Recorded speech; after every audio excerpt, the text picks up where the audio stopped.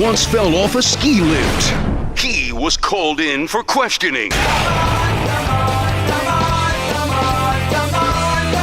They are Maggie and Perloff on CBS Sports Radio. I think you're going to learn this about Perloff and myself. We're really big Steph Curry fans around here, but something about the latest conversation around Steph Curry, Perloff, is just not making sense to me. Good morning, by the way. Good morning. Okay, so this is what's not making sense. Shaquille O'Neal. I think we can all agree. Shaq. One of the great players. You have him somewhere, your top 5, your top 10, whatever it is. Shaquille O'Neal on TNT talking about Steph Curry after a big Warriors win the other night. And he said this. I'm wondering, not saying, I'm just wondering, because he's been consistently the best shooter his whole career. I'm wondering, is it time to start putting him as the best player of all time? Best player? Over, you put him over you? In the conversation. I'm asking you. Yes. You put him over you. You yourself put Steph Curry over you. Yeah, this is why he's my favorite player. Cause I'm not saying favorite. He might be my favorite too, but I'm just asking you think he's better than you. I played 20 years, watched 20 years before that. I've never seen a guy like him. And he's doing it consistently, and he has championships. You put him over Michael. No, I'm not putting him anywhere. I'm saying, okay, for all the chitter-chatter, is it time to just put him in the conversation? Okay, we're talking about the conversation about the greatest player of all time. Yes. Where are the Michael Jordan people who are mad about this opinion from Shaquille O'Neal? Because if you say LeBron James might be the greatest player of all time, the Jordan people, you can't handle this, right? And I love Michael Jordan. I am a LeBron person where I think the resume, the longevity, all that stuff, we've talked about this many times, and I don't want to start a LeBron Jordan thing. But anytime you mention LeBron could be, or in some people's opinion is the greatest player of all time, it's the Michael Jordan hordes of fans who say you can't possibly understand. Jordan was better defensively. Jordan never lost in the finals. All those Jordan debates. Jordan was just better, whatever you want to say. But here's Shaq, not nobody, right? A significant person in the world of basketball puts Steph Curry in that conversation. Why aren't the Jordan people enraged about this? Well, your whole model's off to start with. Okay. There aren't Jordan people. They're basketball fans. Like, it's not LeBron people and Jordan people. It's people who've ever watched an NBA basketball game and people who've lived in some remote area who've never seen it. Yes. And here comes the condescension and dismissiveness the whole format of the Jordan people. That they're Jordan people and LeBron people so stupid. That's like saying, there's Beethoven people. I mean, Jordan is Michael Jordan. Yes. And there are Bach people. He's the greatest player of all time. Or I would have gone Mozart. But regardless, there's not Jordan people and LeBron people. That's a format in LeBron people's mind that there's two camps. There's not two camps. There's one camp. There's Michael Jordan, and then there are these LeBron people. There's no Michael Jordan people. Let me start with that. The second thing is, because everybody knows what's really going on here. What's that? This is a swipe at LeBron. This is basically saying Steph Curry is a modern player who should be in the conversation, because LeBron's a solid number 2 behind Jordan. I'll give you that any day of the week. So why didn't Shaq say we should be putting Steph Curry in the conversation for the second best player of all time? Well, because LeBron is in that conversation. I have no problem with saying, hey, let's debate LeBron versus Jordan. I think it's obviously Jordan. But the fact that you can have a debate, that's fine. LeBron has earned the right to be in the discussion. Now they're saying Steph Curry has earned the right to be in the discussion. But that's just saying you're in the neighborhood. That's what Shaq's saying. You're on the corner. Okay, he's on the corner. And again, in the past, putting anyone on Jordan's corner was sacrilegious. This was something where he is unassailable. And I think you're right. I obviously think LeBron has entered the chat when it comes to that debate. But the fact that nobody is outraged about this from the Jordan side, or frankly, I don't think even the LeBron side, people who support either of those players, I think shows you that that's not where everyone's at here with Curry. I don't think everyone is putting, or I don't think anyone is really trying to put Curry in that conversation. Let's have a Curry conversation. Yeah. I'd love to talk about where he is on the basketball hierarchy, or where he should land because of how he changed the game, or all that stuff. But nobody's putting him there. And you know this because there's no fan backlash or outrage about Shaq saying this. Nobody cares that he's trying to put Curry on Jordan's corner because everyone knows it's not true. No, I think there is a kernel of truth here, in the sense that Steph Curry is such a different, unique player. The idea that if you walk into a gym and there's a guy who can hit a 45-foot shot consistently, you might beat anybody in the world. Sure. That is why Steph Curry being in this conversation makes sense and is relevant because he's so different. I mean, he's open from half court on, and what that does is it screws up your entire defensive plan. All of a sudden, you have to cover 50 feet. It's just such a unique thing. And I think that you could have a legit Steph Curry-LeBron conversation because we've seen Steph Curry's teams win championships in the LeBron era. Now, for some reason, it just doesn't translate to have a Steph Curry-Michael Jordan debate. Because I'll tell you right now, if Steph Curry went against Jordan, Jordan would lock him down, and there's no way Steph Curry's hitting a 45-foot shot. Okay, so that's it, right? I guess that's where the conversation ends. But, we talk about, can LeBron be in the Jordan conversation? And let's talk about the Curry accolades, right? You got the 4 titles. You've lost in the finals, just like LeBron has lost in the finals. There's no perfection here about anything. I mean, in that clip that we just played from Shaq and talking about Curry, do we have to start considering him as the greatest player of all time in the conversation with Michael Jordan, in the conversation with LeBron James? I mean, he says, Kenny the Jet Smith first says, you'd put Curry over you, Shaquille O'Neal. You talk about you can't compare Curry and Jordan. How in the world are you supposed to compare Curry and Shaq? Try to do Steph Curry versus Bill Russell. I'd like to see that one. What? Like, this is it's impossible. But anyway. But there is, I do agree with you that it's impossible to compare them, but we know Curry's not better than Jordan. We don't know if LeBron is definitively going to end up higher on the list than Curry. Because what if Curry wins another 2 titles? Then Curry could pass LeBron. So it's at least in the discussion. The Curry that's a big discussion. what if, but maybe he'll pull a Tom Brady and play till 43 and find a way to win a couple late career ones. Wait, who? Maybe LeBron or Curry? Who are you talking to? Yeah. Either. Good point. Either one of LeBron them. LeBron had a dunk last night. It looked like he was 22 years old. I don't know what's going on with that dude. But I do think there's a really interesting conversation about Steph Curry because he's such a unique player.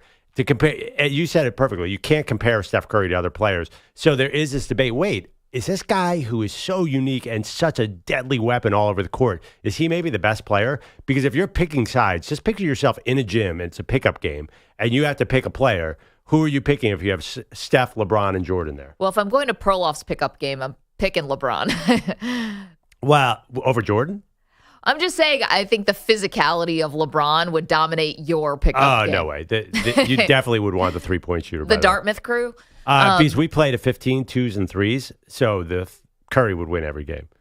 Well, then. Because if you actually look at the math, that outweighs the threes. So that's the thing. It's a different. You also get into like how important is the 3-point shot. There's a lot of tentacles to this conversation. Do you think that Curry is the greatest player of all time? No. Nobody does right now. Do I think he belongs in the conversation? Maybe. Well, that's not great. That's what Shaq he's said. not there yet. He's not there yet. Greatest player of all time. Like, he doesn't have, okay, he's got the shooting, no doubt, but he doesn't have the rings if you want to go ring people, right? He doesn't have the 6 of Jordan. He doesn't have the 5 of Kobe. He doesn't have the 5 of Magic. He doesn't have the Kareem. Like, Bill Russell's got 11, so what do we even do if we're talking about rings? Okay, but we talk about rings when it comes to LeBron and Jordan. So what is it about? Because I can tell you, nobody's thinking this. Nobody is thinking Curry is the greatest player of all time. And you can tell because nobody's outraged about this because the Jordan people have not come out of the woodwork to say, how dare you? You mean basketball fans? The Jordan people. That is such a... You define LeBron God. People. So if they're LeBron like saying, people, there have to be Jordan people. That's like saying, the old Perloff versus Brad Pitt, most handsome person in the world debate. I'm creating that debate. No. And no one else is. It just doesn't make sense. That's like saying, the Kelly Oubre versus Michael Jordan debate. What are you talking about? This is not even a debate. You've already conceded that Jordan... That Brad Pitt's better looking me? Yes. Well, and America agrees. But you've already conceded that there is a legit debate between LeBron and Jordan. No. I think LeBron's a solid number 2. I'll concede that. How big of you? 855-212-4CBS. 85. Who else would be 2? Well, I mean, you could do Kareem, you could do Russell, you could all sorts of angles. I mean, there's LeBron. The other thing, too, we're in LeBron's career. 20 years from now, you're not quite sure where that legacy will go. Listen, we're still in LeBron's weird prime. Well, 20 years from now, assuming LeBron has retired, we'll have a different I don't know if viewpoint. I'd make that assumption. 855-212-4CBS. That will be Bronny's 20th year. And LeBron's 40th year in the NBA. And also, too, there's something goes beyond logic.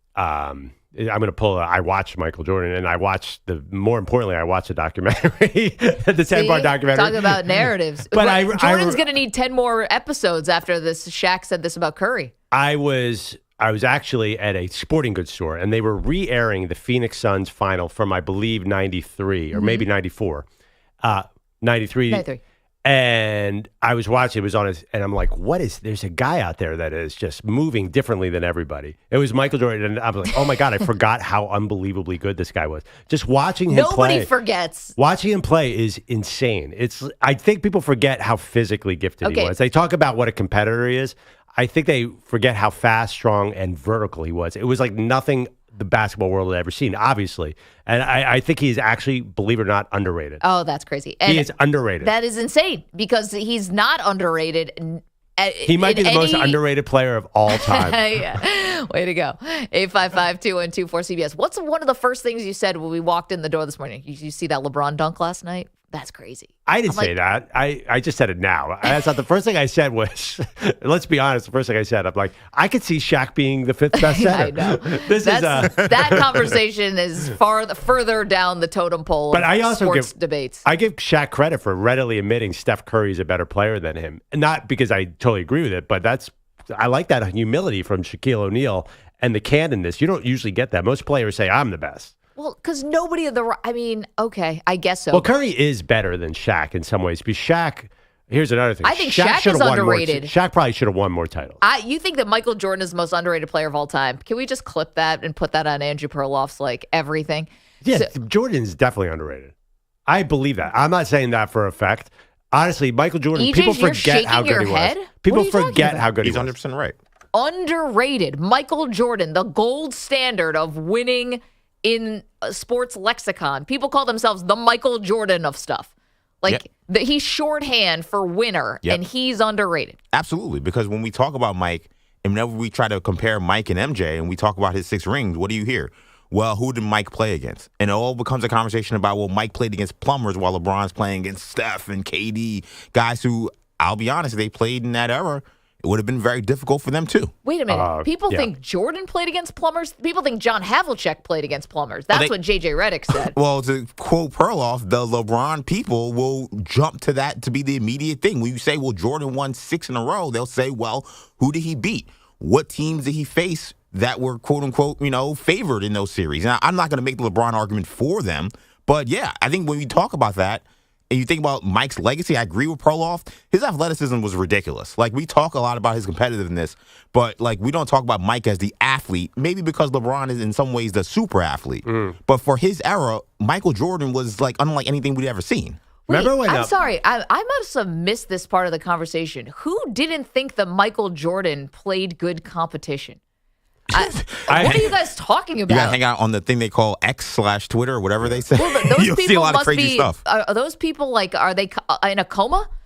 Does that nobody thinks about playing the? Now I'm making the Jordan debate. Okay, nobody thinks about Isaiah Thomas, the bad boy Pistons. No one's talking about Larry Bird and the Celtics. They're not talking about beating Barkley. They're not talking about the Utah Jazz. The final stuff is 100% a LeBron argument. That you say the Utah Jazz, they had 2 good players. The Seattle Sonics, they had 1 Hall of Famer.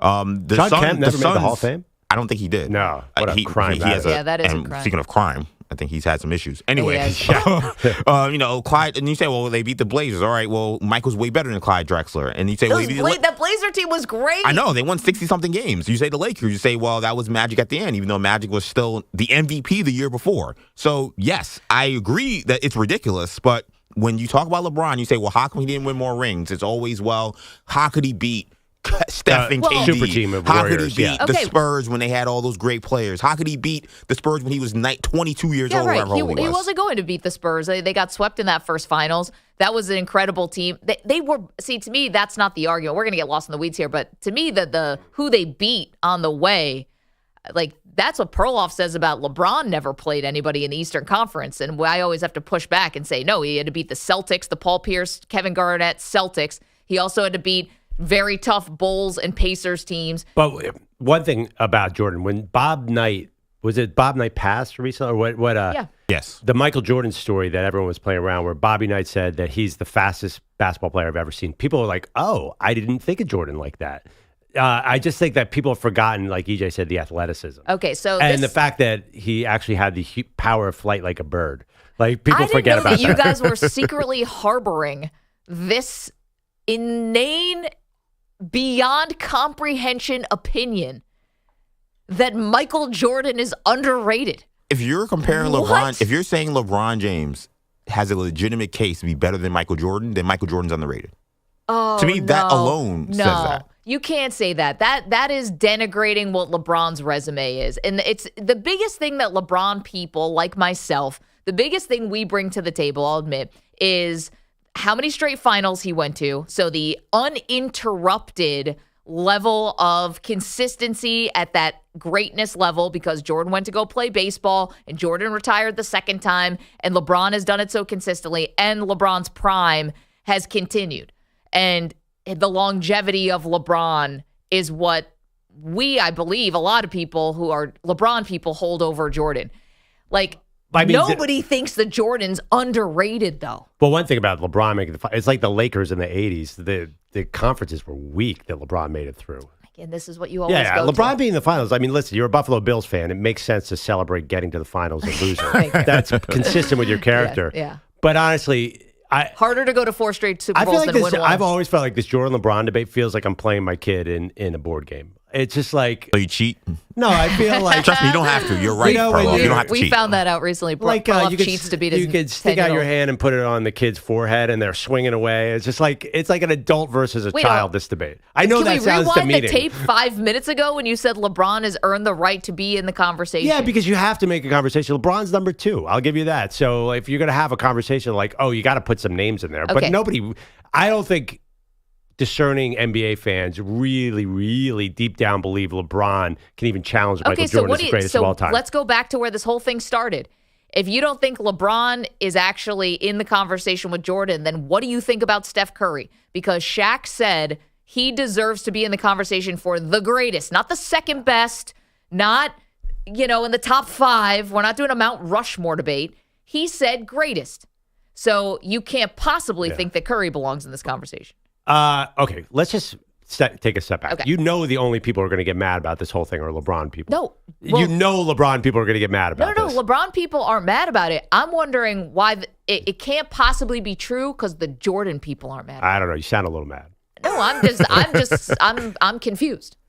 Well, I think a little anger. I think the Steph argument for being the GOAT is almost like, and it will be maybe in 30 years, it'll be the Wilt Chamberlain argument, because it will be, this guy changed the game in a way that we've never seen before, so how could you not acknowledge his greatness? Like Wilt Chamberlain, you can't dunk at a time. Right. Still average 50. Yeah, 3 seconds in the paint. Like all these different rules they changed the sport because of Wilt Chamberlain. I think probably 20 years from now, they will change the sport because of what Steph Curry has done with the three-point line. Right, he's changed it already. But I mean, I think the three-point line is probably getting moved back. They're probably going to expand the court. It's going to be a lot wider, maybe even longer. Like, there are things that are going to happen because of Steph Curry, because now guys come in and they all can shoot from 30 feet out. Absolutely. What was it last night? It almost broke the record for 3-pointers attempted. I'll give you one more thing about Steph and LeBron. Sure. And so you can't repeat what LeBron does, because nobody is 6'10", runs a 4.40 and can jump 45 inches in the air. Sure. LeBron and same with Shaq. Those guys are physically so superior. I think the fact that Jordan, Steph, Kobe were not just physically superior, in a way puts them in a different category than LeBron and Shaq. Pause. Total timeout. You just were telling me the athleticism of Michael Jordan was unique, right? But he had is something that we don't talk about enough. Bobby Knight said he's the fastest player he's ever seen. You just literally made the complete opposite argument. He's not the big guy, ago. but he's not 6'10". He's 6'6". Let's stop talking like Michael Jordan is walking around amongst us. You know, as a fact, 6'10" guys and above are not relatable. Nobody wants to be the big man. Nobody sits there and dreams of skyhooking their way to a title. Listen, you dream of being the guard. Okay, but let's not pretend like he's some 5'8" guy who's walking around going to the coffee cart. He's 6'6". Yeah. He was a athletic freak. Michael Jordan No, was but LeBron, was out of line athletic. Like, it was out of control. You just said he could fly. But he's not huge. Like, he's 6'6". LeBron is just completely you cannot replicate LeBron. There's never going to physically be another LeBron. The athletic profile Michael has is not abnormal. There are a lot of 6'6", 215-pound guys. No, There's nobody that's 6'8", 250 that could probably run a 4.5 in the 40. I get it that LeBron is the evolution here, but you cannot come back and circle back around to me to tell me that Michael Jordan, like, that his athleticism didn't separate him when you just told me that was the underrated factor of his entire existence. I understand what you're saying, but LeBron's not the evolution because there's no other LeBron. LeBron's not evolved from anybody. Zion could have been that, but he can't get his act together. 3.5. I mean, the Zion is not a evolution of LeBron. LeBron was a one-off, just like Shaq. That's what it's different in that sense, too. Jordan, I understand. I did say his athleticism separated him, but Jordan is closer to other human beings. There's nothing like LeBron and Shaq. Zion's 6'6", by the way. He's not 6'3". There's no way. Like, if Zion's 6'6", we're doing this thing. If Zion's 6'6", right. I'm a 7-footer. Do never, ever buy the height that is listed with anybody. All right. Zion Williamson, there's no way that dude's 6'6". He's shorter than Barkley. 855-212-4CBS, 855-212-4227. We just covered so much ground there. I'm not even sure what the takeaway was. Is it that you guys think the Jordan's underrated, which is crazy? Steph Curry in the conversation is the greatest of all time. What else did we shove in there? LeBron people might have been a little bit upset about this. I'm telling you, the Jordan people get way more upset. Jordan people. Oh, my gosh. 855-212-4CBS. There are no Jordan people. They're basketball fans. We have so much to get to. It was National Signing Day yesterday. Who were the big winners and losers in college football? We've got plenty of NFL on the slate for you as well. Maggie and Perloff, it's CBS Sports Radio. You're in a 5-minute break.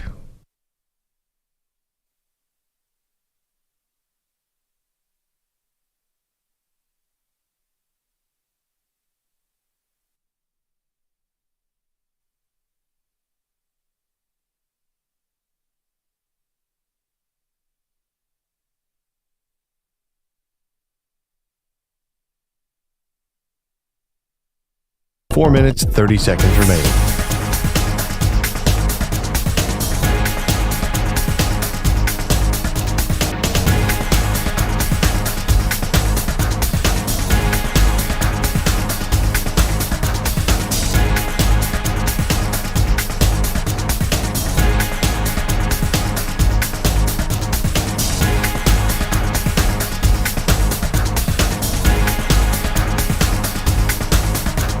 Four minutes remaining.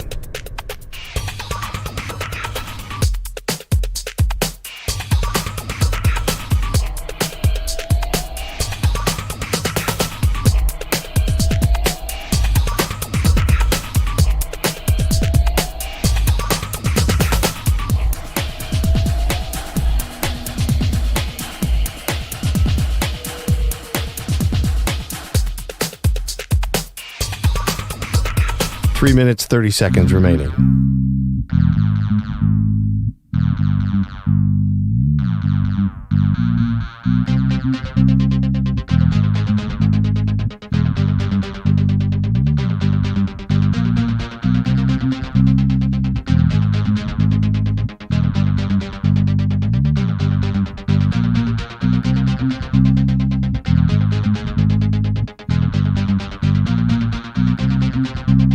Three minutes remaining.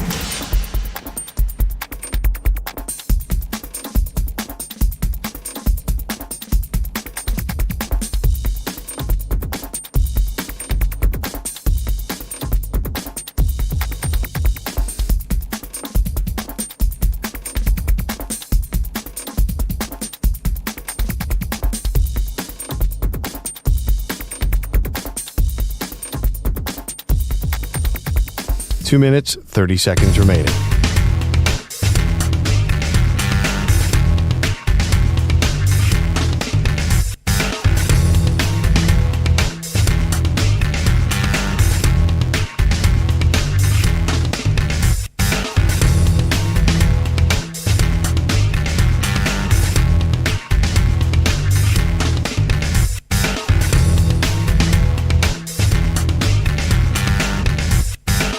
2 minutes remaining.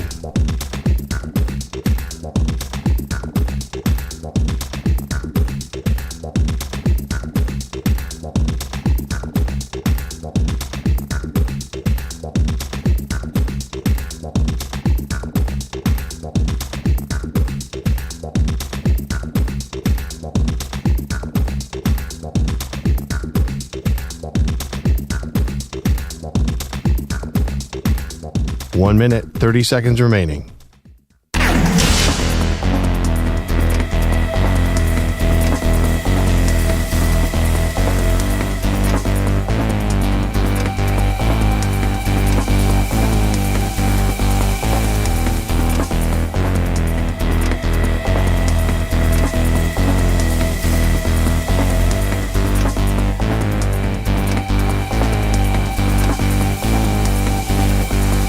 One minute remaining.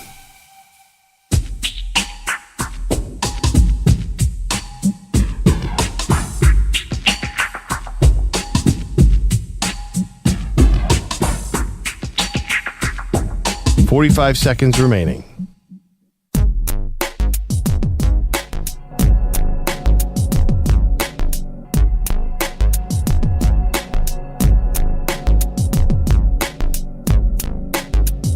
Thirty seconds remaining.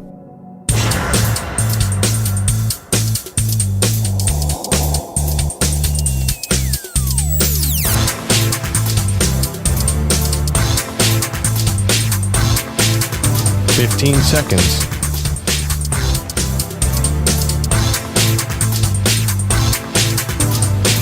Break ends in 5 seconds.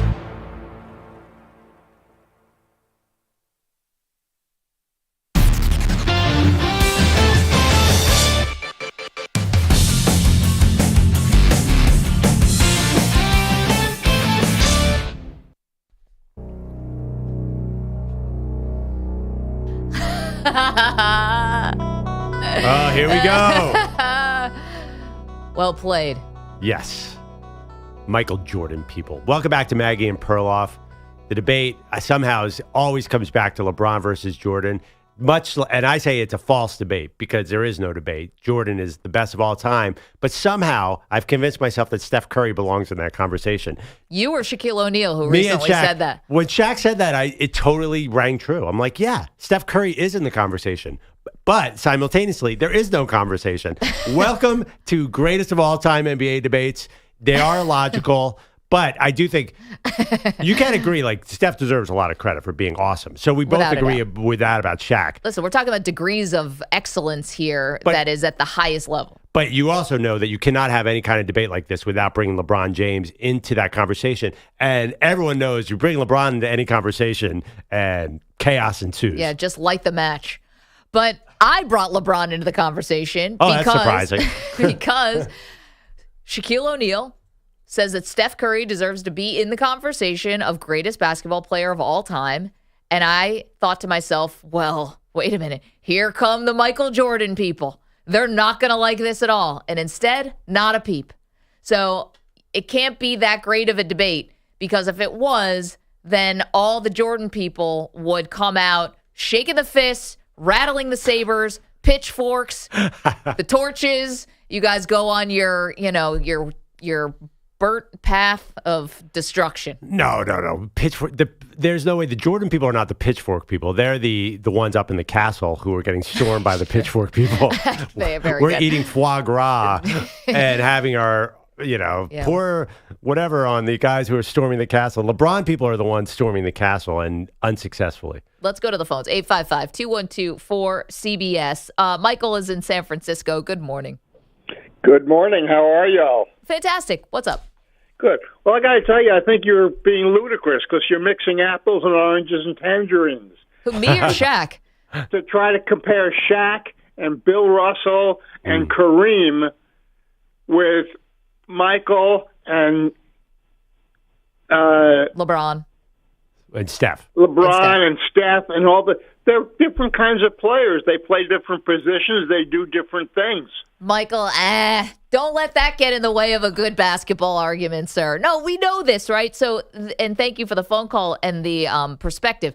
I agree with that, by the way. It's hard. I mean, comparing Shaq and Curry is like comparing Lawrence Taylor and Joe Montana. It doesn't make any sense. It doesn't. It's almost like they play different sports. No, but we saw that when Steph Curry said that he was the greatest point guard of all time. He said it, right? Magic Johnson got very upset about this. Well, that's an interesting debate, right?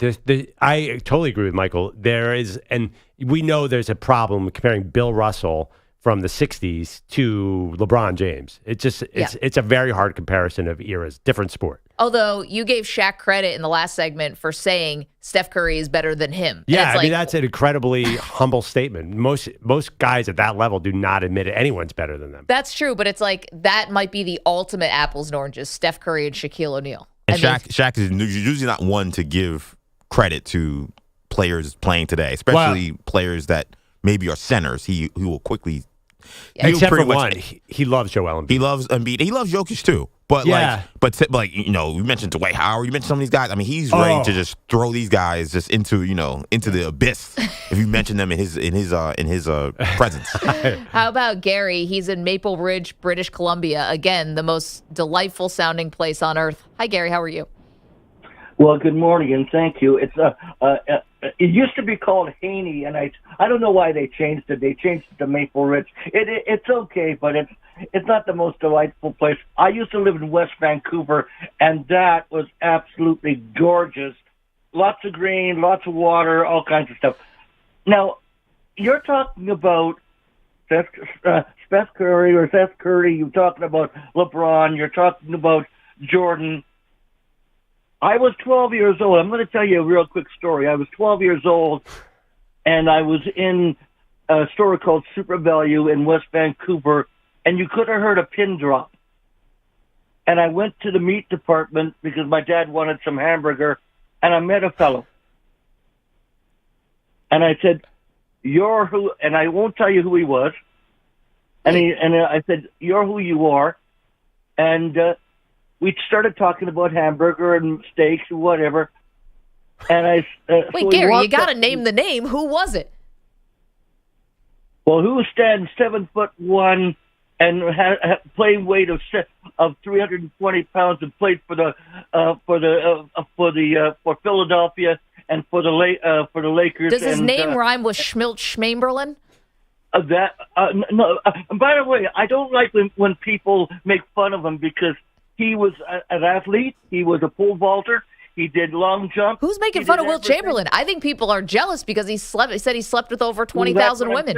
And by the way, he would wipe the floor with LeBron. LeBron's 6'8", and this guy was 7'1". Gary, hold on one second. You met Wilt Chamberlain at a grocery store in West Vancouver? Yes, I did. What was he doing there? Buying hamburger. Wait. Of course. By the way, when I say that this guy was big, I'm talking huge. Yeah. Shaq is big, but he was nowhere near. Wait, but Gary, no one's answered my question. What in the world was Wilt Chamberlain doing in West Vancouver that day? Do you have any idea? I actually asked him, and he said that he had a couple of days off from being in the Harlem Globetrotters, and he happened to he needed something to eat, and he was in the store, and like I said, you could have heard a pin drop. Wow! And I didn't go into too much detail because we only had about 5 minutes. Yeah, and that was it. Gary, and what year was this? This you said you were 12 years old. About what year was this? In the very early 70s. Okay, the early 70s. Gary, I got to say, thank you for the call. A+ call that Gary was trying to protect the anonymity of Wilt Chamberlain walking into a grocery store 60 years later. Am I right about that? Hamburger. Yeah. Something like that. Like it'd be a problem if he was in this West Vancouver ShopRite. Like, can't tell anybody. I don't want to name any names, but Superstar was there. Does it rhyme with like Schmilt Schmamberlin? He goes, no. I didn't say that. By the way, did everyone think You it was said going to be that. I didn't say that. Former Grizzly Sharif Abdur-Rahim. That's where I thought we were. I think big country brand Brian Reese. Yeah, or Brian Reese. I once ran into Walt Frazier buying rug shampoo in the Kmart on 33rd Street. True story. And he actually, for some reason, we started talking. He's like, "Do you think this is a good brand?" I'm like, "Sir, I don't know. You're awesome." Styling and profiling into the rug shampoo line. You think that Walt Frazier's cleaning his own rugs? Yes, absolutely. Walt Frazier. Talk about a down-to-earth guy. Oh, my God. He is definitely cleaning his own I'm rug. surprised he wasn't in the Just for Men aisle. You know, that's what he always he's on the did. cover. He don't need to be in the aisle. They're just shipping the stuff to him. Lifetime supply. No, and Walt Frazier looked completely comfortable just walking down to the Kmart. Yes, Wait. NBA players shop where we shop. Here's a question. What was he dressed in? Yeah, it was before a game. He was wearing his suit. It was a 33rd Street. Kmart used to be right next to the Madison Square Garden. Yeah, the press entrance on 33rd. So he was, it was 6 o'clock before a game. It was like an hour before a game, and he's sitting there buying rug shampoo. I'm like, "Sir, aren't you calling the game?" Yeah, like Walt Frazier. Walt Frazier doing knows prep. the thing. But I love this. Will Chamberlain buying hamburger. What would happen next? You could make a movie on. Amazing. He's having a barbecue with 5 dates sitting there in Vancouver. Oh, man. Well, Andrew Bogusch is here. He's got some follow headlines that, for Bogusch. us. I will. So once we decide where Steph goes on the all-time list, how far behind him is Joel Embiid? Left-hand dribble, Joel, top of the key. Step back shot for 2. It's good. Right through the nets. Hierarchy, right-hand shot. Timeout, Minnesota. Embiid with 46. Tom McGinnis on Sixers radio. Embiid finishing with 51 and 12 boards in a 127-113 home win over the T-Wolves. That's one of the best teams in the league and the best team in the West. Thanks, Joel. He now has 12 straight games of 30 points and 10 boards, the longest such streak since Kareem did it 16 games in a row back during the 71-72 season. Can I tell a Gary-like personal story about last night's Timberwolves game? Sure. Sure, you were in the grocery store? I was in the grocery store. No, one of my best friends, John Hershey, was sitting courtside at that game and was on TV the whole time, sat next to, can you guess who was with Josh Harris, the owner of the Sixers? He was sitting courtside right next to the Sixers. An athlete or an entertainer? It's a former coach that was sitting at the Sixers game. If you watch the game, you might have saw it. M. Night Shyamalan is here. Josh Harris, the owner of the Commanders, hint, and then my friend John. Oh, was he sitting there with... Joe Gibbs? Joe Gibbs? Joe Gibbs? Wow. Joe Gibbs was front row with John. Anyway, so my friend was, if you guys ever had a friend sit front row, you see him in every single play. It's so annoying. I was so jealous. I mean, unfortunately, Maggie, I can't bring you to the Garden, but we all should go to front row games. And then I moved over to the cheese aisle, and there was Joel Embiid. Yeah, George Mikan. He just taking a train in Minneapolis. The Celtics put a 144-119 thumping on the Kings in Sacramento without Jason Tatum was a sore ankle. The Nuggets 113-104 winners in Toronto. Nikola Jokic mailing in 31 points and 15 boards. And the Clipper win streak is 9 after a 120-111 win in Dallas. Kawhi Leonard, 30 points, 10 boards, and 5 assists. Boo. The Saints and Rams, 2 of the 4, 7, Let and it go. 17 Boo Clippers. in the NFC. They meet in LA on Thursday Night Football. The winner jumps into the 6th seed. Steelers safety DeMonte Kazee lost the appeal of his 3-game suspension for his latest illegal head hit. He will be eligible, though, if Pittsburgh makes the postseason. Oh, that's interesting. Can we also just, this is how you know things have really gone off the rails in Pittsburgh, is that this dude just got suspended for the rest of the year, and it's not even like the top 5 craziest things that have happened to the Steelers in the last 2 weeks. It's crazy. Or I guess, well, let's expand it out. The last month. Like, they fired the offensive coordinator. Dudes are scrubbing social media. The quarterback had surgery. The quarterback is injured, had surgery, might still come back. TJ Watt's concussion or non-concussion. Where he came back and played. They had a game that was like interrupted twice because of heinous weather. The Hall of Fame quarterback called them soft and said the culture is dead. This is the Pittsburgh Steelers. Think about, they had Antonio Brown for 8 years. This is not drama. This is fine. Le'Veon Bell sat out a season and it Le'Veon still Bell feels got worse caught now. in a car smoking pot with LeGarrette Blount. I mean, this I know. is, Well, that's this is not, and they a had Ben Wednesday now. Ben Roethlisberger was their quarterback. I mean, you think of the characters who've been through that building. You think DeMonte KZ's suspension warrants any kind of attention for Pittsburgh. I'm just saying a starter got suspended and everyone's just like, wait a minute, we got bigger problems. Like, you might not. They're lucky they didn't get sued back in the day for the hits James Harrison was putting on. The DeMonte KZ thing, there's a lot of people I respect who say, what else was he supposed to do in that position? With the hit that Tom Brady took out Michael Pittman Jr. one of them. I thought he clearly launched himself in a totally unnecessary way. I don't know why so many people are defending KZ. Okay, so I think the only thing you could, and I'm not going to in this instance, I don't think this one was defensive. I thought Tom Brady he called out Gardner Minshew for putting the ball in a bad spot for Michael Pittman. I didn't think this was the play that Brady should have pulled out to say, quarterbacks these days can't play, because I thought KZ was in the wrong. But I here's the one thing. You don't want to go for a guy's knees. That's like the more unforgivable thing. And so when Pittman's high up like that and you're going for the tackle, maybe you're worried about hitting his knees or something. Well, I think by the time he got to him, Pittman was lower to the ground because Pittman was diving. Right. I don't know, just put your hand in there and try to knock the ball out. You didn't need to go full helmet to helmet. But I'm telling you, a lot of people who I completely respect be like, KZ had no choice. So I don't know what to do with that one.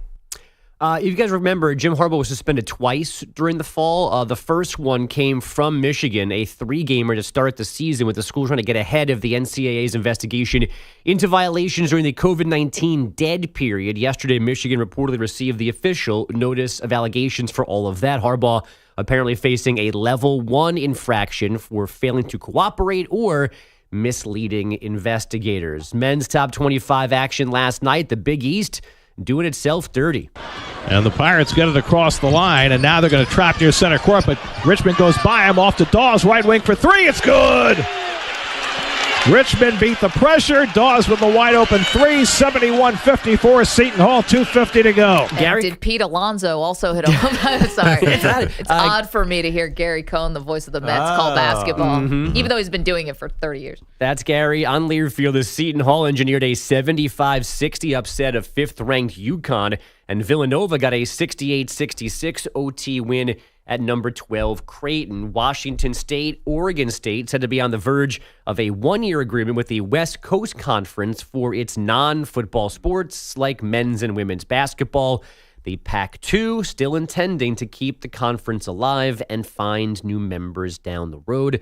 And some hockey last night. The Red Wings on a 4-game skid after a 5-2 loss in Winnipeg. Guys, back to you. Bogusch, thank you so much. And thank you to our own Andrew Kaplan weighing in, giving a little more context to Gary's call. Gary from Maple Ridge, British Columbia, called in and said when he was 12 years old, he met Wilt Chamberlain. Well, he met somebody. He wouldn't reveal the identity of this person. And denied that it was Wilt. We deduced that I don't think it was Meadowlark Lemon, but we deduced that it may have been Wilt Chamberlain when in the meat department of a supermarket. Our own Andrew Kaplan in the chat, youtube.com/CBS Sports Radio and twitch.tv/CBS Sports Radio.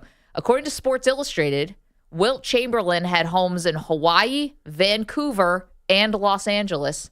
All very idyllic spots. Unless Kaplan is lying about this and just made me tell a lie on the air. That's wild. I think Vancouver is beautiful. It is, and if you're going to bed 20,000 lays, you can't stay in one place. Yeah, you got to move around. Intercontinental. Yeah. Definitely. Expand your circle. Right. But I don't know. You think he never set out to do that? I never got the sense that Wilt was like well, he wasn't. I mean, no, he wasn't taking inventory. I think that's just living life as Wilt Chamberlain. It just sort of fell into it. Wilt just he just laid into 20 women. It just happened.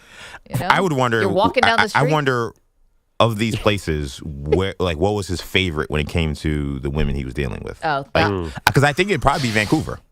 You think that Vancouver has more beautiful women than Los Angeles? Because I don't know if it's beautiful. Oh, that's true. I think the uninhibited. I think that he probably dealt with people who were a lot more cool. Like LA, LA Everyone's people are trying. Hollywood. Yeah. Hawaii, they're all very laid back, very chill. It's all about surf.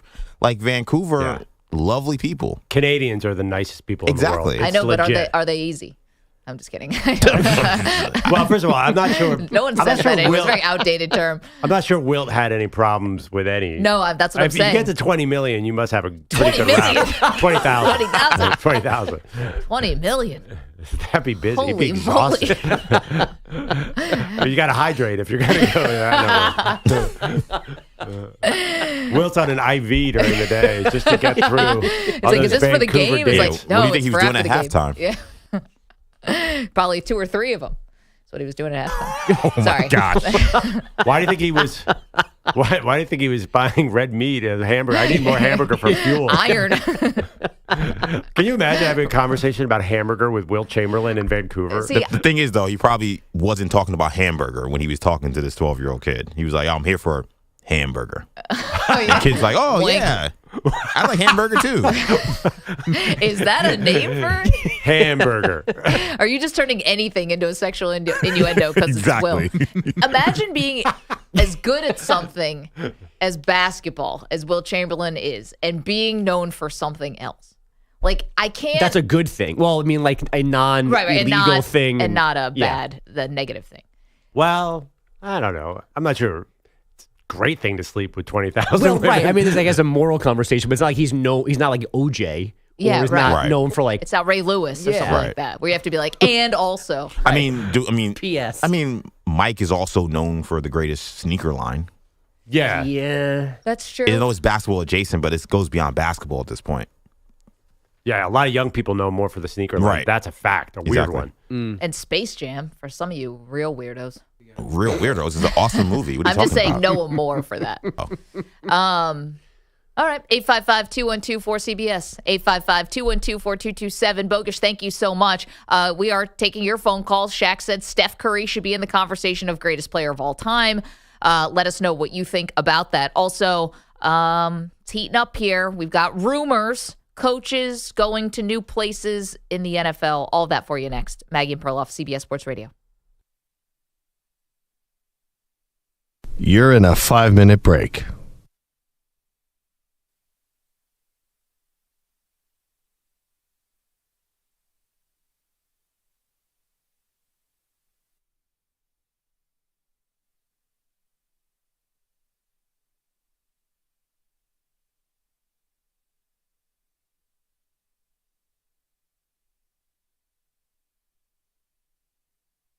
Four minutes, 30 seconds remaining.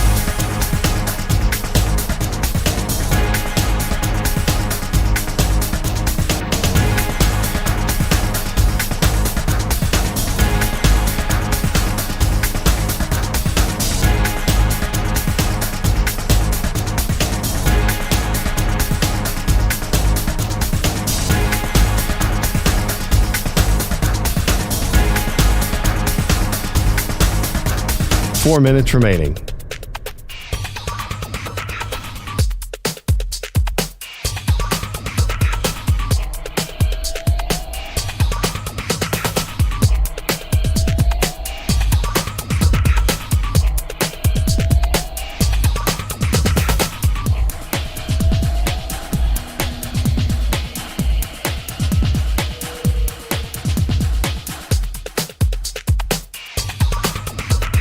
Three minutes, 30 seconds remaining.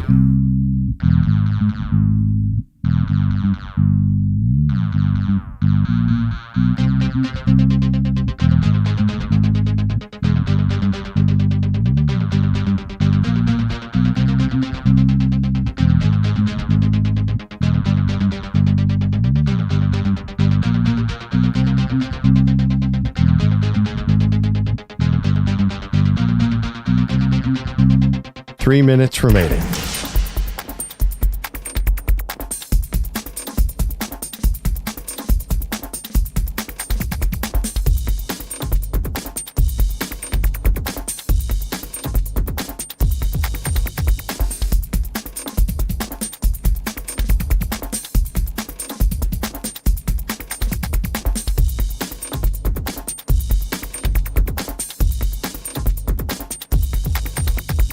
Two minutes, 30 seconds remaining.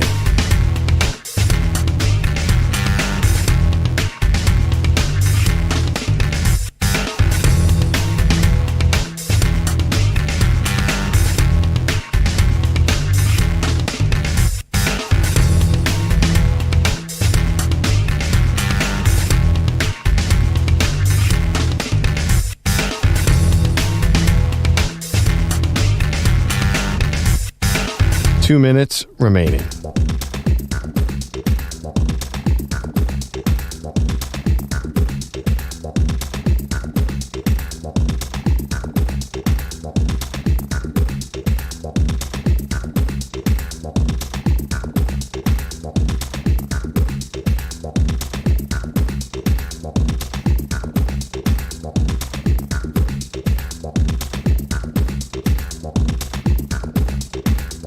One minute, 30 seconds remaining.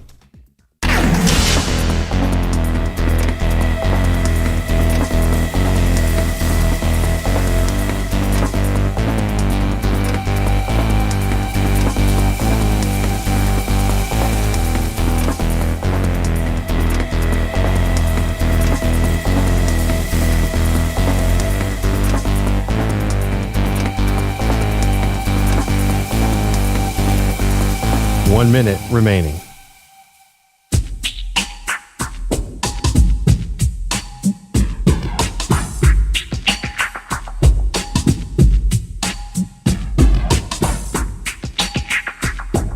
$45 seconds remaining.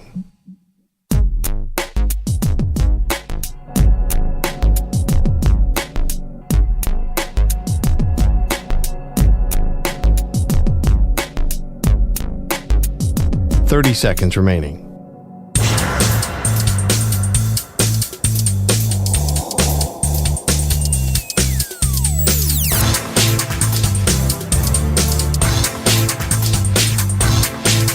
$15 seconds.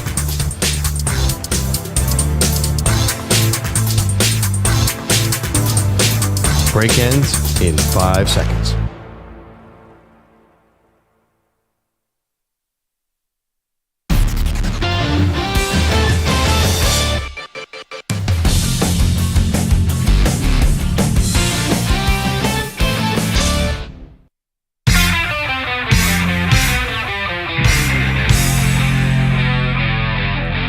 NFL on Westwood One for free. It's sponsored by AutoZone. All season long, you can listen to every Westwood One broadcast of the NFL live on the NFL app by asking Alexa to open Westwood One Sports or on the Odyssey app. Get in the zone, AutoZone. AutoZone's free battery testing and charging is available for free at your local AutoZone. Get in the zone, AutoZone. Restrictions apply. We had a wide-ranging basketball conversation this morning that went to different areas of the world that I was not expecting it to go. We talked a little about one of our callers may or may not have met Wilt Chamberlain in the early 70s at a supermarket in West Vancouver. And Wilt Chamberlain may or may not have lived in West Vancouver. It's possible. We started this off with Shaquille O'Neal saying that Steph Curry deserves to be in the conversation of greatest NBA players of all time. I thought it was odd that the Michael Jordan people who love Jordan and think that Jordan is by far the best player ever didn't get upset about this. Bob is in Cleveland, has a thought. Good morning, Bob. How are you? I'm doing good. Boy, for a minute there, first of all, thanks for taking my call. You guys really keep me entertained in the morning. Thank you. Thanks for letting us hang with you. And I love you guys. Thank you. But boy, for a minute there, you guys took a turn. I didn't know what number I called. 1-900. Listen, you start telling Chamberlain stories, Bob. We can't be responsible when Wilt Chamberlain enters the conversation. That is true. That is true. Or, you mentioned Supersonics. I guess Sean Kemp could be in that category, too, from what I understand. Yeah, we understand Sean was a bit of a ladies' man as well. Yeah, he spent a little bit of time in Cleveland. But I'll get right to the point. I watched some clips about, watching Michael Jordan, and boy, did he get abused taking it to the hole. I'll tell you what, he was slammed. He had bloody lips and fights. And then I watch clips of LeBron, and I see, a ghost hit him, and he falls and flops and everything else. I mean, Bob, are you sure you're from Cleveland? I didn't know you were allowed to criticize LeBron if you're from Cleveland. Yes. Well, I'm a basketball fan. I'm not in a camp. Wow. Okay. But it's true, though. You look at it, and then, the flops, I think, have a lot to do with it. My opinion, anyway. Yep. And, you're talking about Michael, and he spent his total career with one team. And you got LeBron went looking for championships with other teams and recruiting and getting people, and, Yeah. And that's a part of his legacy. Well, Bob, I mean, Jordan did play with the Wizards. I know that nobody wants to admit it. Well, yeah. Bob, thank you for the phone call. As an owner. First as the owner, Bob, Yeah. thank you for the call. Great to hear from you. Thanks for inviting us into your morning routine. He's right. Nobody's killing LeBron in the lane because when LeBron comes down the lane, most defenders just like, I'm good, get out of the way, right? Yes, but don't you think a great player can play in any era? Yeah, absolutely. LeBron against the bad boy Pistons, I think he would have held his own. He'd be okay.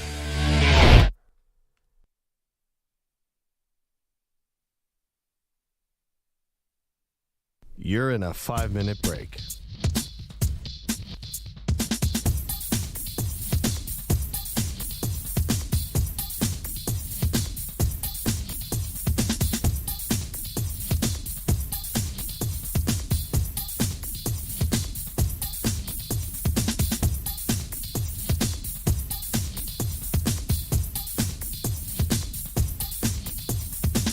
Four minutes, 30 seconds remaining.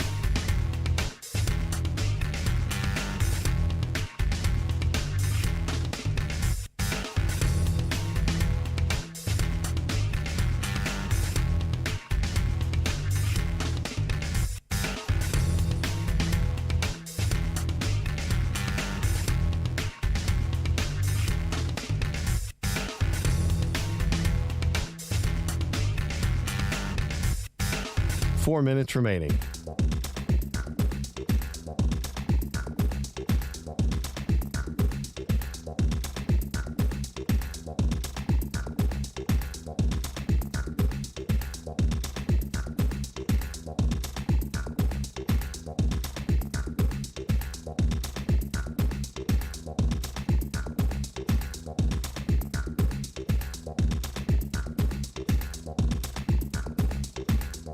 Three minutes, 30 seconds remaining.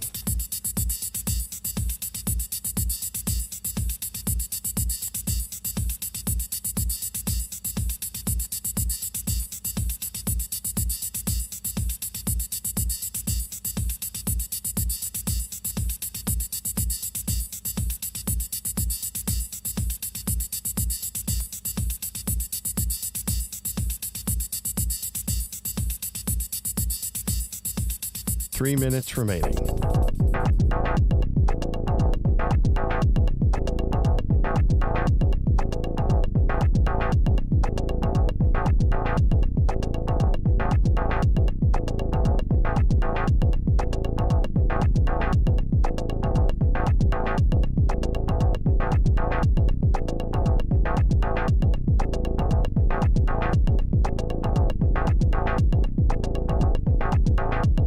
Two minutes, 30 seconds remaining.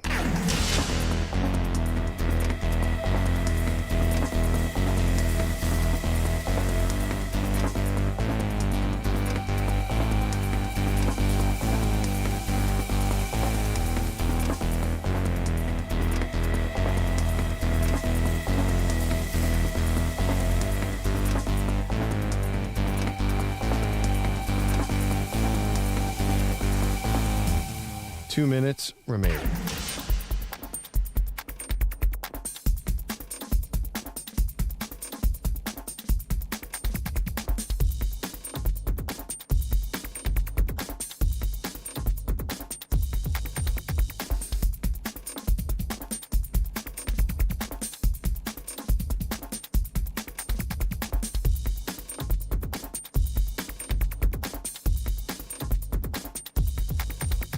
One minute, 30 seconds remaining.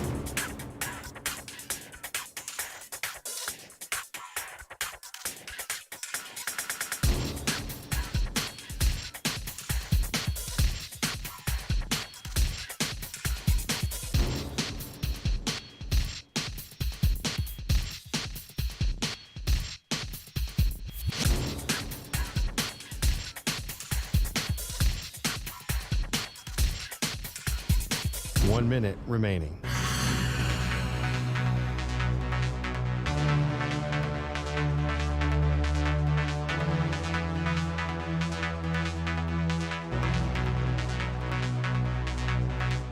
Forty-five seconds remaining.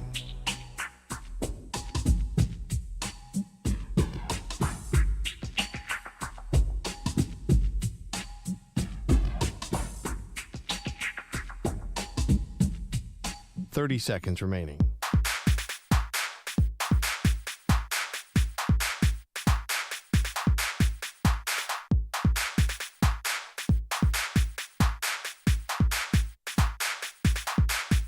Fifteen seconds.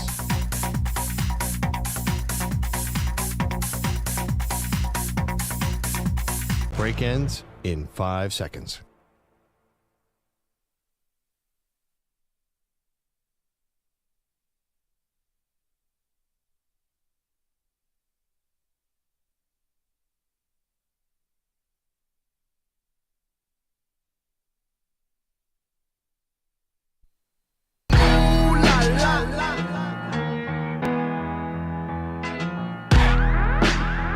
He's the reigning Fortnite champion. She's a Call of Duty legend. They are Maggie and Perloff on CBS Sports Radio. National Signing Day yesterday. Welcome to the show, Maggie Gray, Andrew Perloff. Mornings here on CBS Sports Radio. Big day for the usual suspects, the Georgias, Alabamas, Ohio State, but you also had some other programs getting into the fun, most notably Nebraska, where you saw Dylan Raiola committed there, 5-star quarterback, father played at Nebraska. And you know who else had a pretty good day? Your Notre Dame Fighting Irish. And for that, we turn to our pal, Mike Golic Jr. on behalf of DraftKings and our favorite Notre Dame alum. Golic Jr., go Joe. How you doing, pal? I'm doing well. I appreciate you guys having me. And yeah, you know what? It was fun yesterday because in so much of the new world of college football, where we've got not one but two signing days, technically, the one now, the one in February, everything that's going on with the transfer portal, it still felt kind of big yesterday, which I don't think it had in a while. So I really enjoyed that. Okay, what'd you think of Notre Dame? According to 24/7 Sports, they landed the number 10 recruiting class of in this moment.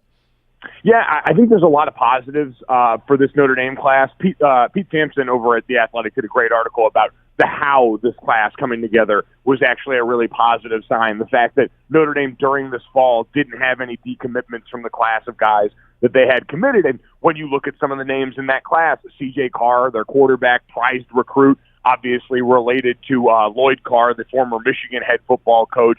But along with him, Cam Williams, a big 5-star wide receiver out of Chicago, a couple of good offensive line prospects. It was a solid class top to bottom that I think can be, especially with the quarterback element, a nice foundation going forward. Because you heard Marcus Freeman talking yesterday about the transfer class they already brought in that's obviously headlined by Duke's Riley Leonard. And he said, we don't want to major in the portal. We still want to be building the foundation of our team through the guys that we're finding and identifying in high school. And so the fact that they found, identified, and held on to so many of the guys that they wanted to make a part of this class, a really encouraging sign. All right, Mike, so how would you compare Riley Leonard coming in to Sam Hartman? Is Riley Leonard a better prospect than Hartman? Are Notre Dame fans more excited about the former Duke quarterback, or is he going to be possibly a letdown off of Hartman? So I think they're very different players, right? I think prospect's an interesting word. I think Riley might be a better prospect in terms of what his pro potential looks like because he's got the size, because he's got the measurables. I said I got to cover Riley a couple times last year at Duke. He's like a basketball athlete. When you watch the way he moves on the field, how explosive he is, how smooth he is, how the ball jumps off his hands, Sam was a more accomplished quarterback, and I think a more complete quarterback by the time he got to Notre Dame, just through sheer volume of reps and the way that he had played the offense he'd been forged in. What I think Riley can do that's going to be really helpful for Notre Dame at this juncture, because he's continuing to improve as a passer, but what he does as a runner, what he did last year for Duke's offense, was massive. And I think for Notre Dame, you look at what they're losing this year. Joe Alt, their all-world left tackle, consensus All-American, who's going to be a top-round pick. Their center, Zeke Correll's at NC State now, left in the portal. The right tackle, Blake Fisher, is another NFL-bound guy with a bright future. And so you're going to have a lot of new faces on critical spots on that offensive line. And what can help you more as a group up front, I can say this from experience, having a quarterback who's an active guy involved in the run game and can also get you out of some trouble scrambling and making plays the way that Riley can, is a huge boost for a group that's going to be, I think, still very talented and could develop over the course of a long season, but it's going to be very new and important areas to start. Mike Golic Jr. is joining us on behalf of DraftKings. Of course, big fans of the podcast Gojo and Golic. That's on the DraftKings Podcast Network. Talking a little more about signing day. This is just chaos. I mean, between signing day and the transfer portal, guys flipping, decommitting, and even if you commit, Gojo, you can just jump in the portal in a year. Like, you know, I get why this is good for players. You want them to be empowered to go to the place where they can make the most money and what's best for them. Is there any potential downside of all this chaos for the players, though? Well, I think it certainly makes every year a little bit more tenuous in terms of your station on the team if you're not one of the best guys on the team, not one of the most well-paid guys on the team. You know, I used to always say when you were a guy on the team, you would be paying attention to some extent to who they were going to bring in underneath you from high school. If they're bringing in a 4 or 5-star recruit at your position, you're pretty aware they're trying to replace you if you maybe weren't performing well or were performing fine and they think they could get better. Now you've got to worry about that from both ends, and with guys coming through the transfer portal that are more proven commodities that have played football at this level, it's easier for all of us, including these coaches, to look at the production and see how that can translate to their team. And so it does create a little bit less stability for you job-wise overall. And I think for some guys, there is still the danger right now of who you're getting the advice from in terms of when and why to transfer. I want everyone to maximize their 4 to 5 years of eligibility in college football. I want everyone to either give themselves the best chance at going pro and maximizing that part of their lives, or just enjoying playing the sport that they work so hard to get to this level to play anyway. But you worry that guys are being told things that are not true when it comes to their chances of going in the portal and getting the bag and getting the opportunity, and all of a sudden they're going to wind up in the game of musical chairs, standing around wondering where their roster spot is. And so, unfortunately, I think that's something that takes time, that's going to take reps, that's going to take a couple of cautionary tales. I've heard Bud Elliott over at 24/7 talk about that a lot. And so I think once we're getting to this point, more guys are going to see, all right, maybe I really need to look before I leave. Mike, it's a different sport, but Auburn coach Bruce Pearl told us he wants the older guys, the 21-year-olds compared to the 18-year-olds in basketball, because he said they have hair on their ass, basically. That's a direct quote. Yes. Were you, I mean, you played big-time college football. Were you just a completely different player by the second half of your career compared to an 18-year-old? If I'm a coach, I kind of want those older guys out of the transfer portal as well. Yeah, I think it's a great point, and it's a reason why you've seen early on a lot of people, I think, maybe spending extra time at some key positions there, especially quarterback, because there is no substitute for the reps. I absolutely, by the time I got to my fifth-year senior year, the things that you see on the field for guys that actually have a lot of meaningful game reps, but even just the maturity of dealing with everything else, you learn work habits by the time you're through into the back end. You learn how to manage everything else. You're probably through the bulk of your coursework and are more on the back nine with that, and you're going to have more time to focus on football to begin with. But you've learned how to watch film. You've learned how to take care of your body. You're probably a better version of a leader than you were coming in. And so all those are valuable traits that you want inserted into your locker room. And then you, I think, factor that in doubly for quarterbacks that we've seen have been such a precious commodity around the portal as of late. But as I think we're seeing more and more staffs, especially in football, where you've got more guys on the field and none of them can influence the outcome of the game as much as a basketball game just because of the math, there is still this deference to, hey, we want to make sure we're finding, developing, and maintaining guys that feel like ours so that we can have the bedrock. That's always going to be recruiting, the foundation of your house, but you can put a pretty nice kitchen, roof, back deck on there when you're going shopping in the portal. Mike Golic Jr. joining us on behalf of DraftKings. Okay, let's fast forward to the college football playoff semifinal games. Now, personally on this show, Gojo, there's a lot riding on this Michigan-Alabama game, because if Michigan wins, then if Michigan wins, then EJ and myself have to wear a wrestling singlet on the show. If Alabama wins, Perloff has to wear the wrestling singlet. Now, I'm not sure if that's going to factor in to your breakdown at all, but how do you see Michigan, Alabama? Who do you think has the advantage?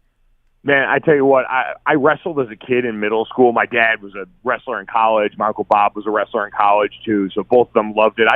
never got down with it because the mat smelled weird, and the singlet is really a tough sell. So I am really thinking of whoever finds themselves on the losing side of this. That being said, I tend to lean Alabama right now early in this one. Yes. And I understand that's the easy choice for all of us. It's the mental crutch that we have of, Nick Saban back in familiar championship setting. Certainly he's going to do the thing. We've seen Michigan in the last couple of years really lay an egg in the semifinal round.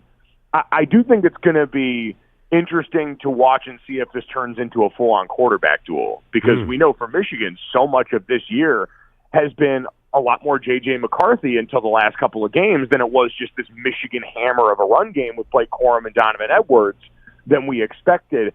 And on the other side for Alabama, what Jalen Milroe has done from the South Florida game on in terms of not only his personal maturity and development, but I think this offense's ability, Tommy Rees, their coordinator's ability, to embrace his strengths. Guy's a really competent deep ball passer and an incredible athlete. So what are we either going to do? We're going to go bombs away, or we're going to dink and dunk, including letting our quarterback use his legs. I think their offensive line has developed a lot and played some of their best football towards the end of this season. And I think now at the point that they're at, so many of the physical tools, the star rankings, the great players that we thought, especially on offense, would start to show up, are going to be there. We saw Michigan down the stretch of the season. They played against Maryland, against the best passing attack they'd faced up till that point, until Tua Tagovailoa and them were able to move the ball pretty well. Fast forward against Ohio State. Outside of the turnovers, that was a much closer game than I think we're all going to remember it. And it was in large part due to the fact that Ohio State could move the ball through the air against Michigan, led by Marvin Harrison Jr. So Alabama's going to have opportunities to hit the kind of big plays in this game. And we remember the Texas game, the other biggest, most high-profile game Bama played. It was Texas was able to make more big plays in that game at that juncture of the season. And maybe Alabama's finally caught up to the point where they can do that to somebody else now. All right, win or lose, is this the last go for Jim Harbaugh at Michigan? Is he going to leave for the NFL after this season? I don't think so.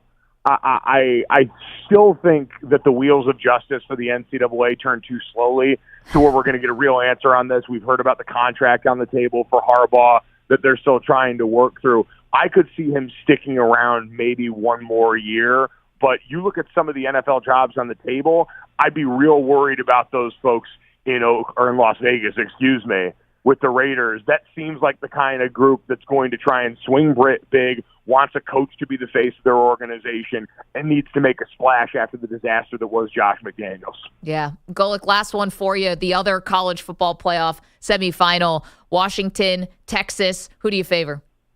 I favor Washington right now. This is going to be probably the most fun offensive game we've watched all year. Styles make fights, and when you look at Kalen DeBoer, Ryan Grubb, their offensive coordinator, and the laser light show that is Washington on offense, going up against a Texas team that finally has the group in the trenches to sustain this play-action heavy scheme that Steve Sarkisian wants to run there with some of the great wide receiver weapons they've got there. Obviously, you're hoping it's enough time Xavier Worthy in that ankle from the first game would be a factor, but, Jatavian Sanders, A.D. Mitchell, all these guys in that room, there's NFL bodies all over the place. The reason I'm most encouraged by Washington is what we saw in the Pac-12 championship against Oregon. When you look at their defensive front that had been much maligned down the back half of the season, that had given up a bunch of yards, you look at a guy like Tuli Letuligasenoa, a defensive tackle, that was able to show up big against an Oregon offensive line that was a big, strong group that's used to moving people. Seeing the way that group stood up and made plays against Oregon State down the stretch of the season, against Oregon in that game, that's what makes me feel a little bit better about their ability to maybe give the offense one more possession in this game, because I do think it's going to be about who holds the pen last. Wow. By the way, full disclosure, I just Googled Mike Golic Jr. wrestling singlet. I wanted to explain that if it ever comes out in court. All I got is a picture of you covered in mustard with a Bills Mafia member. That's the closest I got. There you go. Yeah, that sounds about right. I've lived a weird life thus far, so that tracks. That tracks. Also, Mike, we're in bowl season right now. One of the best things about bowl season are the food-related sponsors. I didn't know that the Toastery people, they not only serve all-day breakfast, they serve all-day lunch, my friend. What are you most excited for in terms of bowl food brands? Well, I think we reached a new level the other night with the Scooters Coffee Bowl game between UTSA and Marshall, the Frisco Bowl, the Scooters Coffee Frisco Bowl. As someone who is an alumnus of the Duke's Mayo Bowl, the year they decided to dump mayonnaise, the Bowl's namesake, onto the winning coach, we've waited and seen what other bowl games were going to step up to the plate. And watching Jeff Traylor, the UTSA coach, get iced coffee dumped on him out of a Gatorade bucket that was shaped like a coffee cup felt like the kind of innovation that we've got to support during bowl season. So obviously great comeback win for UTSA, a couple quarterbacks with former NFL names on there that made us all feel old, but the iced coffee running down Jeff Traylor's back and watching him slug an iced coffee at 12:30 a.m. after this game in the post-game presser, that's the kind of stuff dreams are made of in bowl season. I'm just glad it wasn't hot coffee. Guy would have a lawsuit on his hands. Mike Golic Jr., on behalf of DraftKings, huge fans of the podcast, obviously. Gojo, thanks for the time. Thanks for waking up early with us. Thanks, guys. Best of luck. Enjoy the happy holidays, and God bless whoever's got to rock those singlets. Thank you. Really crossing my fingers that it's going to be Perloff. You got a couple other good food-related bowls here. You got the Wasabi Fenway Bowl. Ooh, spicy. Thank you. The Pop-Tarts Bowl. That's going to be NC State against Kansas State. Are we going to do the Pop-Tart debate again? Which one? Oh, but what's the best? What's the best flavor? I know. You guys are just wrong. If you're not saying cinnamon, the brown sugar one, you're just out of line. Frosted strawberry. Chocolate on chocolate. Ooh, who's going to a Pop-Tart for your chocolate? There's so chocolate many on great chocolate places with to get chocolate. A cold glass of milk. Oh. I think strawberry is quite popular, too. Yeah, as well. strawberry is the GOAT. That's an OG. Strawberry is the Michael Jordan of Pop-Tarts. Okay, so here's what There's you're no telling debate. me. Here's what you're telling me.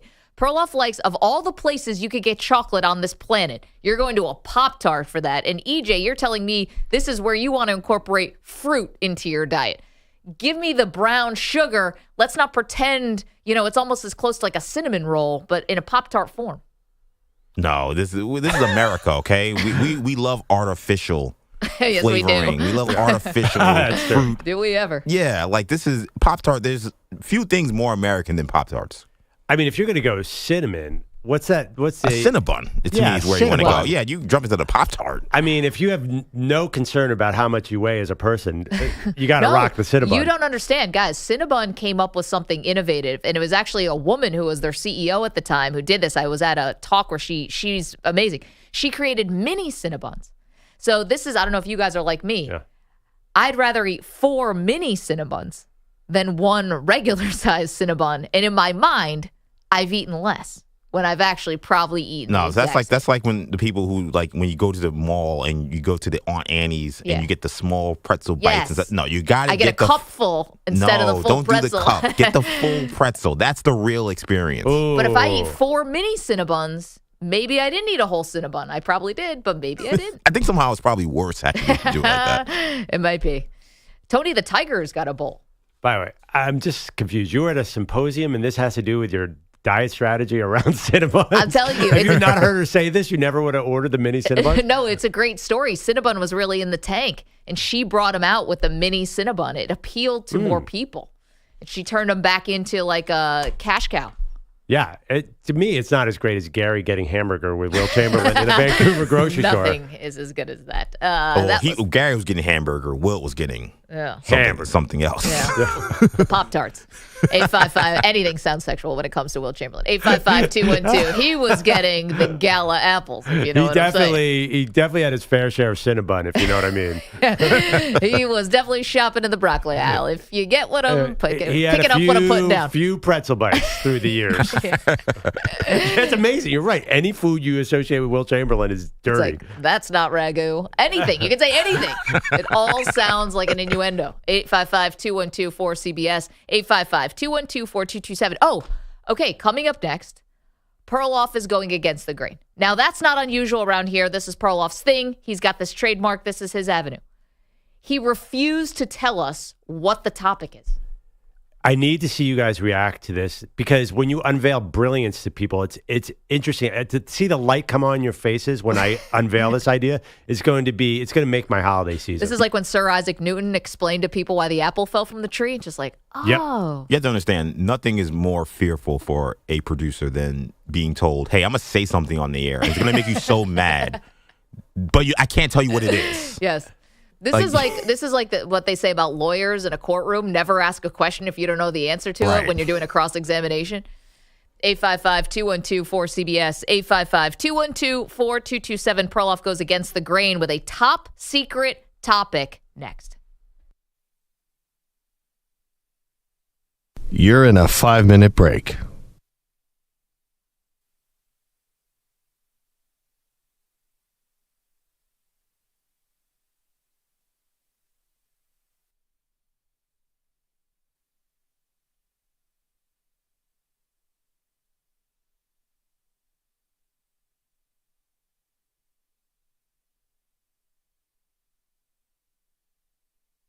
Four minutes, 30 seconds remaining.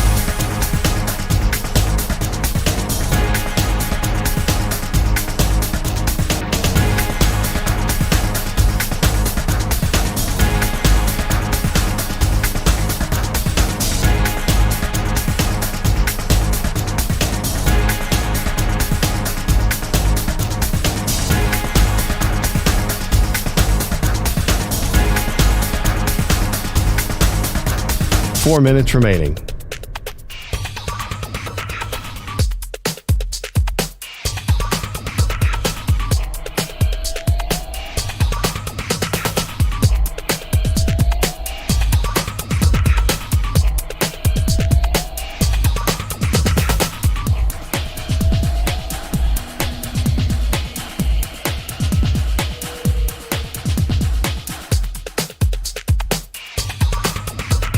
Three minutes, 30 seconds remaining.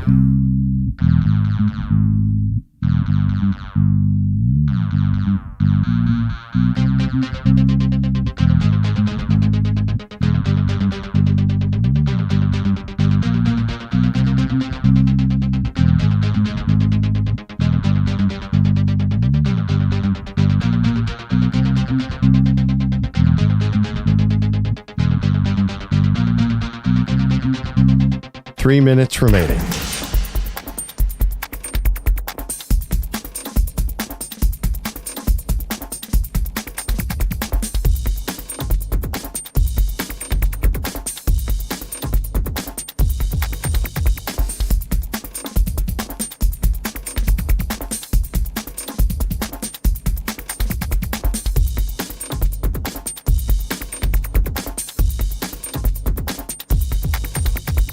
Two minutes, 30 seconds remaining.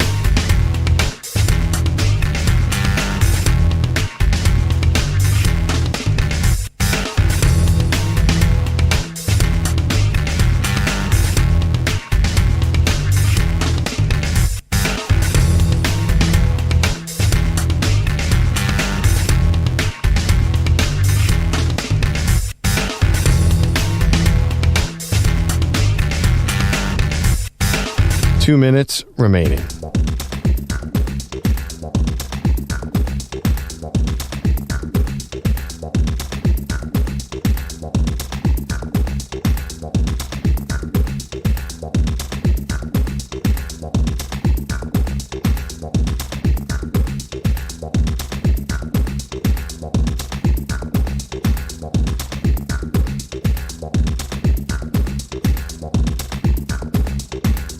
One minute, 30 seconds remaining.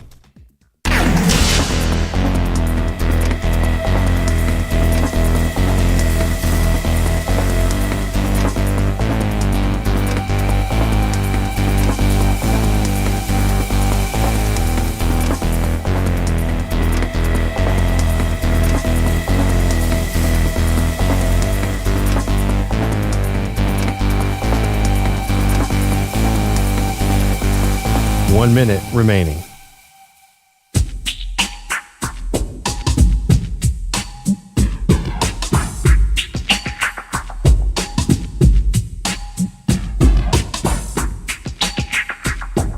$45 seconds remaining.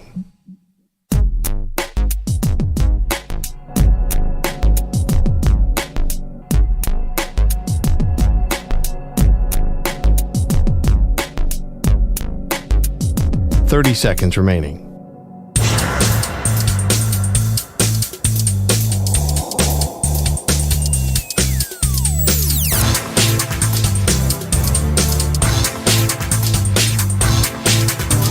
15 seconds.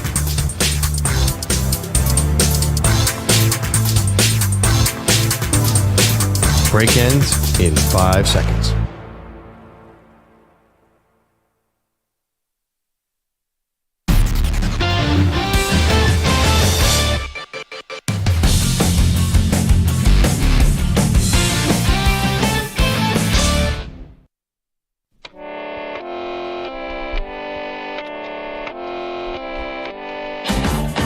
Welcome back to Maggie and Perloff.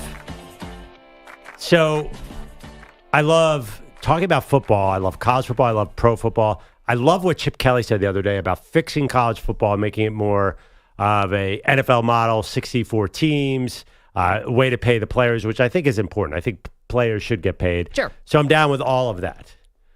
But I think he could have gone further, and that's why I want to go against the grain right now.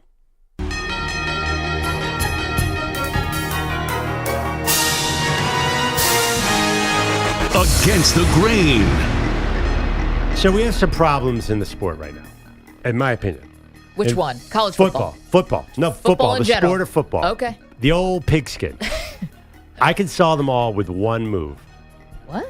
We have a problem. There's teams tanking in the NFL. It's getting a little NBA-like with Caleb Williams out there. Don't like that. Don't like all the meaningless games at the end of the year.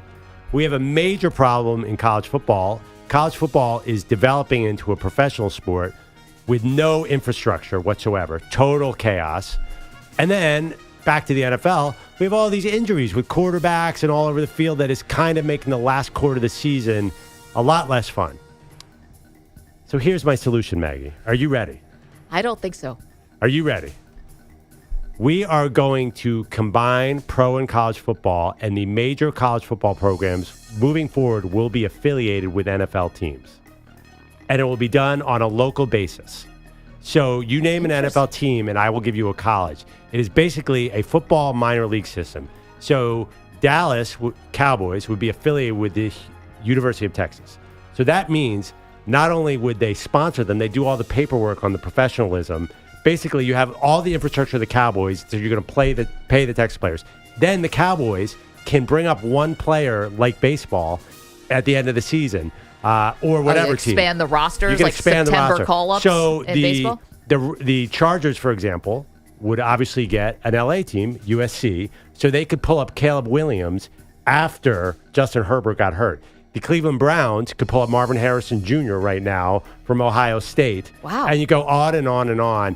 Basically, it's going to become a official minor league system. You'd still have the glory of college football, but you'd have basically University of Texas, Longhorns / Cowboys. Wait, so hold you on put one the second. star there. So every pro team has a college team underneath it that they sort of support, much like baseball or international soccer. Yeah, I was going to say international soccer does a lot of this, right? Yes. Where you have your feeder programs or whatever. Exactly. Of course, we know minor league baseball, you can do this. I got to tell you, it's brilliant to divorce all the college programs from college and instead attach them to the professional teams. Yes. It's inspired, and I'm going to give you full credit for how creative this is. Now can I start to poke some holes in it? Yes. Because I like the overall idea. You blew my mind a little bit there, and there's a lot to chew on.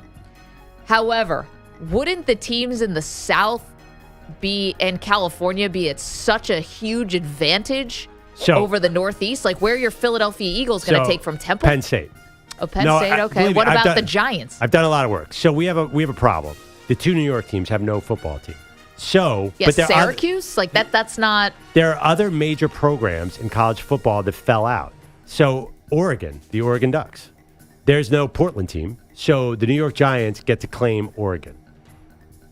But that makes no sense geographically. It's kind of like when the Big East expanded to Utah. Or is this like why Oregon's in the Big No, Ten I know right there's now? a few exceptions. You got New York and New York. We're going to have to go maybe Clemson, because at least that's on the East Coast. Yeah, but wouldn't No, they would probably Carolina? go to Carolina. I gave UNC so they could pull up Drake May and sit. Yeah, but normally you probably don't want UNC. There's a few teams. In a normal year, you'd probably want Clemson. You have a lot of issues. The Florida teams. Do the Jags get University of Florida? Who gets Miami? Who gets to pull up Jared Verse from Florida State? Well, Miami gets Miami. Miami gets Miami, but then who gets UF? The Jags or the Bucks? Who gets Florida State? It's not easy. There's a lot to work through. Trust me. I don't know. I need a map of Florida right now. The other thing is, I wanted to give Alabama to Dallas because it feels like Alabama is the Dallas Cowboys. So the rich get richer? Yeah, but then University of Texas, I think the Cowboys could use Sark to sort of spice up their play calling too. Huh. So I'm combining all these schools. And I've worked it all out. The Chiefs Who do the Bengals get? The Bengals get either Kentucky or Louisville because Cincinnati is on the border with Kentucky. Right, okay. So actually, you could give them both. Who do they? What about New Orleans? New Orleans gets LSU. They are stoked. Yeah, I've gone through pretty much every team. Okay. The big debate, does Chicago get Notre Dame or does the Indianapolis Colts get Notre Dame? Because Notre Dame is famously a Chicago school. Yeah. I think college football fans would hate this idea more than anything in the world because it would it's basically saying you are a minor league for the NFL. But aren't they? I think if you're an NFL first fan, this makes some sense to you. If you're a college first fan, you would hate it. Maybe. More than anything it in the also world. might be is it a tad dangerous to bring Caleb Williams all of a sudden to face the Raiders pass rush but you can in only the middle bring of up this season? You can only bring up one player. I worried about that. The health of the 21-year-old. So you'd have to be a really good player. Like Marvin Harrison Jr. is ready to go. But like Caleb Williams can't learn the Chargers playbook in a week. I don't know. He can run around, make some plays. I take him over Easton Stick. I know, but see, he might get hurt, and then he hasn't even been technically drafted yet. So why would he? I would deny the call-up. It's like, if I'm not drafted and I haven't gotten paid yet. Well, we were talking about Joe Alt, the Notre Dame lineman. Yeah. You're telling me playoff push for the Colts, you can't rotate that dude in? It's just as an offensive lineman, as you famously said, he just pushes him around. Just like a minor leaguer. How does baseball do it?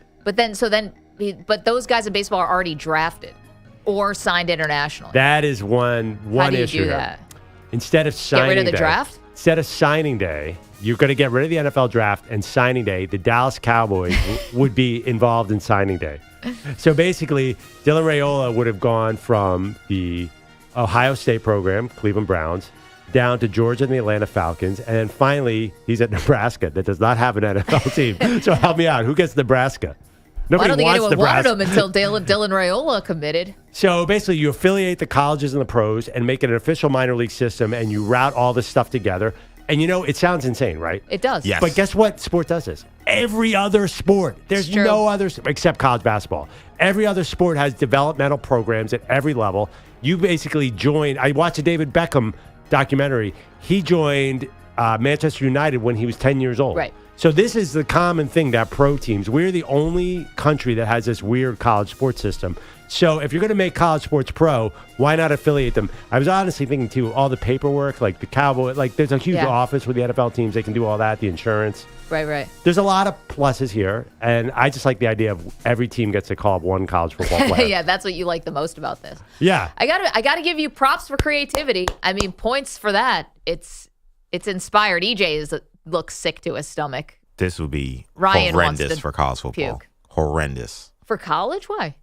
Because you'd have basically only, I would say 32 teams that matter, but I would cut it down to honestly like 10. Who's not going to sign with Texas?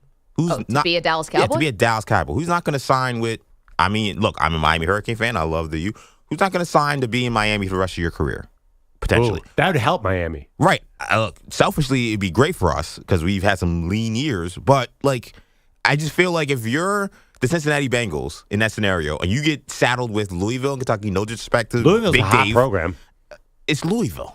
But they're on fire with NIL right now. They're going to be a top 10 team. Well, let's just play this out. You could have been able at a time to bring up Lamar Jackson or Teddy Bridgewater, who might have helped you. Right, but those are one-offs. Like we're talking about the Carolina Panthers getting Clemson, who's had NFL players left and right. There are some programs. There's some teams that are just going to get left out in the cold in this. That's so funny. I was going to saddle the Carolina Panthers with the UNC, who famously has high drafted players who don't work out. So they would have had Trubisky. Oh, right. If you're LSU, you're the Saints, you're stoked. You get LSU. This would be awful. Oh, wait, but hold on.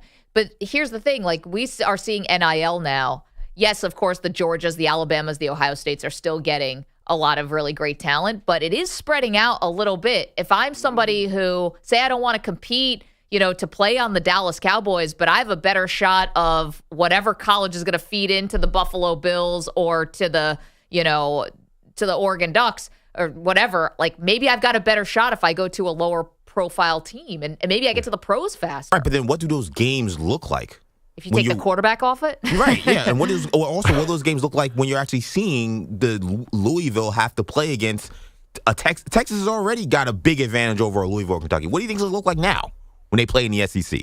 When you got guys wanting to play for the Dallas Cowboys, and they got, well, if I can't get to the Cowboys, I guess I'll play for the Bengals. Again, no disrespect for Cincinnati, but come on. It's like... But a pro team is a pro team, right? Don't you just want to get to the league? We'll see when Texas plays Kentucky next year how big that advantage is, by the way. Just saying, I don't know that there's such a huge gap. Texas had this one good year. They've been down for a while. I mean... by the way, you know that those Jerry... transfers and recruits they're getting... Unbelievable. But Jerry's going to want Alabama, by the way. He's not even going to take Texas. So Andrew Kaplan, obviously, who is our digital extraordinaire wizard, said in the chat, maybe a top quarterback doesn't want to sit behind Dak Prescott. So that's the thing. If you're a feeder program into the Cowboys, but they're paying Dak $50 million a year, I'm probably, unless he gets hurt, I'm not going to have a shot. By the way, and Shedeur Sanders filled right in for Russell Wilson in Denver. That can work. But also, though, if I'm a college football fan, like, okay, for example, I'm a Miami Hurricane fan. Yeah. I hate the Miami Dolphins. Why would I want to be rooting for these players to then play great for the Hurricanes and then go to the NFL and then maul the Jets twice a year? I know they do it already, but I don't need to be rooting for that actively. Well, there is one downside to this plan. The group of people who does not necessarily going to like this plan are college football fans. And there's a lot of those people around. I'm people. Yeah. No, also, too, do you really want the Hurricanes? Wouldn't you rather have one of those other programs? Florida State or Florida? I think there are a lot of better pros out of there. You've got to be kidding me. No, in recent years. Oh, okay. Yeah. All No, right. historically. I was about to say. I'm about to come through that glass. Yeah. I'm wearing a Miami sweater today because of how great they did on signing day. My favorite part of this exercise was assigning teams. Unfortunately, for Maggie's Buffalo Bills, it didn't work out Thanks. so great. I get the University of Toledo. You got the SUNY Oneonta Warriors. Fantastic. Division III. I can't wait to see who will fill in for Josh Allen from that team. Now, I thought you were going to get them Cortland. So What is the closest good college football program? Is it? It's got to be something Big Khalil Ten. Mack is still at the Buffalo Bowl. Yeah. Khalil Mack and Buffalo. I mean, you're near Lake Erie, so you could get a Big Ten KJ school. Osborne, Miami great. He started at Buffalo, I believe, before he transferred to the U. Tyree Jackson, I think, is still in the NFL at another position, the quarterback. I don't. Can we just get all of Canada? Yeah, but do you want How that? about we give John you the Mechie? entire MAC? So all the Michigans, Yes. Miami of Ohio, Akron, you get the Zips. Yeah, and Dallas Perfect. and the Dallas Cowboys get Alabama. No deal. Well, but that's one school. You have a sale. whole conference. There are some schools. Lucky By the way, you us. know who's not happy? The Cardinals. They get Arizona and Arizona State. What They about get what about the Patriots? They get Boston College. UConn? No, they get Boston Boston College. Matt Ryan. Matt Ryan. Zay no, Flowers. Yeah, that was what, 2003? They could use Zay Flowers right now. I You mean, named me two good players that come out of Boston College in like 20 the years. Hasselbecks. Hello. Let's be honest. Again, 20 years. The Pittsburgh Steelers are basically doing Yeah. this already. Yeah. No, They just do this with the Panthers. Well, the Steelers. They should have come up with this idea. I actually, sitting in jury duty, I actually said this sentence to myself. Well, at least the Steelers would have gotten Aaron Donald back in the day. All right, Bogusch is here with headlines. Well done, Perloff. You gave us something to think about. Good morning, Bogusch. Good morning, guys. So at first glance, Saints-Rams might not grab your attention on a But if it was Thursday night. LSU versus USC, then it Exactly. would grab your attention. But these are two of the 4 7-7 teams fighting for the last 2 NFC wildcards. Matthew Stafford's team has won 4 of its last 5. I don't think anybody's satisfied at the moment, to be honest with you. And if you are, in the wrong place. There's a lot to be had, throughout the rest of the season, but we got to take it one game at a time. We understand that. Receiver Tutu Atwell good to go for LA after dealing with a concussion. Kickoff is just after 5 Pacific in LA. Broncos safety Kareem Jackson back at practice yesterday after serving his 4-game suspension for illegal hits. Denver needs to return him to the active roster by Monday. Doing so would require releasing somebody to open a roster spot. Sean Payton said yesterday they haven't decided yet if Jackson plays this weekend against the Patriots. Perloff doesn't want to hear it, but no one's playing better basketball right now than those Clippers, winners of 9 in a row after a 120-111 win in Dallas. Here's the nation's head coach, Ty Lue. Give credit to our guys, just being resilient, giving up a 22-point lead and, on the road and then staying with it, sticking with it and come back and winning by 9. So that was a huge win for us. Lue got 30 points from Kawhi plus 17 points and 11 assists from James Harden. I'd love to know what this is going to look like after the All-Star game. because guys are doing this to make the All-Star game, right? Oh, okay. So you think that they'll let down after that? I mean, I can't speak for Kawhi Leonard. I don't think he's that kind of guy. But for James Harden, how could anyone not think this is just to make the All-Star team so that it will look like Philadelphia made a mistake? Plus, Harden was so heartbroken, apparently, that he didn't make the All-Star game last year. It apparently matters to him. Well, is he going to make the All-Star? Isn't the West loaded at that position, I would hope? I'm just saying, this is what's going on, in my opinion. Yeah, you could be right. But James Harden's getting 17 points a game. That ain't going to get you in the All-Star game. But they're winning a lot. Yeah, no, I know, but he's got a lot of good players on his team. True. So I'm old enough to remember when 5-star O-line recruit Jordan Seaton committed to Colorado last week on FS1. You got to believe in Coach Prime. Have an opportunity to play with somebody who done it at the highest level, gold jacket level. Very few can say they did that. I got 2 Heisman candidates, Shadir Sanders, Travis Hunter. You do. They're amazing. You know how they go. Yeah, man, and if you ain't rocking with us and you say you're a dog and you claim you're a dog, why you not coming to Colorado? There you go. Why you not helping somebody who look like you? The funny thing is Jordan Seaton's not going to Colorado just yet. He did not sign with the Buffaloes as the early signing period opened yesterday. Maybe he's now considering Oregon and Maryland. All we have heard or seen from Jordan so far is a meme on social media about struggling to make a decision. Wow. I mean, you go on Bayless's show. I forgot the name of it. Undisputed. Undisputed, thank you. And you say, you got to come to Colorado. If you say you're a dog and not going to Colorado, then who are you? Yeah. What are you? You're me. Also, to go play with someone who looks like Dan Lanning does it. I was going to say, I think what I saw happen, what happened was Mike Locksley, head coach of Maryland, saw that and said, hey, I'm a black coach. Yeah. Why don't I give him a call? And sure enough, he may actually pull this. Amazing. Talia also, did he opt out? After the bowl game, yes. Okay. He's one of the guys He has to be done with his eligibility. He's been in college for forever. Yeah. Feels like it. So he's just protecting himself for the draft. Has he been in college longer than DJ Uyunglele? No. They've been in both no, I forever. think Talia's been there long. I remember Really? Talia was behind Tua. Yeah. Yeah, I remember he came in on a few plays. Or like Cam Ward. These guys have been around forever. Cam Ward was an incarnate word. I'm not quite sure where. Okay. Finally, from across the Atlantic, Europe's highest court has ruled in favor of those trying to create that soccer super league across the continent. The European Court of Justice, which sounds like it should come from a Marvel movie, says UEFA and FIFA abused their power by bullying the Super League into giving up its plans. The ruling, though, according to the court, does not approve or endorse the Super League. It is simply about the validity of UEFA's rules. Imagine calling yourself the Super League and then claim to be getting bullied by somebody else. The Super League and the European Court of Justice. Again, like Batman and Wolverine should be involved. Yeah, Legion of Doom versus Justice League. Or PSG versus Man U, either way. Speaking my language. Okay, so not doing the Super League. Well, so the Super League thinks that it can now restart its efforts. Wasn't that the most unpopular Yes. idea? Everyone hates it. Less popular than Perloff attaching NFL teams to college programs, creating a feeder program. Called a minor league, yes. Minor league.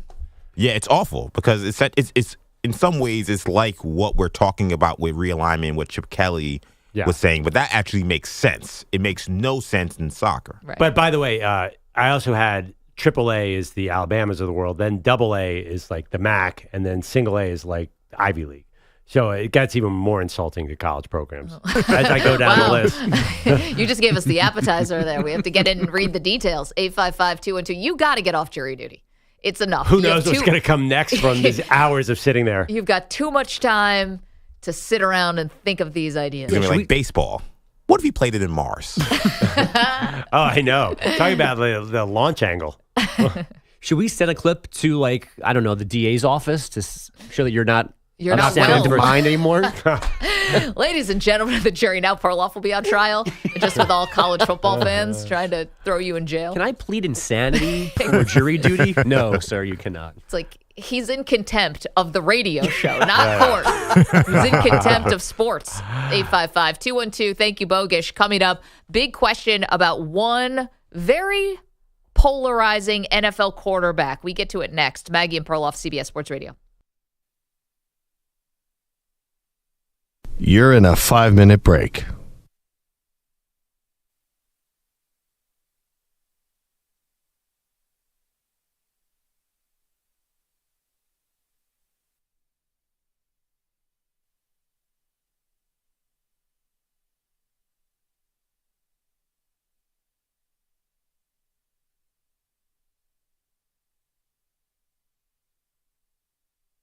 4 minutes, 30 seconds remaining.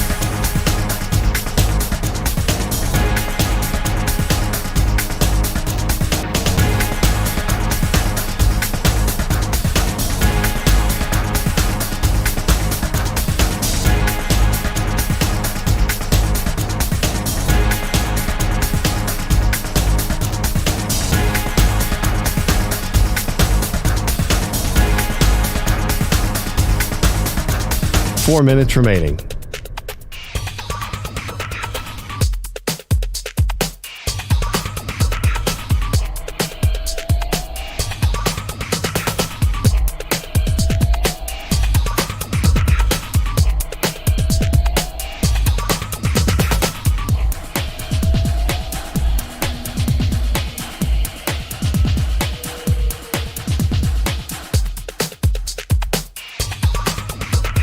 Three minutes, 30 seconds remaining.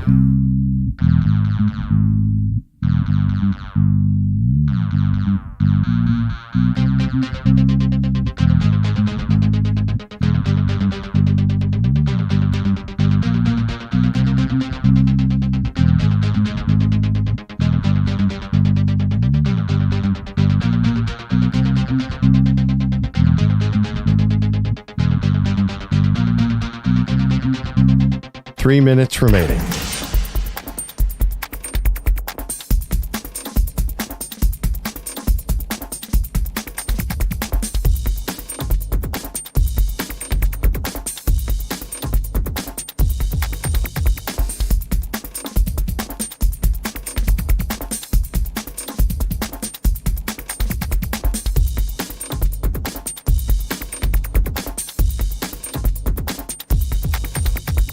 Two minutes, 30 seconds remaining.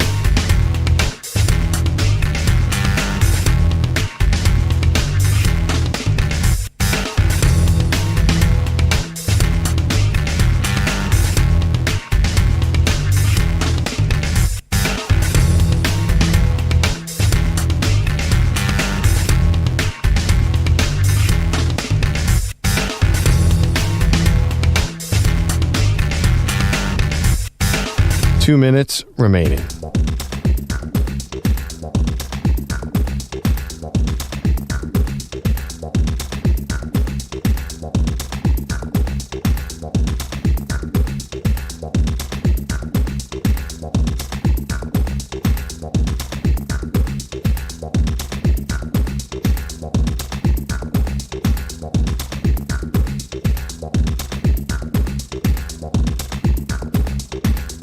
One minute, 30 seconds remaining.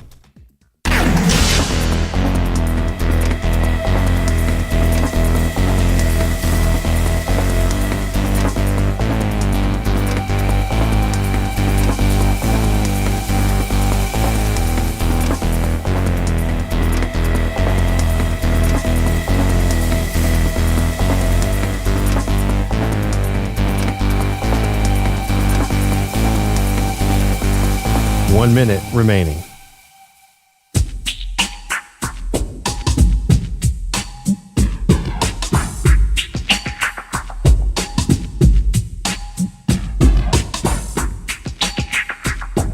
$45 seconds remaining.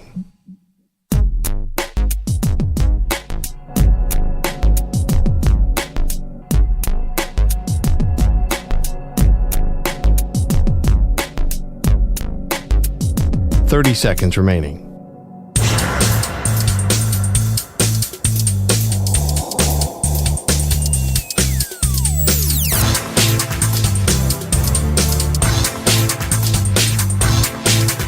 $15 seconds.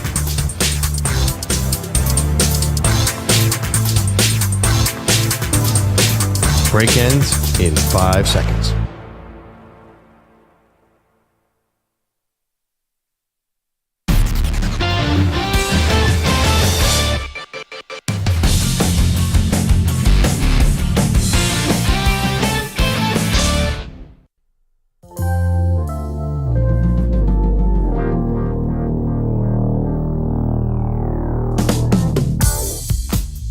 Today's Thursday Night Football preview is sponsored by FanDuel Sportsbook. Make every moment more with FanDuel, official sportsbook partner of the NFL. Tonight, the 7-7 Saints head to SoFi to take on the 7-7 Rams. A very 2023 matchup. A couple notes for the game. Alvin Kamara has picked up 100 yards from scrimmage in 3 of his last 4 games. He's back. While the Rams receiver Tutu Atwell should be back from a concussion. FanDuel gives the Rams a 4.5-point edge over the Saints. Should be a close game. We're going to get more into this game in a minute. Of course, it's 2 7-7 teams battling. Everybody in the league is 7-7 right now, except for Baltimore and San Francisco. This is a huge game.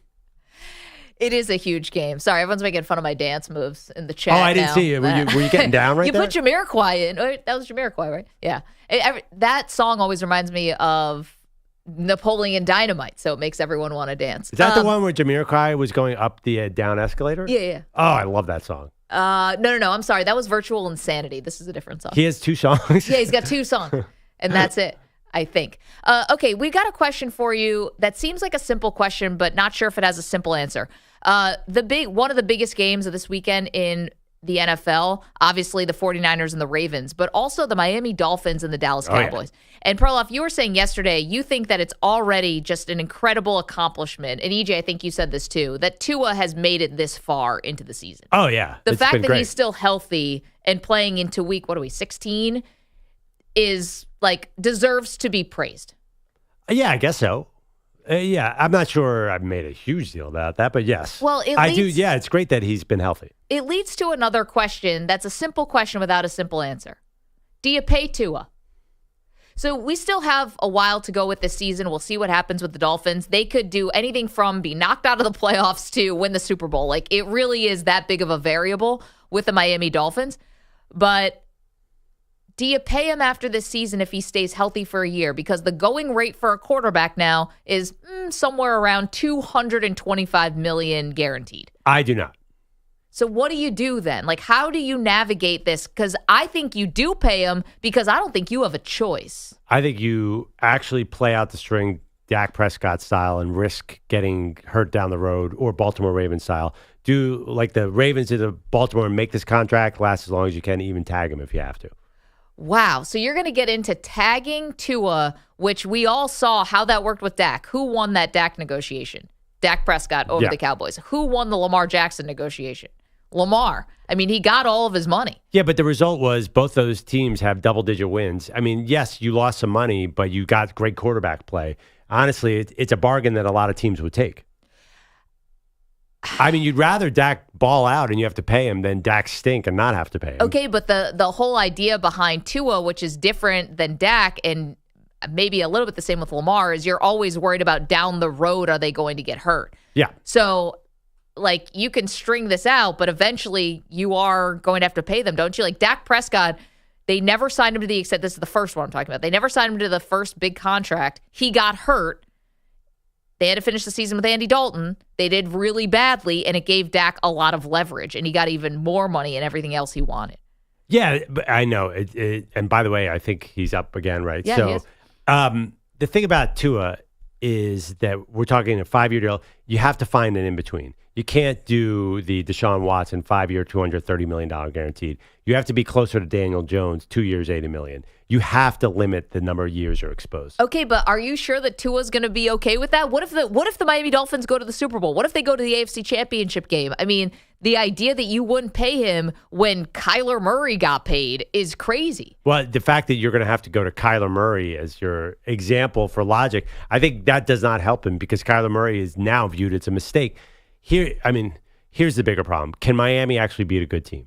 Because we have not seen that happen. Okay, so that's the big issue. If they get to the Super Bowl, again, that's a bargain you'd like to face. I will give you that's a different story, but I don't see that happening. Okay, but let's say that, Tua already kind of gets in some ways explained away, right? It's Tyreek Hill. It's Jalen Waddle. It's the run game. It's Mike McDaniel. It's everybody. It's Vic Fangio. It's everybody but Tua. But meanwhile, if they keep winning, I think they're going to be in a position where they have to pay him. And now all of a sudden, the guy who's gets the least amount of credit for the Dolphins' success is going to be the guy potentially taking up 25% of your salary cap. I understand, but the reality is, and this is why you're not going to pay Tua, none of that, they're not getting the Super Bowl. They've not scored any points against good teams at all, and I don't think that they're going to break that trend.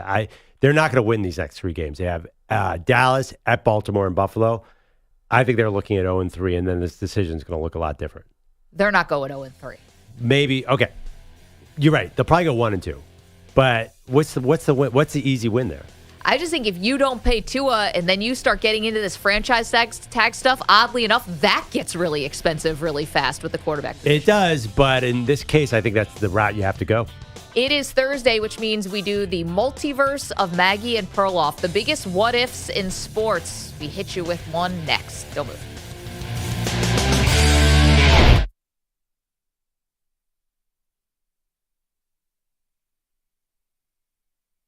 You're in a 5-minute break.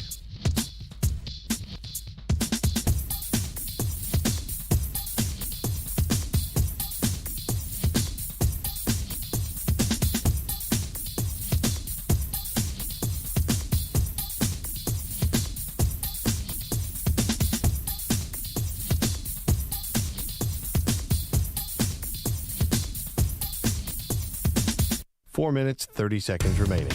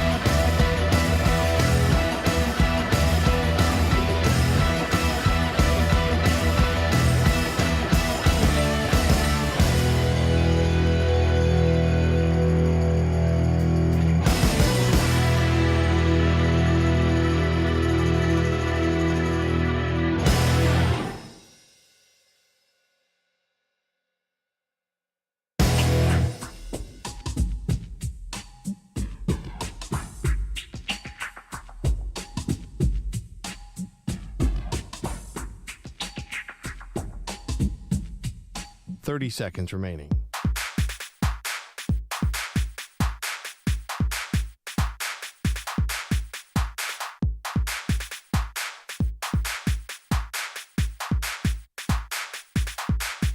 $15 seconds.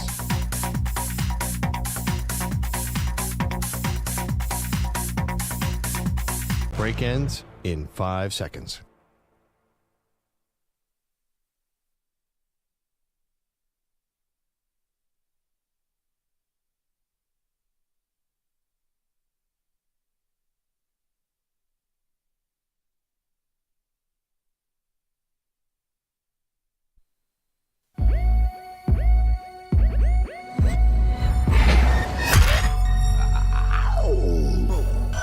He thinks Frisbee golf is the sport of the future.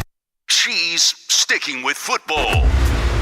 They are Maggie and Perloff on CBS Sports Radio. Welcome to the show. Maggie Gray, Andrew Perloff, mornings here on CBS Sports Radio. On Thursdays, we like to do something called the Maggie and Perloff Multiverse.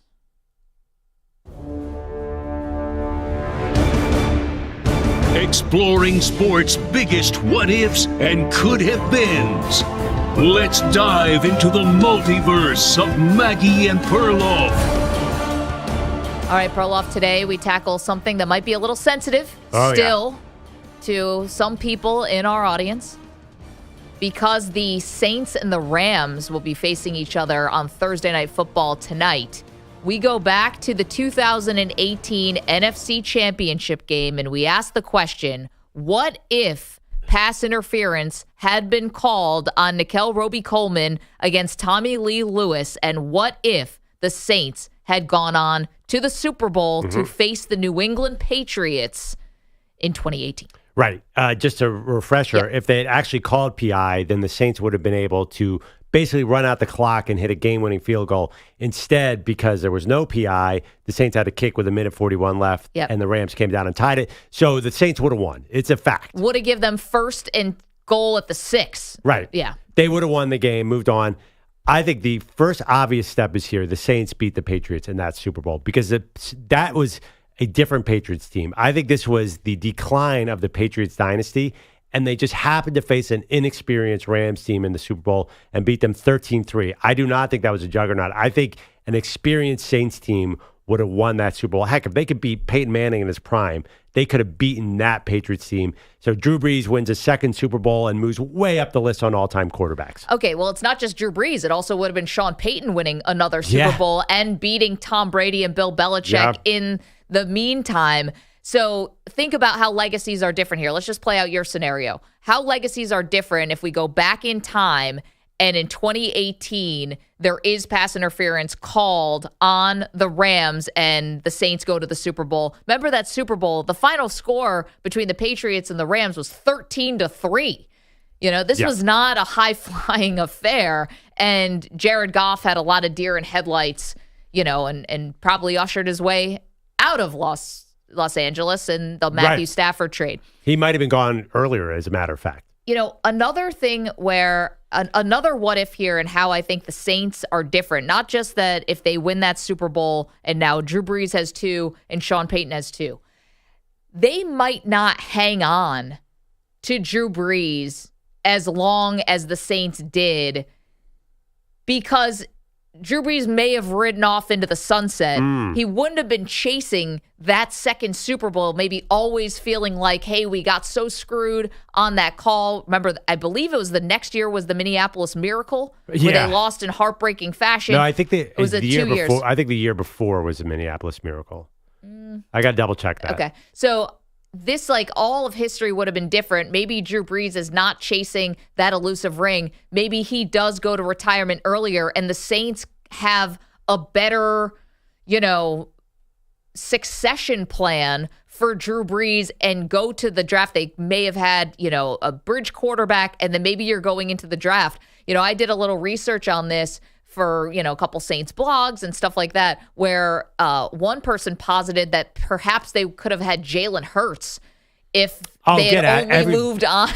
Get out of here. Everybody could have drafted Jalen. They could have had Jalen Hurts anyway. He was a second-round pick, but Jalen whatever. Hurts now the white whale. Yeah, that's like, all the coaches say I was going to draft Russell Wilson. But I will not accept that. It does give, it may have, let's say may have, because it's all about the multiverse. It's all about the what ifs. What if the Saints had gotten that call defensive pass interference? What if they had gone on to the Super Bowl? What if they had beaten Tom Brady and the Patriots in 2018? Maybe Drew Brees, as I said, rides off into the sunset a little earlier, and maybe it provides a little bit of urgency for the Saints to get the heir apparent quarterback that, let's be honest, they're still looking for. I mean, Derek Carr is a Band-Aid. I'm not sure they would have done any better. I don't know. Who knows? I think that's an interesting question about Sean Payton, too, that you brought up. He'd be a 2-time Super Bowl winner. He'd be elevated. Now he's compared to Mike McCarthy. He would be elevated into a completely different stratosphere as an all-time. He might be a Hall of Famer anyway, but he's certainly very borderline. He's trying for the Hall of Fame. We know that. I think he would have been a guaranteed Hall of Famer. I guess who isn't? But that would be really interesting. By the Minneapolis Miracle was the year before. It was the year before. So, I mean, the Saints...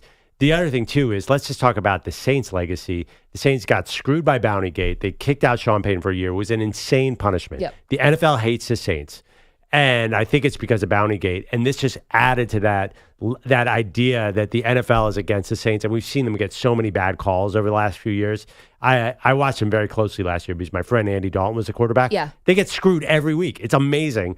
I think it would have just sort of changed the sort of relationship with the Saints and the NFL. Right now, Saints fans, I think, are super dubious about the NFL. If they had not gotten that call, everything would be cool, and I think the whole franchise would be in a better place. Okay, more what-ifs here off of what we call the Multiverse here on Thursdays. We do it every Thursday at this time, the biggest what-ifs in sports. Today we're doing what if the Saints had not gotten screwed in the 2018 NFC Championship game. If they go on to the Super Bowl and say they do beat Tom Brady, the year that the Patriots won 13-3 over the Rams, do you think at all Tom Brady, if he had gotten beaten by Drew Brees in the Super Bowl, again, we're playing the what-if game, does he at all think twice about going to Tampa when he was leaving the Patriots? Because Brees would have still been in the division. You just would have faced him very recently head-to-head. Is Drew Brees a bit more of an obstacle for Brady to say, listen, I don't know if I want to go to Tampa. I don't know if I want to do any part of Drew Brees and the Saints. Maybe now I'm trying harder to get to San Francisco or harder to get to Las Vegas Raiders or where the other destinations that Brady may have gone to after New England. Well, I thought you just retired Drew Brees a minute ago.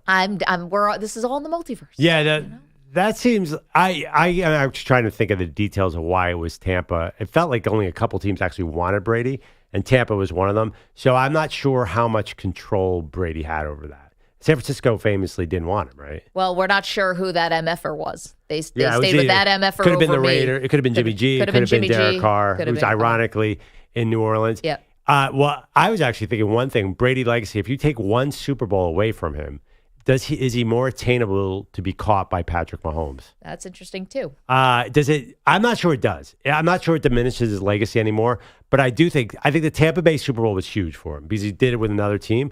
But I think also that last New England one, I watched a lot of Tom Brady documentaries. It meant a lot to him because everyone thought he was on the decline. I do think it waters down Brady just a little bit to maybe make him catchable. So we're talking about the undisputed GOAT in NFL history is Tom Brady. Would it be a little bit less undisputed if he had one less Super Bowl ring? I mean, just think ahead. Mahomes has 2 now. I know, but he was the GOAT when it was 6, and he added 7, and it was like, all right, now you're just piling on. Right, but what if Mahomes? So what if it was 6? I think Mahomes has a better chance of getting to 6 than 7. He does. I got another one for you. Let's say that Brady still wins. Okay, so let's say we're doing the multiverse here where the Saints don't get screwed in the 2018 NFC Championship game, where they go on to the Super Bowl, they face the Patriots. You and I have just been talking about all the ways the Saints would be different if they had won that Super Bowl. Right. Let's talk about whether if the Patriots had still beaten the Saints. That's the best quarterback Brady would have beaten in a Super Bowl? Oh. Matthew Staff, who'd he beat? He beat Goff that day. He beat Matt Ryan, who was an MVP. He beat Mahomes on one leg. But yes, Mahomes would be the best one. Well, Mahomes, like you're talking about Eli Manning, we're talking about Donovan McNabb, we're talking about Jake Delhomme, like the other quarterbacks that he went up against. By the way, Mahomes' problem was more the offensive line was disastrous of injuries. McNabb, Mahomes would have been the best. Mahomes would have been the best. Brees would have probably been like his second biggest pelt on the wall, I think you will. McNabb was very, very good, but not Drew Brees level. Eli is a Hall of Famer, but not Drew Brees level. So that would definitely be a accomplishment. Although I'm trying to remember how good was that the last really good year of Drew Brees? He was sort of, he's getting old. He was 37, 38. No, I know. And, the Taysom Hill and him coming in to throw the deep balls because of Brees and his shoulder and stuff. How about this one? What if the Rams had lost that game? Maybe they move on from Jared Goff quicker with Matthew Stafford in mind. Maybe the Rams have 2 rings instead of 1 because they got Stafford in there with that great team around him when they were just a little bit younger, and they maximized that window. Possible. Sorry, I do want to mention Kurt Warner. Obviously, Kurt Warner is the Hall of Famer who he faced with the greatest rubber turf. Actually, that's actually a pretty good. That's probably it's not a bad. It's an impressive list of quarterbacks, but adding Drew Brees to the list of quarterbacks that Brady would have taken down in a Super Bowl And by the way, Drew Brees finished second in MVP voting that season. Okay, so, yes, but was that his last amazing. elite year? Yes. Yeah. These are the unanswerable questions of the multiverse. What would have happened if they just threw the flag? A defensive pass interference. I'll tell you what, it was a more egregious call than James Bradbury in the Super Bowl last year. Oh, I think you could argue it's the worst call that we all know in NFL history. Well, the tuck rule. There's other. The tuck rule though was the right call. That's actually the rule. Yeah. Don't talk to the Raider fans about that. I'm sure if we looked up a list of famous bad calls, but this one. Do you think that just Bill the timing Vinovich, of it was so bad? Bill Vinovich was the referee that day. Has he reffed a game in New Orleans since? For his sake, I hope not. I was going to say. I blame New York, too. Al Riveron was the head of officials that time. If Dean Blandino or Mike Pereira was the head of officials, they would have been in communication because somebody should have called and said, hey, you got to call this. The whole world just saw that foul. But for some reason, the officials did not get any word to get help because they huddled. And they screwed it up big time. I think one of the reasons we see expedited replay right now is because of that play. That was such an embarrassment. All of a sudden, New York said, we have to help these officials out on the field. Well, don't forget, they made pass interference reviewable the next year. Didn't work. That didn't work. It ended up being kind of a disaster. Yeah. Okay, so there you go. The multiverse of Maggie and Perloff. Is there anything we forgot? I think one question, I always love the perception of certain coaches in kind of pinpoint moments in their career. And I think Sean McVay going to a Super Bowl that early in his career really cemented him as the guy, the golden child in the NFL. If he doesn't get to that Super Bowl. Right. We're doing the multiverse here. What if the Saints did not get screwed in the NFC Championship game in 2018 and they go to the Super Bowl instead of McVay's Rams, who lost to Bill Belichick and the Patriots 13-3. Right. And we saw Jared Goff kind of dissolve into what he became for the rest of his Rams career. And let's say they aren't able to swing a trade. Is Sean McVay this golden goose that we talk about where he could either make $20 million in broadcasting or continue to be kind of the blueprint for what NFL teams look at for NFL coaches? I don't know. Well, I think Sean McVay might win another one, though, because that team was on the rise. And if they had improved at quarterback, they had one guy. You can't forget, Aaron Donald was going to win a Super Bowl. That guy was going to will a team. I think McVay would have been back. But remember, they had to pay Goff after the Super Bowl year, right? Because you got to a Super Bowl with Goff. And we kind of forget that Rams team, they were on the rise, but they were still relying on some older dudes. Todd Gurley ran for 1,200 yards on that team. Yeah, that was a little bit of they paid him different too. Sean McVay team. Yeah, that was a little bit of a different team. So, like, if that team goes to the NFC Championship game, loses, and then the Saints go on and win the Super Bowl, is he kind of like, is he, I don't know, Kyle Shanahan light? Or does he rebuild that Super Bowl team? Does he get rid of Goff and bring in a better quarterback immediately? Which is funny because Goff looks great this year. Yeah. Or very good this year. Yeah, I mean, it could have gone the other way where that loss could have inspired them to build that Super Bowl team faster. I mean, they were starting in Ndamukong Suh, Aqib Talib. I mean, that was kind of it was a blend of young and old guys. Yep. Well, kind of. I mean, 3 years later they won the Super Bowl? Was it 3? Here, one thing, all these Sean McVay assistant coaches, would they all get head coaching jobs? I think they were already starting to. Yeah, I mean, people wanted that offense. And McVay is like a lifer. Grandfather was a big deal in the league. Also, you reminded me, EJ, before the show about that game during the year when Kansas City played the Rams. That was my favorite NFL game. It might be the best regular season game ever. What was the final score? 54-51? I think it was Rams 50, beat the Chiefs? Yeah, something crazy. I think it was 50. I don't know why 52-45 is the score that's jumping in my head for some reason. 54-51. Yeah, that's what I just said. And that was, my bad. Yeah. No, right on the money. Sorry. No, I think I looked it up last night when you told me. So it's not like but that was Sean McVay was considered a bit of an offensive genius with not much backbone defensively before that. So anyway, it was a fun time. I think it's the worst call ever. I do think, because I can't think. That's another conversation. But nothing's jumping to mind when you say, "What's the worst call you remember?" I think a lot of people would say that call. I mean, I'm surprised for you as an Eagles fan that you didn't want to go with the James Bradbury defensive pass interference in the Super Bowl. He probably would have won another one. Des Bryant catch is what the Cowboys fans run to. Again, yeah, another one at least there's an argument. Was the right call. Yeah, there's definitely an argument that it was the right call. Nobody's arguing that this wasn't pass interference. 855-212-4CBS, 855-212-4227. So that's what we do. 8 o'clock Eastern time on Thursdays. The biggest what-ifs in sports today. What if the refs had called defensive pass interference on the Rams 2018 NFC Championship game, one of the worst calls in the history of the NFL, would have sent the Saints to the Super Bowl against Tom Brady and the Patriots instead of the Rams. 855-212-4CBS. Coming up, the biggest thing you have to be watching for tonight, outside of that Thursday night game, we've got that for you too. Maggie and Perloff, CBS Sports Radio. You're in a 5-minute break.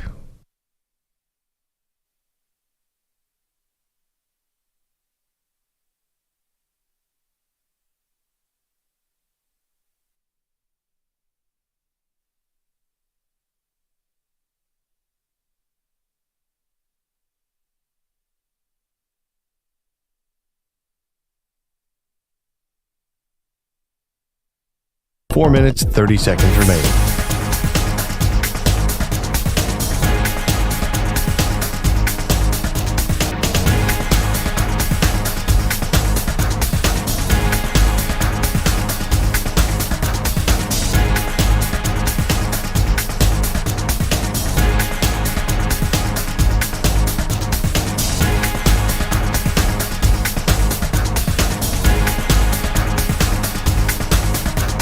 Four minutes remaining.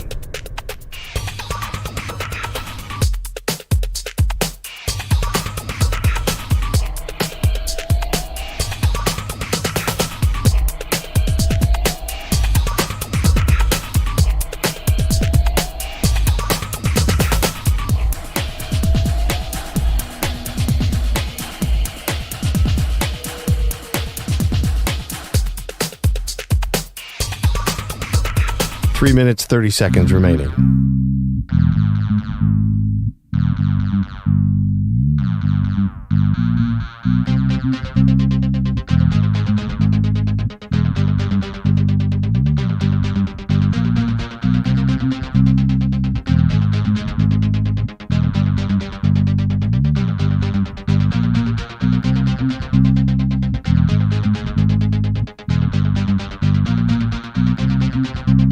Three minutes remaining.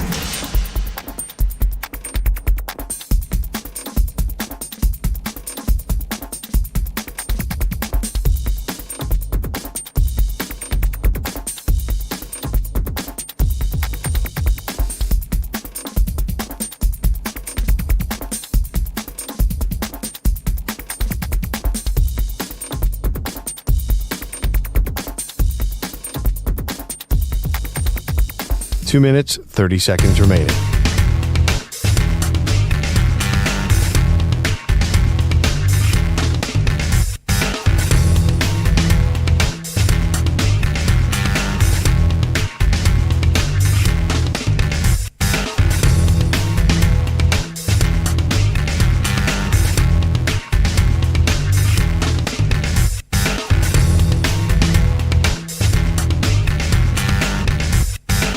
Two minutes remaining.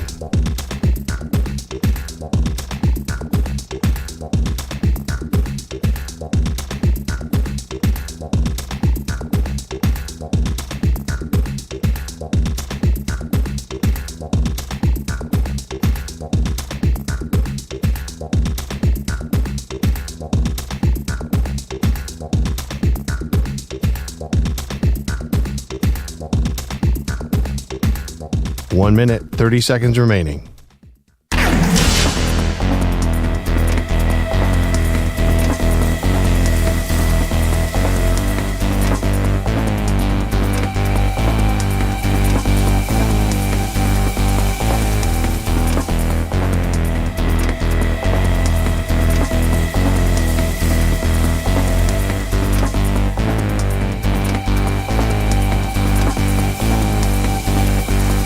One minute remaining.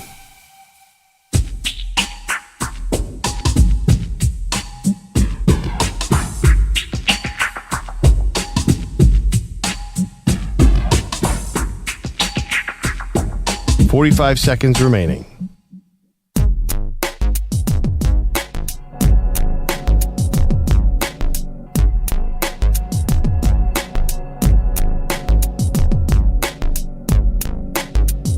$30 seconds remaining.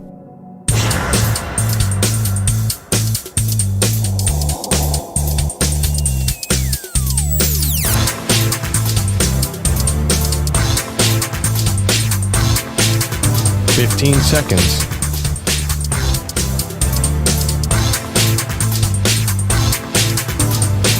Break ends in 5 seconds.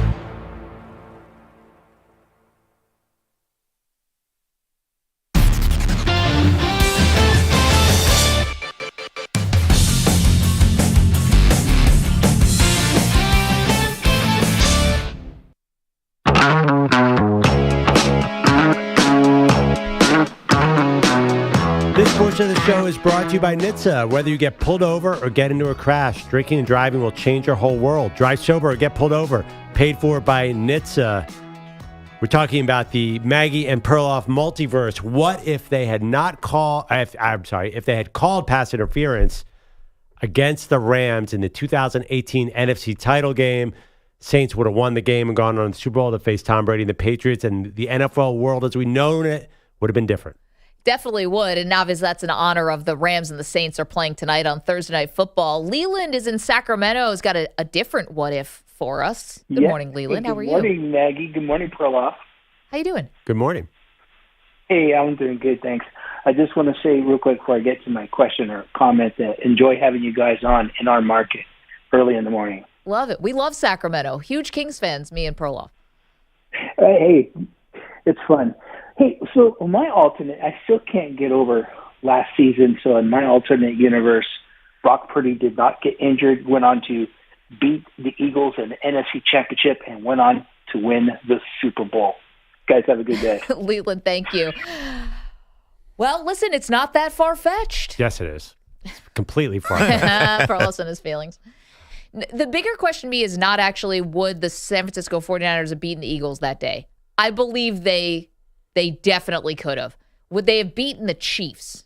First of all, the know. Eagles should have beaten the Chiefs. I don't know how the Eagles found a way to lose.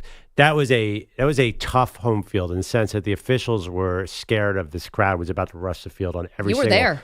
Yeah, every call was.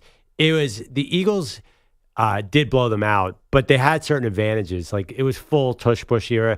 They clearly showed they were going to be able to run on that Niners team. And the other thing, McCaffrey wasn't 100% either.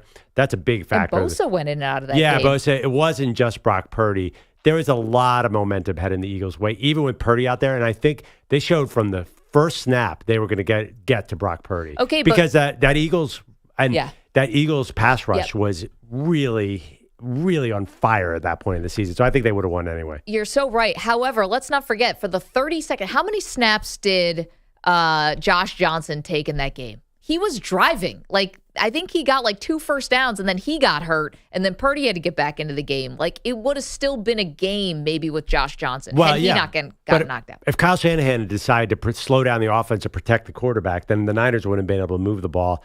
There was a lot going on besides Brock Purdy. And the other thing, too, is that was in Philly. If the game was in San Francisco, I'll completely give that to you.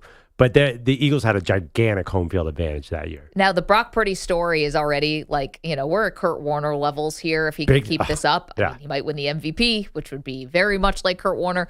But, if he had won a Super Bowl and beat the Chiefs, like, is that a better story than Kurt Warner? No, Kurt Warner's still better, right? The bagging groceries. Way better. Bagging groceries, married to Brenda. The funny thing, Brock Purdy's got a roommate. That's kind of a fun twist on this. Brock Purdy was a college star, though. That's true. So it's not like we didn't know who Brock Purdy was. The funny thing about it is he has the same setup, too. Marshall Faulk was the MVP candidate, where Christian McCaffrey's the MVP candidate, and two great receivers, Brandon Ayuk and Deebo Samuel, and Warner had Torrey Holt and Isaac Bruce. Yep. But the difference is San Francisco's got this defense. The greatest show on turf did not have that, so they might even be better. They better win the Super Bowl. Otherwise, we're not getting a movie. All right, we got more? Yeah, we got producers here who have their own ideas. EJ, I hope we're writing all this stuff down. Dan is in Rochester. Hey, Dan, how are you? Hey, good morning, guys. So, a different multiverse, still sticking with the Saints. What if Nick Saban, when he was with the Dolphins, was able to actually get Drew Brees like he wanted instead of the Dolphins medical staff saying he's done? Then you don't got Drew Brees in New Orleans. You got him in Miami. Ugh. Do we even have a Sean Payton? I'll hang up. Oh, Dan. Such a great one. It's an all-timer. I mean, we should do this one for real. Yeah. So, Dan, you get producer credit on that future multiverse segment. Off the top of my head. Sorry, go ahead. Yeah, Dante Culpepper, who they got, was a great quarterback. But ironically, he's the one whose health never worked out. So the bigger part of this to me is what if part of this potential setup is what if Nick Saban succeeds at the NFL level and never goes to Alabama? Yeah. No, that's a great question. That's the big, that's the universe tilting question, because Alabama was kind of cycling through head coaches at that point. No, Alabama was not the dominant program at all. The funny thing too is we don't know for sure. It's a Nick Saban, Drew Brees marriage work in Miami. That's what I thought about. Yeah, Drew Brees was perfect for Sean Payton's offense.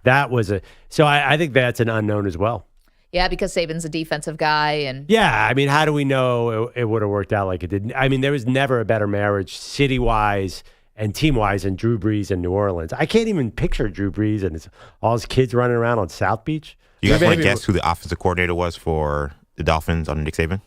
Cameron? Was it someone from the Browns staff with Belichick? Definitely, yeah. Scott Linehan. Oh, Scott Linehan, yeah. How many teams has he been the offensive coordinator for? Like half the league, it feels like. Yeah, exactly. He also was head coach of the Rams, Lions, famously. Right? Yep. Was it Lions? Dallas Cowboys offensive coordinator, yeah. He's offensive coordinator for the Vikings, ironically, with Dante Culpepper, which I think is why they brought him in. St. Louis, Detroit, and Dallas. He's also related to Jim Caviezel. Scott Linehan is? Yeah. Jesus? Yeah. Wow. Himself. And Jim Caviezel told me that. Andrew Bogusch is here with nice headlines. Name drop. Yeah, you're welcome. So what happens to the NBA's in-season tourney if it sucks so much out of the winner that they struggle for the rest of the season? The Lakers now 1-4 since winning the NBA Cup in Vegas, falling in Chicago last night, 124-108. It's a combination of everything. I mean, it's the emotional fatigue, it's the physical fatigue, it's the grind of the season fatigue, and then when you're not winning, obviously, that's the frustration fatigue. So it's a little combination of everything. But they got a banner. LeBron, 25 points, 10 rebounds, and 9 assists in defeat. Joel Embiid with 51 points, a dozen rebounds. The Sixers cooled off the T-Wolves 127-113.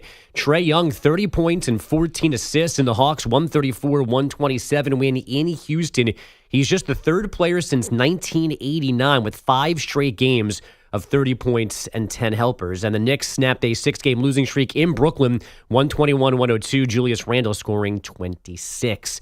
I don't think this made the show when it happened. After NC State football won its rivalry game with North Carolina last month, Wolfpack head coach Dave Doran got a little carried away in the post-game locker room. Hey, it's been 1,460 days since those pieces beat up.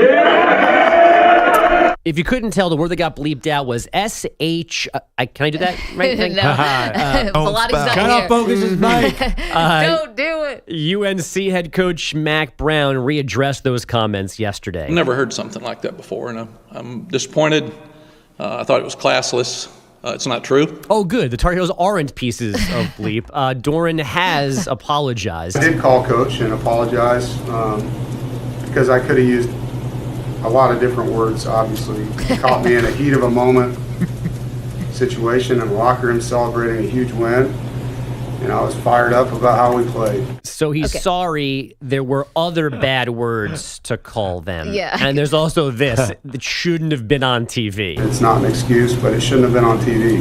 And I think there's 1,000 coaches out there would tell you that You know, if we had to apologize for everything we said in the locker room, we'd probably spend a lot of time doing that, you know. It's a place where a lot of emotion comes out. It's the ACC network that put the speech on TV originally. I'm with Dave Dorn on this one. You should be able. Listen, it's okay. Listen. You apologize because it became public. That's the classy thing to do. Sure. But like, you're coaching your team. You're there for your team. I'm not there because I'm worried about Mac Brown's feelings. Yeah, there's something about his choice of words that seems wrong. You could have Agree. There's other things you could have called them that wouldn't have seemed so demeaning, but calling them pieces of bleep seems like a step too guys. far. I mean, come on. It was unexpectedly weird trash talk to me. Well, okay, but here's the other part. Like, you had Dan Lanning, right? The speech in the Oregon locker room that everyone loved before they played Colorado.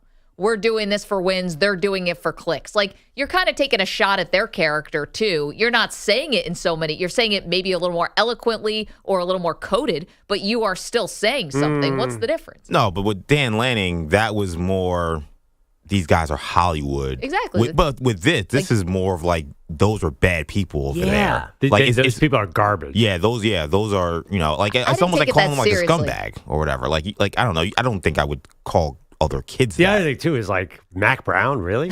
That's the team you're going at? Maybe UNC's dirty on the recruiting show. Yeah, the other thing, too, like, North Carolina's rival is Duke. I mean, I guess in football, is it NC State? Well, NC State hates UNC. Yeah, they have to. Don't you guys like a little of that? Okay, maybe you shouldn't have said POS, but like maybe you like a little of that. Well, it reminded me a little bit of the Jimbo and Nick Saban fight, where they just clearly went after each other publicly and then did a public appearance together a month later, like everything is fine. Like, college coaches really hate each other, don't they? Yeah, I think so. But they get diplomatic about it. So, yeah, I'm with Bogusch and EJ. I just think that's a bad choice of words to describe a rival, unless there's some real dirty stuff going on. I guess I didn't take it when he said that. It's kind of like the royal, like you, like they. It's not like individual calling kids that. I didn't take it that way. It's just like we're calling our rival a POS. We're not calling you individual 19-year-old that. Yeah, I guess maybe because of now I'm getting the grammar. The plural use makes me kind of refer to them as a group just like of a people. general, the general opponent. I guess it still feels too much to me, as lame as that sounds. Yeah. Like there are words that are probably at face value harsher that I would have accepted or would be bothered less by than POS. Like if we beat those clowns, I don't feel as bad about that. No, like, me neither. You know, it's like, okay, like they're the bigger school, you know, they're a little pretentious. We know how Carolina is. Like, okay, I can see that. Pieces of ass. Like he could have called them a variant of the F word, and I think I would have been. It would have bothered me less than piece of blank. I don't know why. Started with an M too. That would have been fine. Yeah. Right. How much more can we dance around these curse words? We learned a lot. I mean, Pete's not here, so we can just let it rip and see what happens, right? Just don't spell it. Yeah, if somebody called me that on the basketball court, I'd be more likely to want to take a swing at them. That's true. Yeah. Like, that's not a nice thing to say on the basketball court. Is there? So he wow, said. you guys are sensitive. So he you said have that no also shame. the TV thing was his big thing too. Is that really an excuse? Well, blaming the media is the easiest thing. It's like it helps you when you do a fire-up speech and it goes viral and you love it for the right reasons. But then all of a sudden you get caught saying something, now it's the media's fault. Yeah, I mean, to me, it's like either you have cameras in there all the time or you never have cameras in there. This idea that, because I watched the whole press conference, he had this kind of explanation of like, well, you're supposed to like cue me when I know the cameras are on. He thought there should have been some kind of indication that what was being recorded could be played. And I'm like, this isn't a freaking TV set. Like, yeah, but is it though? I mean, it's a locker room. No, I get it, but like in that moment, there's no privacy, right? And you're giving up your privacy when you do let these cameras in. But I thought generally, though, that used to be a pristine place. Yeah, but the ACC network cameras are in there? Yeah, but are they always in there, actually?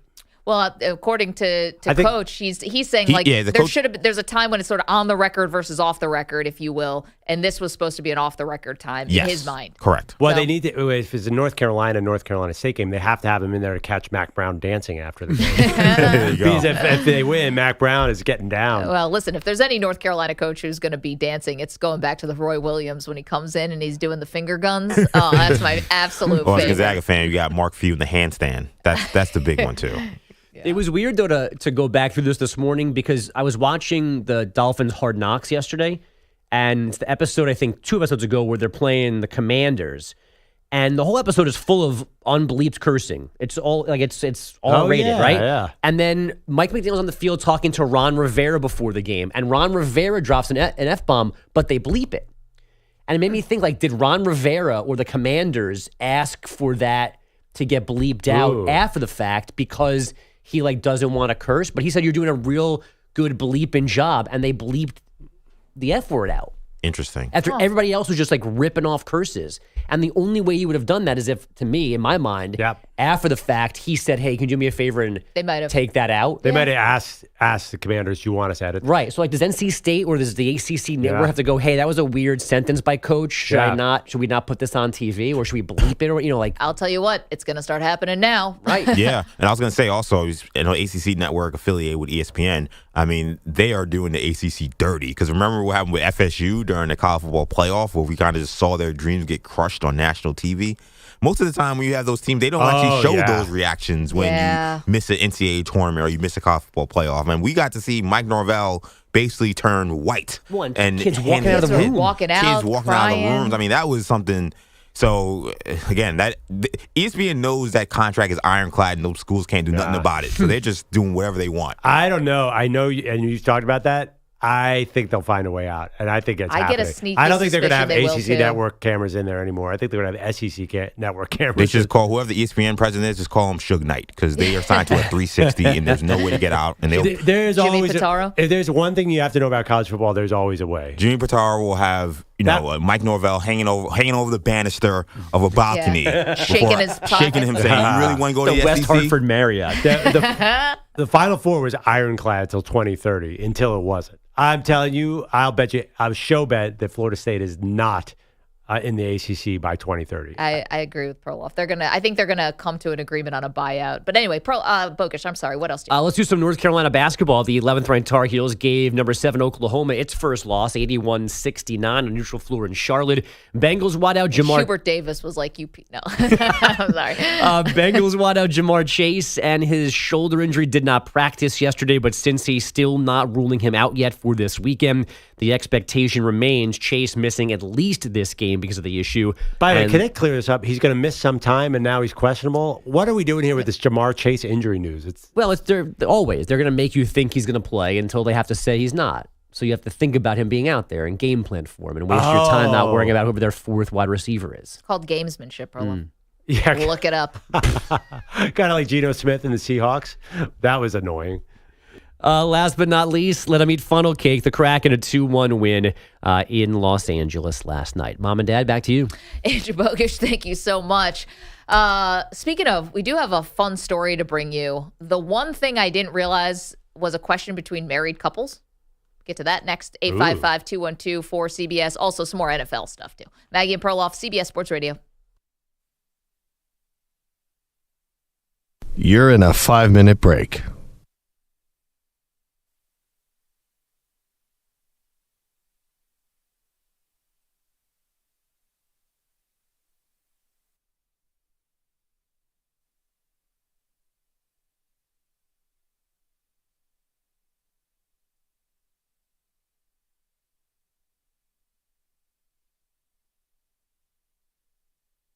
Four minutes, 30 seconds remaining.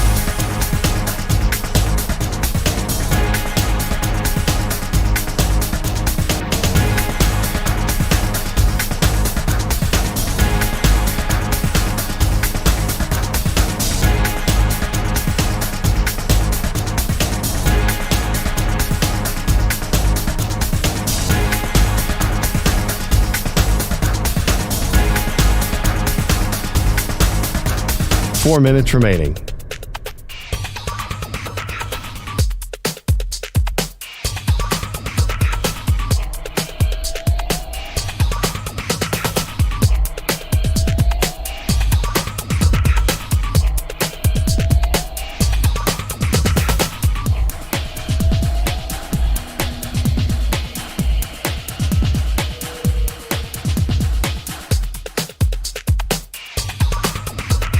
3 minutes, 30 seconds remaining.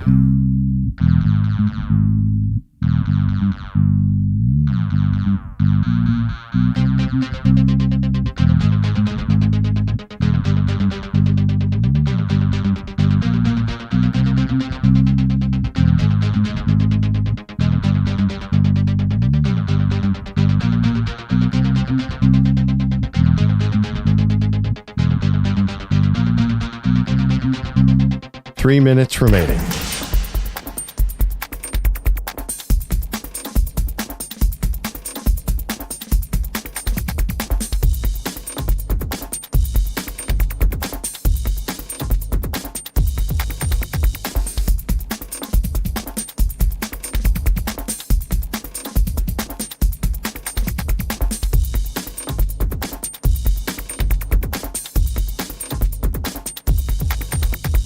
Two minutes, 30 seconds remaining.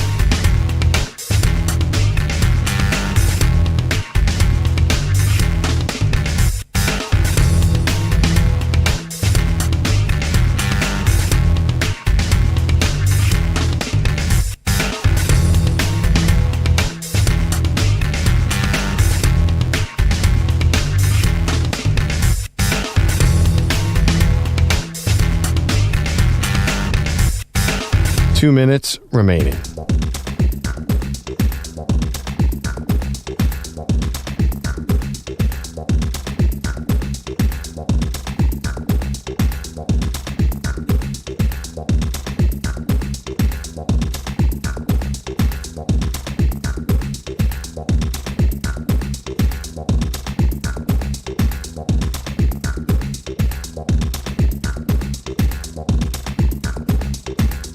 One minute, 30 seconds remaining.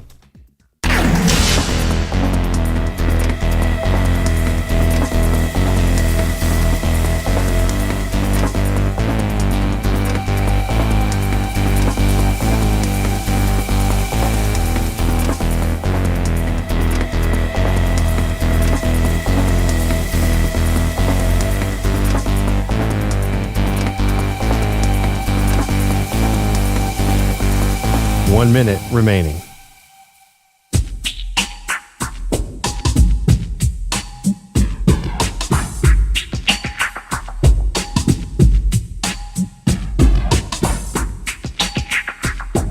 $45 seconds remaining.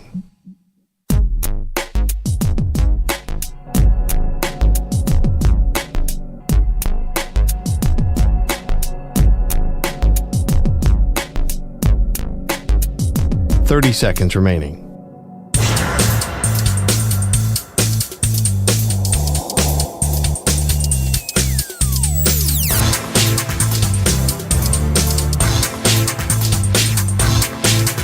$15 seconds.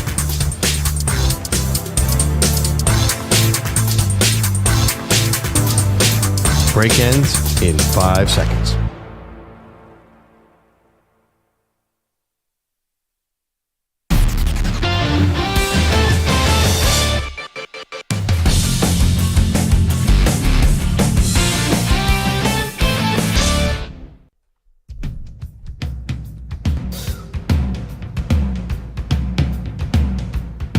Stream the NFL on Westwood One for free. Sponsored by AutoZone. All season long, you can listen to every Westwood One broadcast of the NFL live on the NFL app by asking Alexa to open Westwood One Sports or on the Odyssey app. Get in the zone, AutoZone.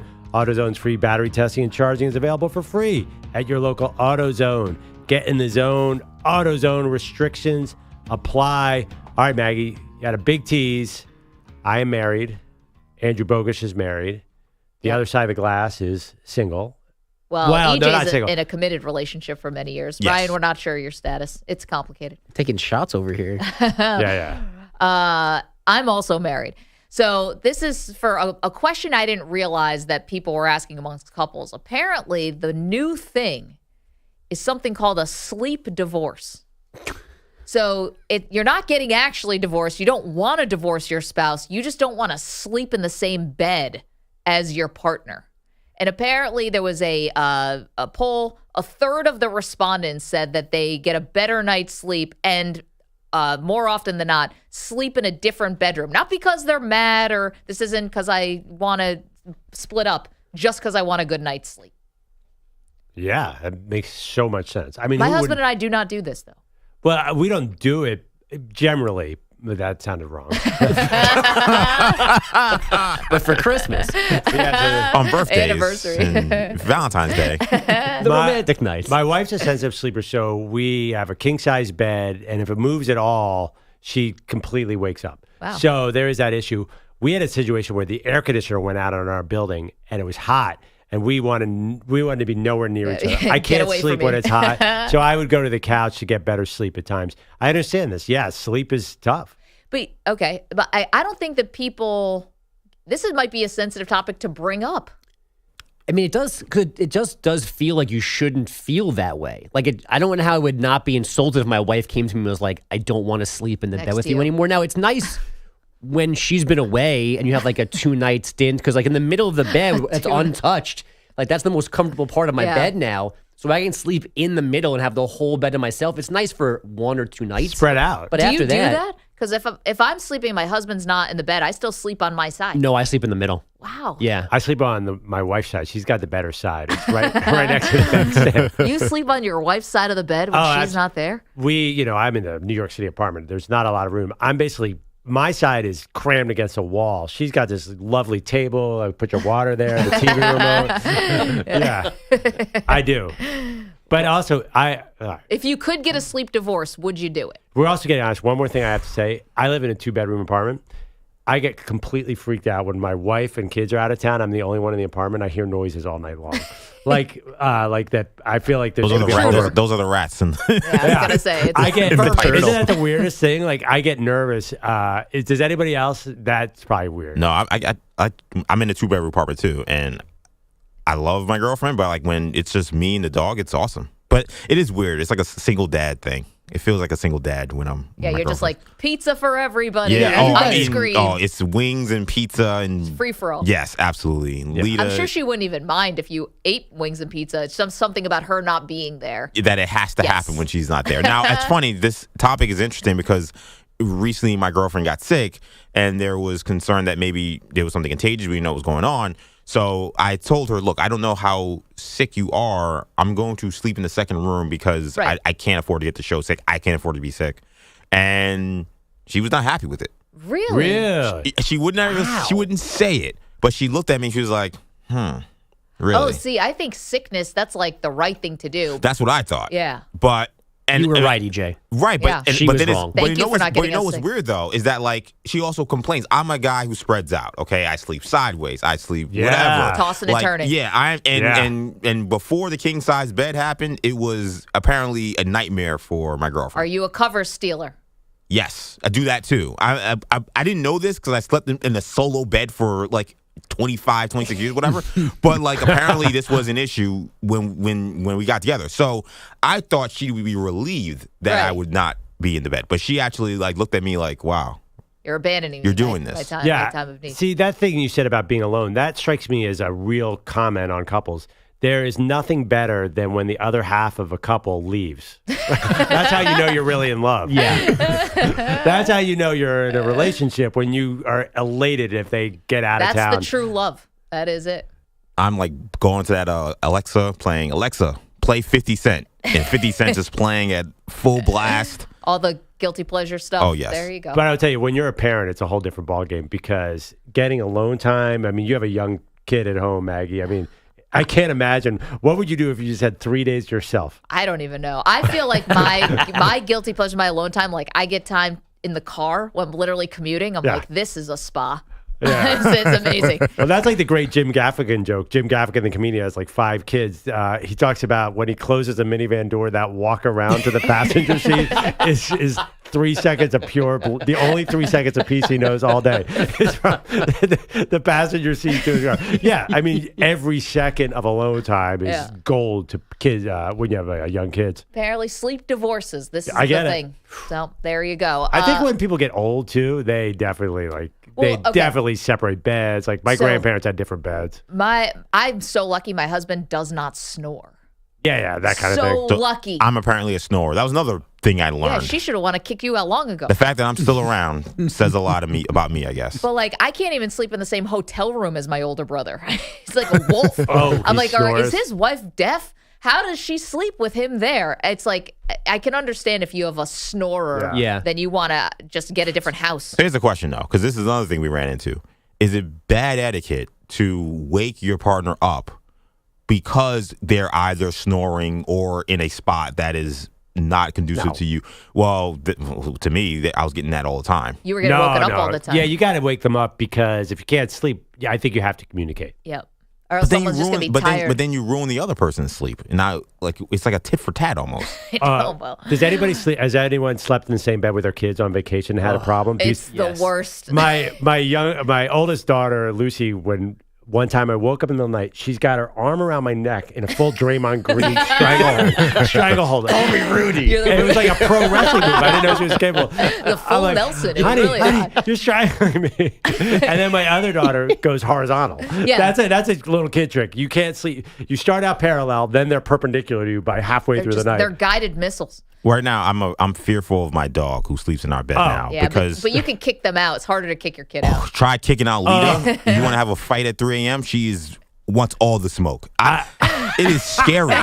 No, she is like an enforcer now because she hates whenever I leave to go to work now. So when I wake up and that alarm goes off, she's usually on the other corner of the bed. She gets up and just plants herself right in front of me and says, I wish you would. I wish you would get out of this bed. And I get scared. I don't leave. I usually kind of sit there for 5 minutes and don't get up. You're scared of your own dog? She is vicious in the morning that early. And if I get up, it is just barking at the loudest octave possible at 4 a.m. Apologies to my neighbors if you hear my dog at 4 a.m. every day. That's what's been happening the last 3 months. But there's no avoiding it because she doesn't want to sleep anywhere else. So the chat's weighing in, youtube.com/CBS Sports Radio, twitch.tv/CBS Sports Radio, where Ronger says, I've been married 26 years. I cannot imagine my wife sleeping in another bedroom without me. Same thing with Pine Beagle. There. He says, I'm old school. My wife and I sleep in the same bed. Well, We should do this as a poll question. I think the thing we've learned in this segment is that the closest relationship anybody has with a significant other is EJ and his dog. Like your dog loves it. The only real true love is EJ's dog towards EJ. The rest of us, we're just married people. Yeah, we're just in relationships with humans. 855-212-4CBS. Okay, we've got what you need to watch tonight, college football edition. All right, so let's get to our bowl blitz for today. We head to the Sunshine State where Syracuse and South Florida will square off in the roofclaim.com Boca Raton Bowl. So you got Nunzio Campanelli. He'll be leading the Orange as interim head coach for one last time. He took over for Dino Babers, who was fired after 8 seasons. But there is excitement in upstate New York for new head coach Fran Brown, who takes over after spending the last 2 seasons as defensive backs coach at Georgia. He also was their lead recruiter, which is why there's a lot of excitement there in Syracuse. Primary starter, a QB, Garrett Schrader, is currently hurt. So redshirt freshman Braden Davis will be coming into action today. No one knows how good he is. He's completed literally just one pass in his career, but he will be starting. He's a former transfer from South Carolina. So for USF, first-year coach Alex Golisch is getting props for turning around a program that had a combined record of 4-29 before he took over. Watch out for the ground attack in this one. Both clubs ranked in the top 30 nationally in rushing offense. Syracuse running back LaQuinn Allen rushed for more than 100 yards in each of the last 4 games for the Syracuse Orange. And don't sleep on USF quarterback Byron Brown. He threw 23 touchdowns this season, 11 of those coming in the last 4 games. Kickoff is at 8. Syracuse is a 3-point favorite. Wait, what's the name of the bowl again? This is the roofclaim.com Boca Raton Bowl. Gosh, what happened to the Peach Bowl of my youth? First of all, the Boca Raton Bowl is lame enough as is, but they call it something else. You guys sleep on Boca Raton. It's paradise down Yeah, there. I know, but I don't want my bowl game named after it. Right, like, or played What there. is like the logo is like my grandmother? Yeah, it's shuffleboard courts for days. It's tennis courts for days. You want a good pastrami sandwich at 4 o'clock in the afternoon, a.k.a. dinner? 4's too late. You got to go sooner than that. By the way, I know who's happy to be there. Syracuse. Expected high temperature for tonight, 75 degrees. Expected high temperature in Syracuse, 30. Oh, that's kind of balmy for Cuse at Oh, this time of the man. year. Do you guys want to know that Nunzio Campanile, who's the interim coach who's coaching this bowl game for Syracuse, Started off as a high school football coach where Don Bosco, who played at Don Bosco, who's been in the news? Tommy Cutlets. There you go. The passing paisan himself. By the way, they should have put a camera on the Syracuse players when they found out they're going to Boca Raton for the bowl game. It's probably like bigger than getting into the Final Four. Oh, wow. Just a little sun. Oh, amazing. See the sun. That's better than losing to Michigan. 212 for CBS. Coming up, the one team who could be a sleeper to land Bill Belichick. A lot to do here on Maggie and Perloff. Do not move. We've got so much more for you in just moments.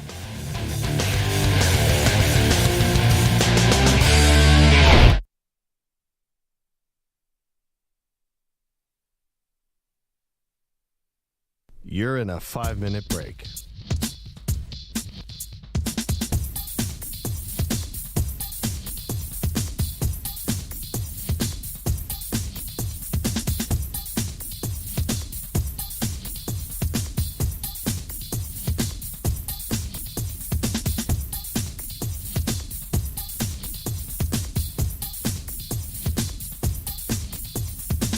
Four minutes, 30 seconds remaining.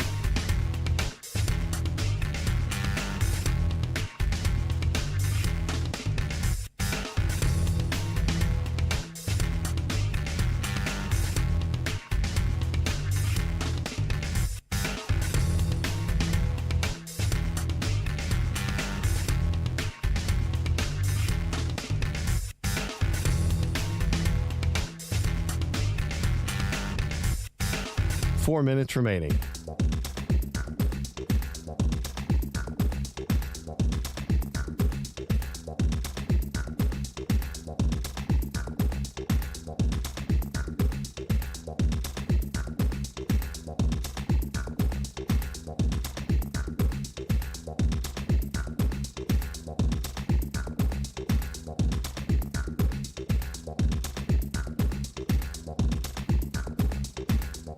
Three minutes, 30 seconds remaining.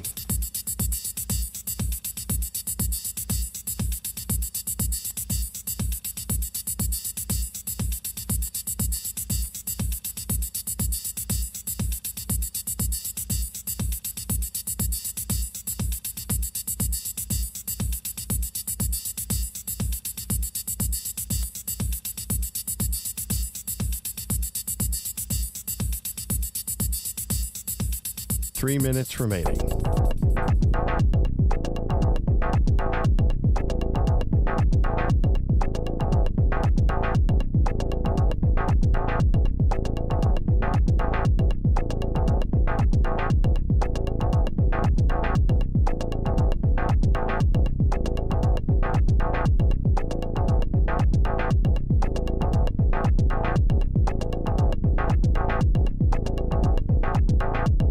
Two minutes, 30 seconds remaining.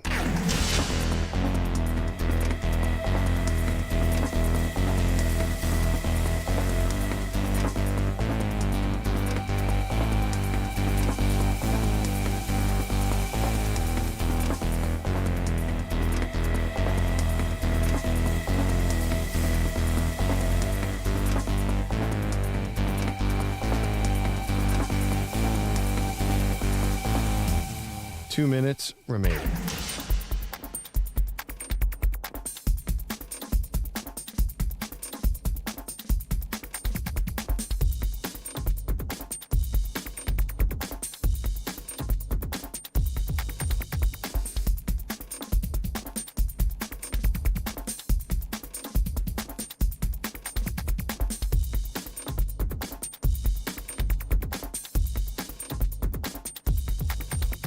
One minute, 30 seconds remaining.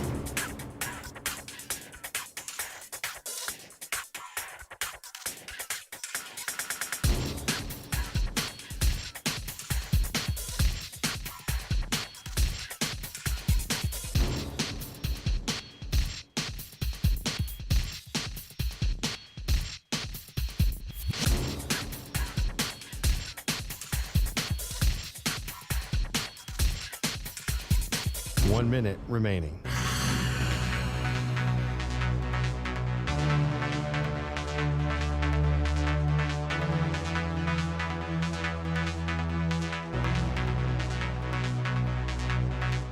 45 seconds remaining.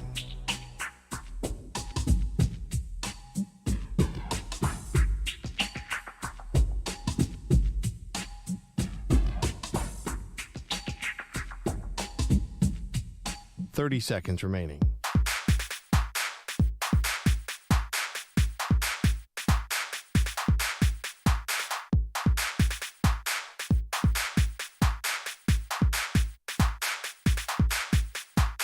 Seconds.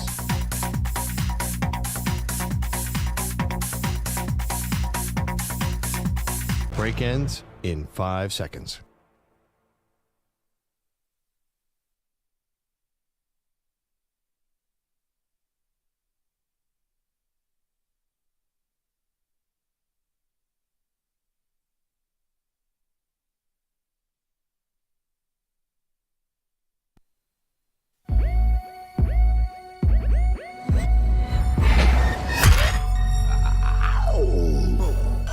He's the reigning Fortnite champion.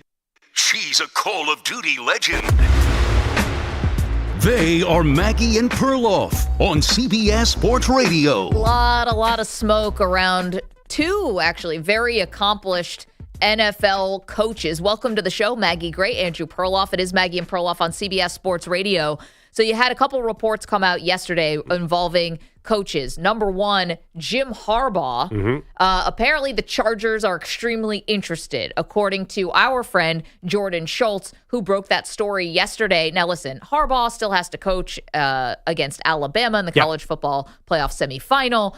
He's got this maybe contract extension that's on his desk right now, although we've heard reports from Michigan, that is, the stipulation is he can't flirt with NFL teams if he wants to get this contract extension. Makes sense. I can see why Hence Michigan the word contract might want to cover their behinds with that one. But the Chargers have vowed that they want, for the first time, it seems like, well, maybe not the first time, but they're putting it out there that price is not going to be an impediment here, right? That they want the best person. They realize they're at a crossroads, and if they have to pay a premium to get someone like Jim Harbaugh, they're going to do it. Well, right. I think the reason they're saying that is, as a franchise, historically, they have not paid up for coaching or GMing or anything necessarily. And I think they have this young, talented quarterback, so they want to go all out. To me, that being said, it doesn't make perfect sense. You have this young, talented quarterback. You know, it's like Dean Smith with Michael Jordan. Who can actually make Justin Herbert worse? Bill Belichick. Well, okay, so Harbaugh is who they might be targeting. Belichick is somebody... Oh, gosh, sorry. Did I jump the gun? Well, Belichick is someone who I always have maintained that the Chargers, I think, would be lucky to get Bill Belichick. Because Bill Belichick, and I think you could say this about Harbaugh as well, these guys are a planet, you know? Like, they are not a system. They're not, like... an offshoot of somebody, I guess if you want to say Belichick, Parcells, but like they're their own coaching trees. They're the tree. They're not a branch from the tree. Well, maybe everyone is, but you know what I'm saying. I mean, listen, Bill Belichick is part of the Bill Parcells That's tree. what I'm saying. He's part of Parcells, but at this point, he's been coaching for so long. Isn't he his own tree at this point? Like Bill Belichick, the whole famous thing is his coaching tree doesn't work. You know, other guys, you can't go anywhere else and replicate what Belichick does. But I think what they have in common is you're not bringing in a facsimile. You know, you're bringing in Jim Harbaugh, or if you bring in Bill Belichick, you're bringing in the OG, the original guy. And that would be extremely appealing to me as a Charger fan and if I'm Justin Herbert. And if you're asking me between the two, I would lean Harbaugh just because he's already had success offensively with Colin Kaepernick and what he could do for Justin Herbert. But make no mistake, they would be lucky to land Bill Belichick as well. I would not hire Bill Belichick because I think you have the potential to have a great offense, and that's how you're going to win. To me, I'm sorry, the guy you want the next of is Kyle Shanahan. I think you want a guy who's going to maximize your offense, number one. It's an offensive league. Do not bring a guy with a defensive mind orientation who's going to slow down your team. Maybe I'm speaking partly as a fan, but also I do think if you look around the league, like what's working consistently, great quarterback play through the years. So I think if you can maximize your quarterback, you can maximize your wins through the years. And Bill Belichick's not going to maximize Justin Herbert. Jim Harbaugh might. I could give you that. But even that is a little bit complicated. Okay, why do we not think that Bill Belichick would be able to maximize Justin Herbert? We saw Bill Belichick with Tom Brady, and Brady got every ounce of whatever he could out of his body and everything. But Belichick with a good quarterback won 6 Super Bowls. Yeah, I know. I know. Why But do we still. not think that Belichick right now has a bad quarterback situation? And it's partly his fault. Of course it is. But Mac Jones has not progressed. Bailey Zappi is not the answer. Justin Herbert is a bona fide good quarterback to great quarterback in this league. Why do we not think that Belichick would be able to win with this formula when we saw it for 20 years? Well, I think it's because he's the ultimate retread at this point. Yes, Bill Belichick, the 2000 version of Bill Belichick would be great for the Chargers. The 2024 version of Bill Belichick is not nearly as exciting. But because he doesn't have a good quarterback. No, because he's 72 years old. I don't buy that because And also the game is passing by. I don't think so. I think if Mac Jones was good, I think they'd have a good team. I think this is like, I feel like I'm making a Perloff argument here. It's just as simple as that. Okay, Belichick, the general manager, hasn't been able to hit on wide receivers. I get that. But if you put him with a good quarterback, and people don't think you're going to have the same type of success you have with Brady, maybe not 6 Super Bowls because he's too old to coach that long, but you're not going to be a playoff team? Get out of here. Maybe but they were a playoff team with Brandon Staley. I mean, and had the worst playoff collapse regardless, in history. you might win 10, 11 games, but it doesn't One of feel those. like, to me, the ceiling with Bill, I just can't see Bill Belichick creating a Bill Belichick culture in LA in time before it just gets too old. Okay, but that's like the negative recency bias. We talk all the time about the positive recency bias about people. This is the negative one. It's like because Bill Belichick hasn't been able to find the heir apparent to Brady, all of a sudden this dude forgot how to coach. Well, have you seen this Patriots special teams this year? Something's wrong. Okay, well, They're poorly coached. Okay, but that's also one season out of 40. Last year, too, they were not great. I mean, they've whatever's happening in New England, I just don't think you're getting Bill Belichick on a high, and it doesn't feel like – I feel like Bill Belichick needs some time to shape a roster and teach everyone how to play football the quote-unquote Patriot way, which is in many ways the Bill Belichick way. Just to go in there, I'm not sure it's going to be an immediate fit wherever he is. He can't just make the Chargers into the Patriots. I mean, if you think of the first Patriots team that won the Super Bowl, it was all character. It was all special teams. It was Larry Izzo and guys like that. I just don't think he can he did immediately do it in New England, ironically. But I just don't think the Chargers are going to have that transformation. And the other thing, too, is I don't think that 2001 Patriots team would win in today's NFL. I just think the league has moved on in many ways, and now something else is going on. Okay, but he would have the Ferrari in Justin Herbert. Yeah. So you bring your great defense. You're able to get – I'm just assuming if you're a veteran in this league, if you're the Khalil Macks and you're the Joey Bosa's, if you can't buy into Belichick, these are the guys who would buy into Belichick. Mack and Bosa buy into Brandon Staley. They play hard every down. Okay, well, I'm just saying the defense – Brandon Staley, part of the reason why he's fired – and not the coach anymore is because he's a defensive-minded head coach, and that defense underachieved. Yeah, I mean, that team is the most injured team in the history of the planet, year in and year out. I hope Belichick brings a new training staff because they can't stay on the field. Well, it's not going to be Alex Guerrero, but anyone but him, the TB12 guy. But here's the thing. I think you get buy-in from the veterans because it's Belichick. He's got the resume, and you get the young guys on the team have no choice but to follow the veterans, and you give them a great quarterback. Guys, remember what we saw. Trust your eyes. We saw Belichick with a great quarterback create a modern dynasty. And now all of a sudden he wouldn't be able to do it? That doesn't square to me.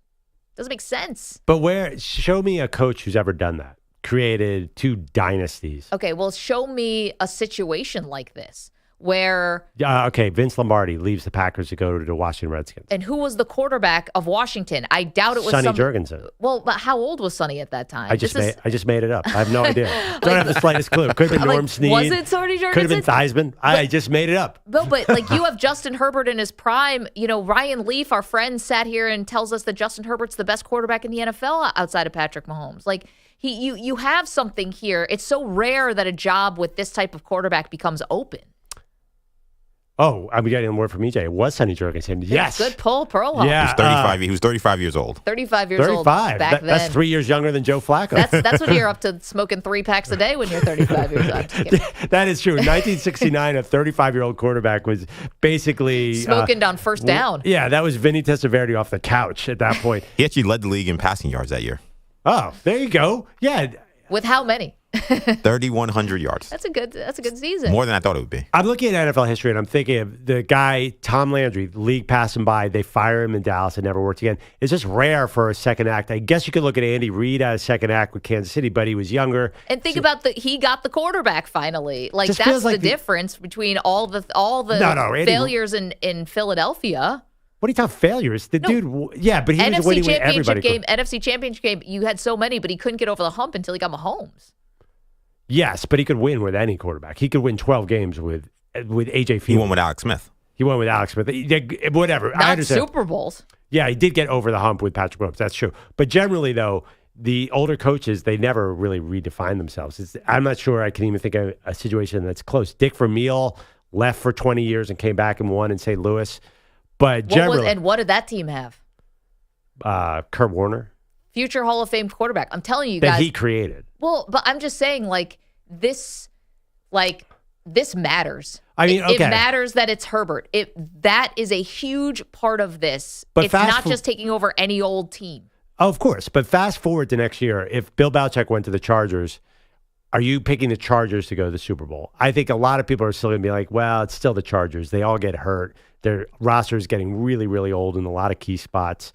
I'm not sure that that's an easy Super Bowl pick. Now, according to some new reporting coming out of New England, Tom Curran had this, that Robert Kraft is hoping to set up a bidding war for Bill Belichick, right? They want to trade Belichick. They want to get some type of compensation, just like they traded for Belichick many, many years ago with the New York Jets. So to create a bidding war, what do you need? Multiple bids. EJ believes he has the perfect team to get into the bidding war with Bill Belichick. The Dallas Cowboys should go after Bill Belichick. I agree.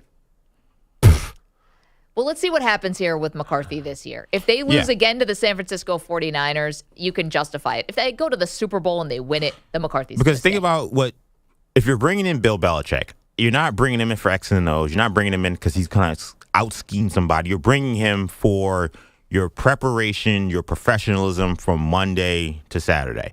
Getting ready, being prepared, being professional, and showing up to play on Sunday.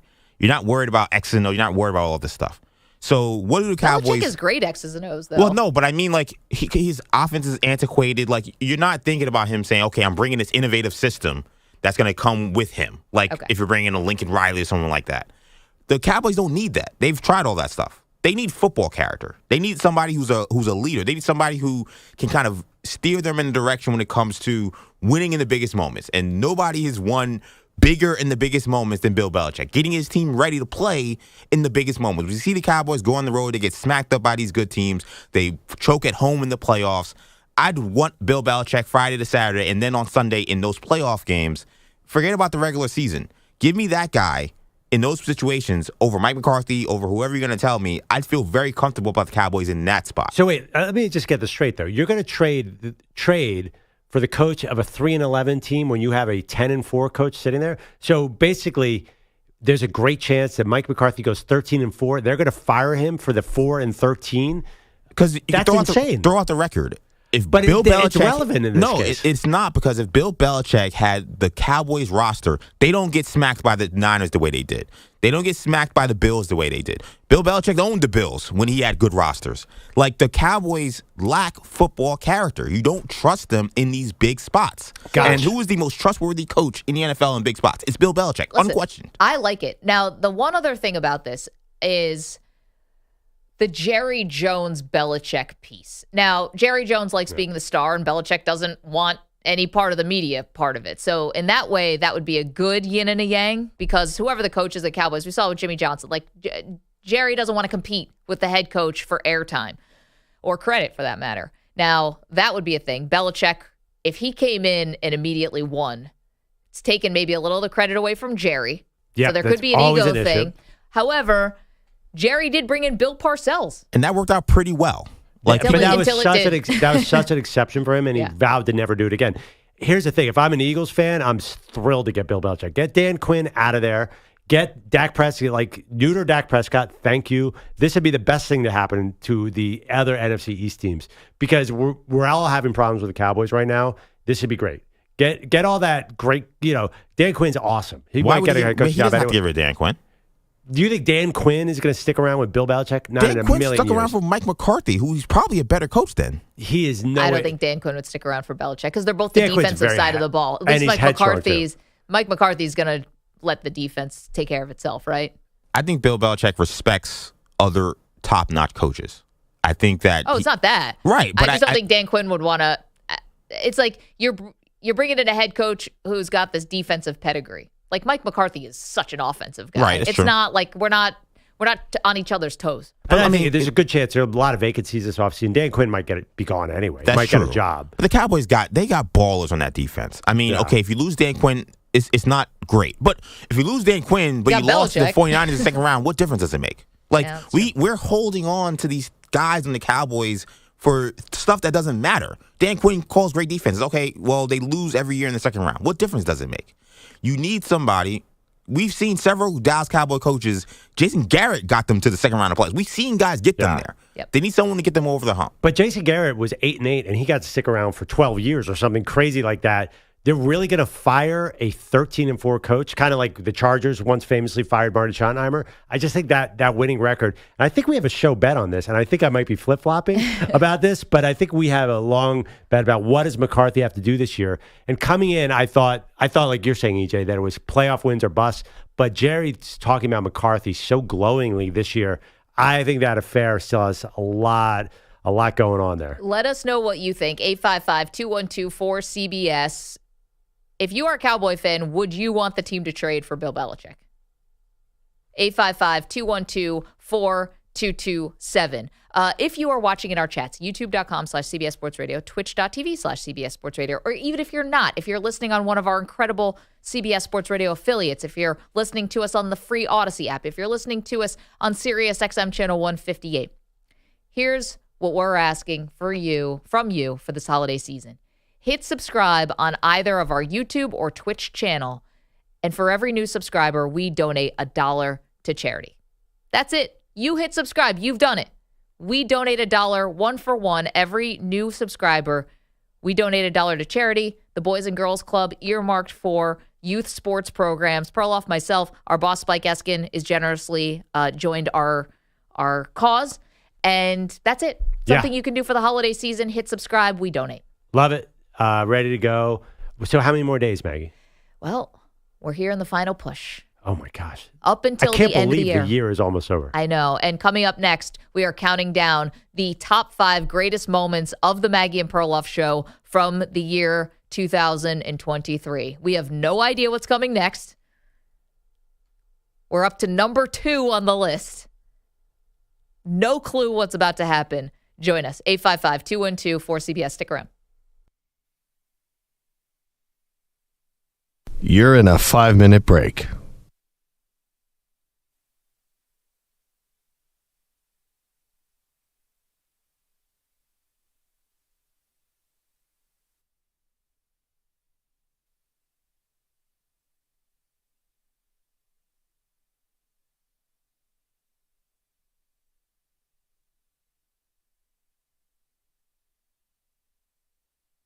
Four minutes, 30 seconds remaining.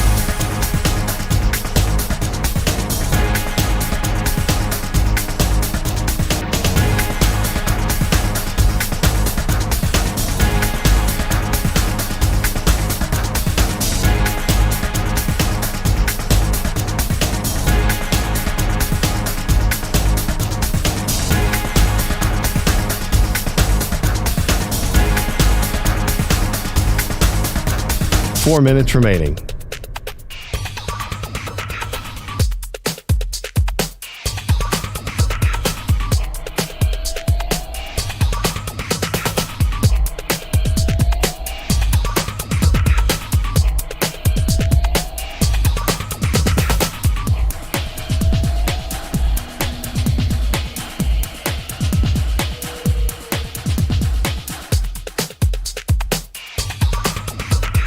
3 minutes, 30 seconds remaining.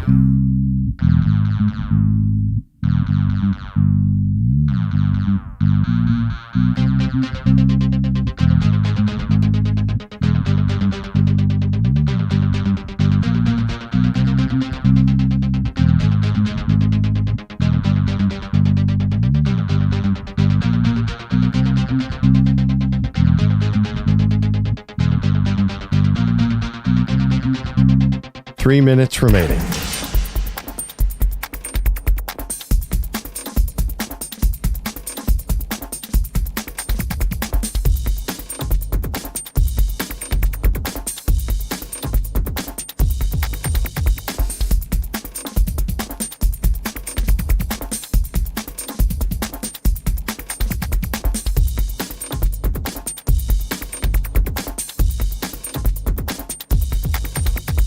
Two minutes, 30 seconds remaining.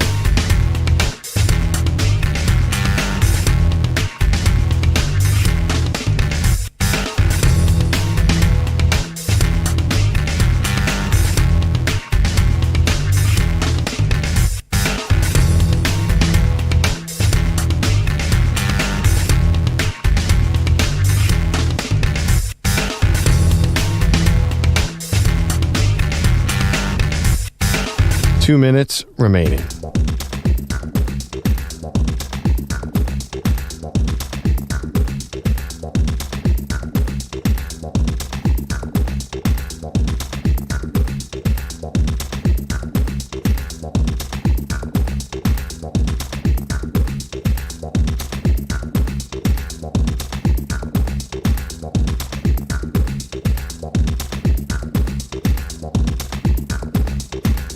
One minute, 30 seconds remaining.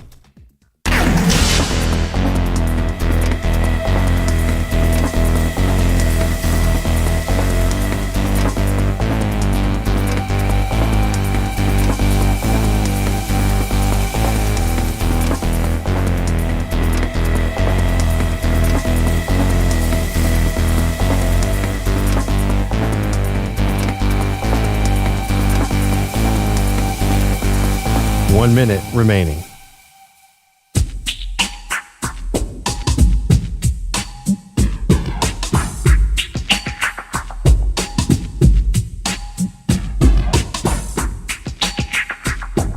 $45 seconds remaining.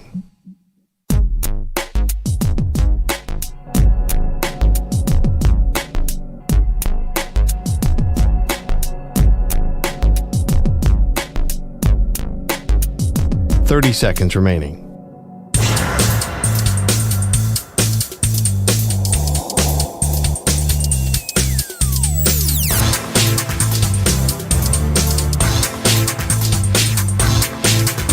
$15 seconds.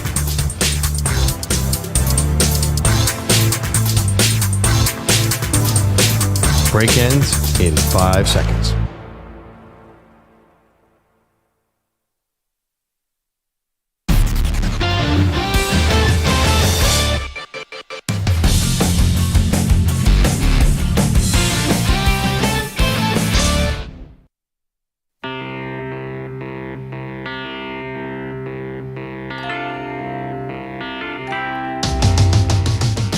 This portion of the show is brought to you by Wesley Financial. Stuck in a timeshare and want out? Contact Wesley Financial Group now and get a free timeshare exit information kit at wesleyfinancialgroup.com.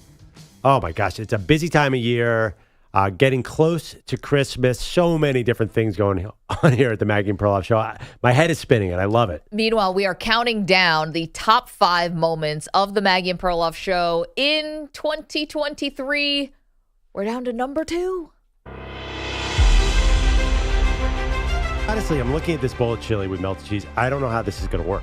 How am I going to consume this? That is a you problem, There's man. too much cheese. It's very soupy, too. I don't see any chili or noodles. So here we go. Yeah. All right. He has prepared himself. Hands are safely underneath. I can't believe he's keeping this the is glasses for on. selfish Joe Burrow. Glasses have to come off. Who wanted here. all the money and therefore I have to eat chili. Take the frames off. Leaning in, nose first, mouth is open. Oh, there's tongue contact with the cheese. He is very delicately breaking the film. We get our first look orange. Too much cheese. Orange is the color of Skyline chili on your face. Oh, this is a deeper dive. There is juice cascading off his nose. It's good. Is it? Yeah, you want some? Not now. I don't know why I didn't. That we go. slurping sound. Good slurping. The orange tint of this on your face and it's perfectly going right down the middle. It's like a Bizarro Braveheart face paint. All right. How about it? Ready? Here I go. Oh. So having to break the film of the melted cheese every time can't be fun. Oh, you are, so unappetizing to watch you eat it this way. No hands. You're doing a great job of keeping your hands behind your back, which I know is a concern for you. And your face is a disaster, but the rest of the space is fine. You're somehow eating this politely. I've taken 20 bites, and I've made no dent on it. This is the biggest bowl of chili in the history of the world. Oh no, it's over. Chili just fell out of his left nostril. Ring the bell, throw in the towel. I can't breathe. It's done. It's done. Andrew Perloff, congratulations. That was awesome. Well done. How do you feel? I don't feel so good right now. I don't know. Something feels off. Yeah, you're just eating chili and it's 9 o'clock in the morning down. at the East Coast. I think I ingested some in my nasal passage. I'm going to tell you, this is a shocking upset that this is not number one. Well, by the way, to hear Andrew Bogusch say, we have tongue contact. That is not a play-by-play call I ever want to hear again. It's like if you were calling my first date or something.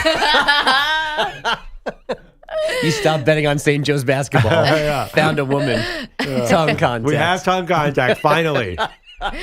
Oh, my gosh. What a day. That was Perloff. If you're new to the show or just finding us, that was our first week in the morning show. Perloff paid off the bet he lost to me, which was that Joe Burrow you thought was going to sign for less average annual money than Justin Herbert. Yes, and of course the Bengals, because I think they wanted to see us do this, gave a symbolic $50,000 extra to Joe Burrow, so I'd have to eat the chili. Or was it $500,000? $500,000. Perloff had to eat a bowl of Skyline chili with no hands. And it was a nuclear orange. It felt like that orange was on me and was being found in places for weeks to come. It looked radioactive watching it back. Yeah. So, and Andrew Kaplan actually, I think, had microwaved it. And yeah, it was like steaming. Yeah. Yeah, it almost sounded like there was like an issue in the kitchen. Like there was a lot of complaints about like how soupy it was, how cheesy it was. Well, also we had to cook spaghetti there's no stove here in the office, so we microwaved the spaghetti. Because Skyline chili comes with spaghetti. That wasn't good. No, it wasn't Speaking great. of which, Andrew Kaplan said it was a humble brag that you got contact on your first date. Amazing. All right, so we're counting down. So tomorrow we're down to the number one moment of Maggie and Perloff in the year 2023. I'm shocked it wasn't the Skyline chili, so I can't wait to hear what EJ picked for tomorrow. We've done a lot of gross things this year. I don't know why. Why do we keep doing this? We've eaten a lot of gross I think stuff. one of us wearing a singlet will be the grossest thing ever. That's for 2024. That will be our first show bet of 2024. If Michigan wins then and beats Alabama, EJ and I have to wear a wrestling singlet. If Alabama wins, Perloff has to wear the wrestling singlet. Andrew Bogusch has headlines. Top that. Well, and if Michigan or Alabama wins, the rest of us lose. Yes. Aaron Donald is a Ram, not a Steeler, since the NFL keeps ignoring Perloff's geographical farm system idea. So Derek Carr has to worry about Donald as the Rams and Saints meet on Thursday Night Football. I think that's just the ultimate sign of respect, that not only physically is he dominant, but mentally he's just so smart and can understand things that you got to be ready for that. Carr will have Chris Olave for Thursday Night Football despite an ankle issue. These two fighting for the last two NFC wildcards, but New Orleans does have the safety net of maybe winning the crappy NFC South over the Bucs. Kickoff in L.A., roughly 5:15 Pacific. So there is now a special Board of Trustees meeting at FSU tomorrow morning. No official reason given, but it's reportedly to discuss the Noles ACC future. They're angry again after being left out of the CFP semifinals. Some of us around here think the ACC contracts are ironclad. Others around here think the Noles will be in the SEC soon-ish. They lost the night before. They didn't have Jason Tatum, but the Celtics just fine last night in Sacramento. Jalen Strong down the right side, elevates, throws it down hard with the right hand, pumps his fist for the Celtics bench. And you think it's raining in California. Jaylen Brown just made it rain inside the Golden One Center. Who's your daddy? Who's your daddy? A broadcast risque, more risque than Maggie. Can we just cut that? I just want that around our show. Wait, sorry, who said that again? That's Cedric Maxwell. That was Cornbread? Oh, boy. Yeah. Who's your daddy? Who's your daddy? They attempted 86 threes in this game. Which team? Both teams or one? Combined. Yeah, wow. 42 three-point attempts for the Celtics and 44 three-point attempts for the Kings. Feels like a lot. And I guess the Celtics hit more of them because they won 144 to 119. The Clippers won in Dallas 120-111. That's a 9-game win streak for LA. The Lakers losing in Chicago 124-108, dropping to 1-4 since winning the in-season tourney.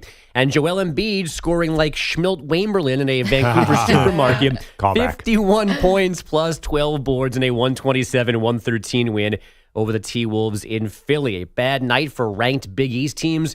Number 5, UConn run over at Seton Hall, 75-60. Number 12, Creighton losing at home in OT to Villanova, 68-66. The Blue Jays had a 14-point lead shortly after halftime. And I mentioned this earlier in the show. A European court ruled this morning that UEFA overstepped its bounds in squashing the proposed soccer Super League across the continent. Since that ruling, organizers have re-proposed their Super League for men and for women. Real Madrid and Barcelona say they are still interested. Man U still saying no thanks. Guys, back to you. Wasn't this also the American owners who were kind of at the center of this, right? Like the Glazers and stuff, and they were mad about that? Well, are they generally mad at the American owners for all things? Yes. Liverpool, they've done really well with their American owners. Which one is LeBron part of? Chelsea? Liverpool. Yeah, and they're a Monstar team. See everything that LeBron touches. Bogusch, thank you so much. Appreciate that. All right, Perloff has to skedaddle for jury duty yet again. Our national nightmare continues. And you guys time, still don't believe me that I'm doing it. No, we don't. Do I need to bring a note? This time it's from the bailiff. This time it's particularly painful because coming up next, our celebrity NFL game picker is going to join us. And I just want to give you this tease. She's also banned from the Garden. You got Emily Ratajkowski? No.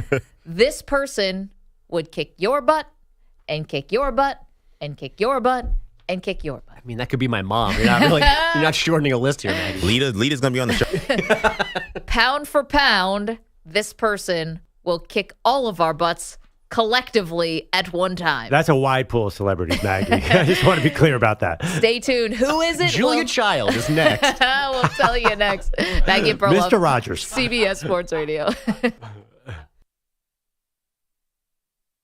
You're in a 5-minute break.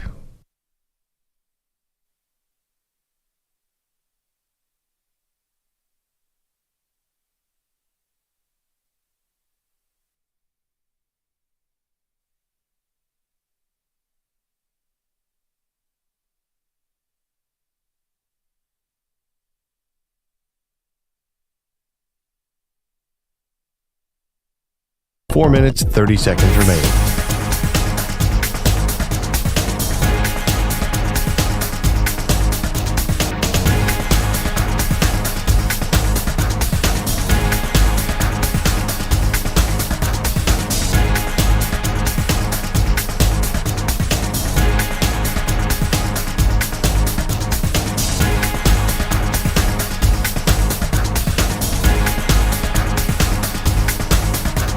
Four minutes remaining.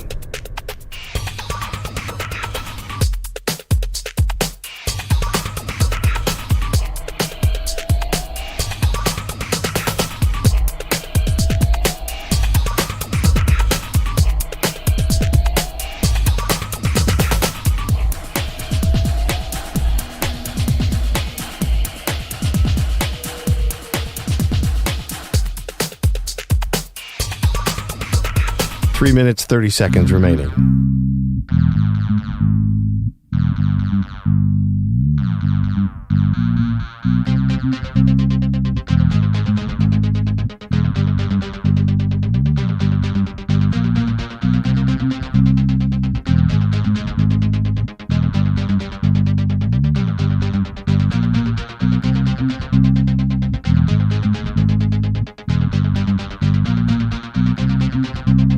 3 minutes remaining.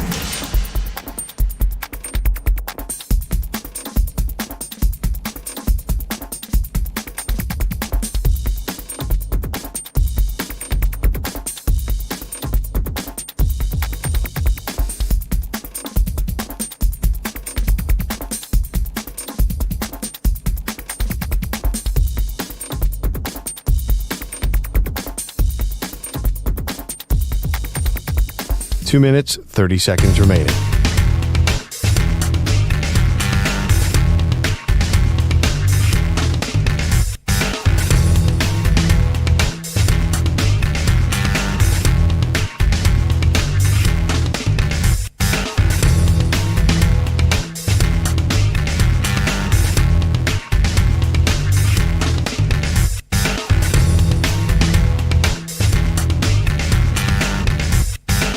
Two minutes remaining.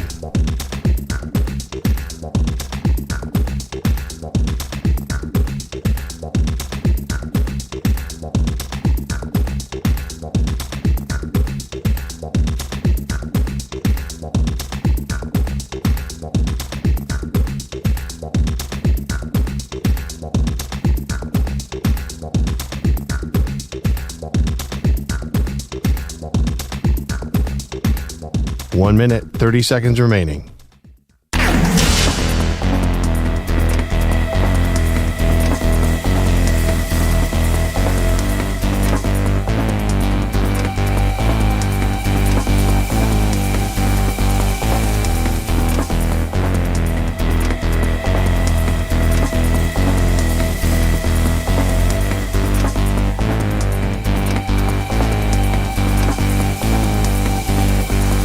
One minute remaining.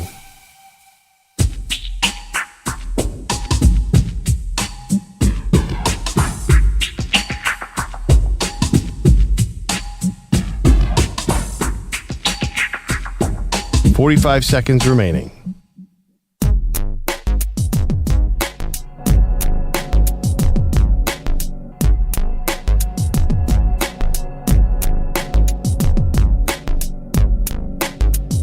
"30 seconds remaining.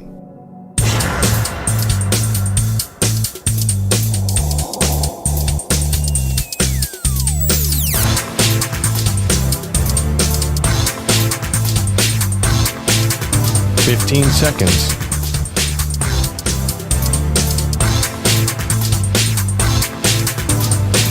Break ends in 5 seconds.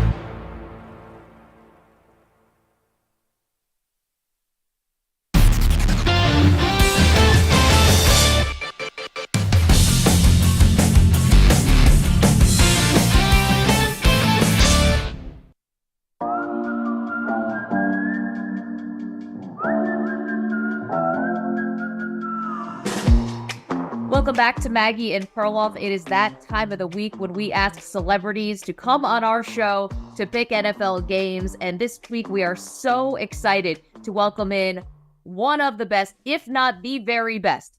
Guys, the best. Pound for pound, one of the greatest fighters on this planet. He is the one flyweight world champion. It is Demetrius Mighty Mouse Johnson. It is a thrill to have you, Demetrius. DJ, thanks so much for making time for us. I mean, your career has just continued to be a marvel. At this point, with 15 times you have been a flyweight world champion, like what keeps you going at this point? First off, thanks for having me on the show. Honestly, it's just a passion of mine. I've been doing this since I was 18 years old, doing mixed martial arts, kickboxing, Muay Thai, shoot boxing, and then some submission wrestling. It's just a passion of mine that I just love to compete. And so I'm truly grateful and blessed to be able to have a healthy body, to be able to, do all that amazing stuff, and to be able to still do it if I choose to. And, I just got done working out right now earlier. So I'm happy. Demetrius Mighty Mouse Johnson is joining us, the one flyweight world champion, pound for pound, one of the greatest fighters on this planet. It's really true, Demetrius. You're laughing about it, but it's true. We see now guys like Tom Brady, Aaron Rodgers, like they'll say things like diet is so important. They'll say things like I feel better now in my late 30s, or for Brady it was early 40s, than he did in his 20s. What is like the one thing that you've learned along the way that you think like, I wish I had learned this 10 years ago or 15 years ago about maintaining your body? Diet. Rest is a huge thing. A lot of people think more is more. Less is more, right? Like you don't have to go to the gym and destroy your body every single day. Like today was a 30-minute workout. That's it. Tomorrow it's gonna be light, and then Friday we're gonna redline it. Saturday, Sunday we're off, and that gives me the opportunity to recover and rest to get ready for the next week. Diet's a huge thing. I've never been big about choosing certain things to eat, but now I try to eat. If I can find it in the woods, I try to eat it, right? They call it the paleo diet, right? But for me, it's like I like to cheat. Last night I had some cookies.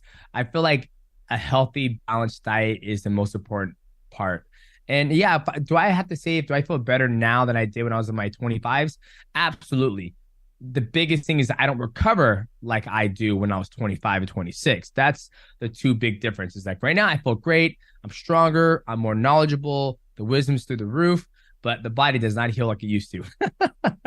Amen to that. I think even us non-athletes can understand what you're talking about. Demetrius Johnson, Mighty Mouse, is joining us. He's the one flyweight world champion. He's a 15-time flyweight world champion. Now you're going to be picking some NFL games for us. That's why we brought you on here. Hey. Also want to let you know that the One Championship Global Pay-Per-View Friday, One Friday Fights 46, 7:30 a.m. Eastern Time. Here's how you get it. Watch.onefc.com. Also, the monthly primetime events on Prime Video. Obviously, we all know Prime Video because of Thursday Night Football. Get it in the same place. So we'll talk football in a second. You got to attend a Seahawks game. You're you were raised in Washington, the state of. What is it like to go to a Seahawks game when you're Demetrius Mighty Mouse Johnson? It was awesome. It was my very first time going to a Seattle Seahawks game. The experience is absolutely amazing. My wife's been multiple times. Me, I'm like, man, I got to go over here, use the restroom. I got to wait in line, get a $15 beer. It's just ridiculous. I was like, I stay home, get all the beer I want, go to the restroom as much as I want. I can pause the game. I can do all this stuff. I hear the calls. But this was an amazing experience. I'm truly grateful for it. And the atmosphere in Seahawks is absolutely amazing. Like the 12th man it's mind-blowing. And we're going to have you pick games. Spoiler alert, you will be picking that Seattle game. They've got a big one coming up at Tennessee as they're trying to get back into the playoff race. I think a lot of people who love not just mixed martial arts, but love boxing, just love the fight game in general. One thing we notice is so many crossover fights. Yep. It's like every MMA person's is fighting in the boxing ring now. Boxing at times can go to MMA. That's a little bit more rare. Do you think that these fights that some people call gimmicky, is this something that you think is going to continue to happen in mixed martial arts? Do you think this is good for the sport or not so much? I think you're going to see a little bit of both. The reason why is because it's bringing so much more money and eyeballs to the table. You have Jake Paul, who just fought Andre August. He knocked him out in the first round. That's a big fight. A lot of people tune into it. Jake Paul has such a big following. And then you have, a guy like Francis Ngannou who just fought Tyson Fury. That was absolutely amazing. I was watching. I was on the edge of my seat. So you're starting to see a lot of these guys who have become free agents be able to do what they want to do. You go back 10 years ago, even 5 years ago, this was unprecedented because a lot of people were scared to not leave their contract. Where now you're seeing a lot of athletes who have names like, no, I'm going to take a bet on myself. And that's what you're seeing. You saw Anthony Pettis and Vincent Henderson. They just fought in karate combat. You're going to see a lot more of this. And I think it's good for the sport. It just brings more eyeballs and it gives the athletes more opportunities to make money besides in one organization. Demetrius Mighty Mouse Johnson, we brought him here, to talk fighting, of course, but also to pick some NFL games for us. Again, he is the one flyweight world champion. You got the World Championship Global Pay-Per-View Friday, One Friday Fights 46, 7:30 a.m. Eastern Time. You got to go to watch.onefc.com. There's also the monthly primetime events on Prime Video. You can find them all the time. It's a great product. Okay, should we pick some NFL games? Let's do it. Okay. Hey, Perloff, over here. Time for celebrity picks. Here we go. Now, I'm going to ask, you realize the playoffs are coming up soon. Yeah, so I know. these So I do watch NFL when we're doing prize picks. Okay, I'm not gonna lie, to be upfront about that. So I'm kind of, versed what's going on. And the Super Bowl is every year, same time, February 5th, I believe, 6th or whatnot. So yeah, generally like the first or second Sunday in February. Okay, so you're ready to go. And the Super Bowl's in Las Vegas this year, a place where you have fought many, many times. Okay, first pick, you got the Dallas Cowboys at the Miami Dolphins. Who do you got? Well, I'm going to go with Miami Dolphins. The reason why, let me tell you right, because Dan Marino, okay? Dan Marino, he's the only NFL quarterback to have a movie based around him on, what's the movie called? Ace Ventura? Ace Ventura, Pet Detective When Nature Calls. So I'm always going to go with, Dan Marino's team, Miami Dolphins. I want to do a whole other interview with you about comedies that you like if Ace Ventura is on your radar. Okay, let's keep going. That'll be another time. Let's go to the Raiders are at the Kansas City Chiefs. Who do you like there? Kansas City Chiefs, I believe that's Patrick Mahomes, correct? He's on there, okay? You're right. Patrick Mahomes, he's absolutely phenomenal. I don't know how he's been doing this season. I think he's been doing okay. I could be wrong, but I'm never going to bet against Patrick Mahomes, so I'm going to have to go with the Kansas City Chiefs. Smart man. Have you been following the Taylor Swift Travis Kelce relationship? Yeah, because of Halloween, one of my buddies, he's played football before. He was huge. I'm like, who the hell are you? He goes, I'm Taylor Swift's boyfriend. I'm like, and who the hell is that? He goes, Kelce. I was like, no, I don't listen to Taylor Swift, so I'm sorry, bro. So I know about it. Wait, this was a former NFL player you were talking to, or just a football player? A football player who used to play in college. Okay. Yeah, no, not a former. No. Oh, it's like, I love it. Okay, the Baltimore Ravens are at the San Francisco 49ers. This might be a Super Bowl preview. Okay, 49ers. 49ers, yeah. So like I said, I do little picks, projections, and it was the 49ers versus the Arizona Cardinals. And, they had Purdy, I believe, Brock Purdy was in them. They said, do you think he's going to go over 300 or less than 300? And I was like, ugh. But it was like, you want to get picked 300, so you want that? And I was like, nope, I'm not touching that. I was like, 300 passing yards against the Arizona Cardinals. I mean, I think he could have done it, but you got to, factor in the run game, his rushing game, all that stuff. So, but the 49ers have looked absolutely amazing. I think they're 11-3 this year. 11-3. You're right. I don't think they're going to lose. I think they'll probably win a Super Bowl this year. There we go. Okay, two more for you quickly. Cincinnati, the Bengals are at the Pittsburgh Steelers. Ooh, I've always been a big fan of Steelers, just because the coach has always been there for a very, very long time. I don't know the coach's name by heart, but he's been very dedicated to that team, so I'm not going to bet against him. Mike Tomlin. We will cut this and send it right to him. Boom. And then finally, Seattle, the Seahawks, your team at the Tennessee Titans. I'm going to go with Seattle Seahawks because I'm a big fan of them.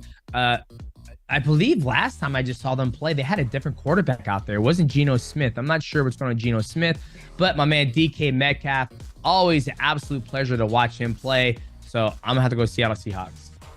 DK Metcalf is someone who looks like he could kick everybody's ass. Like, that's just no doubt about it.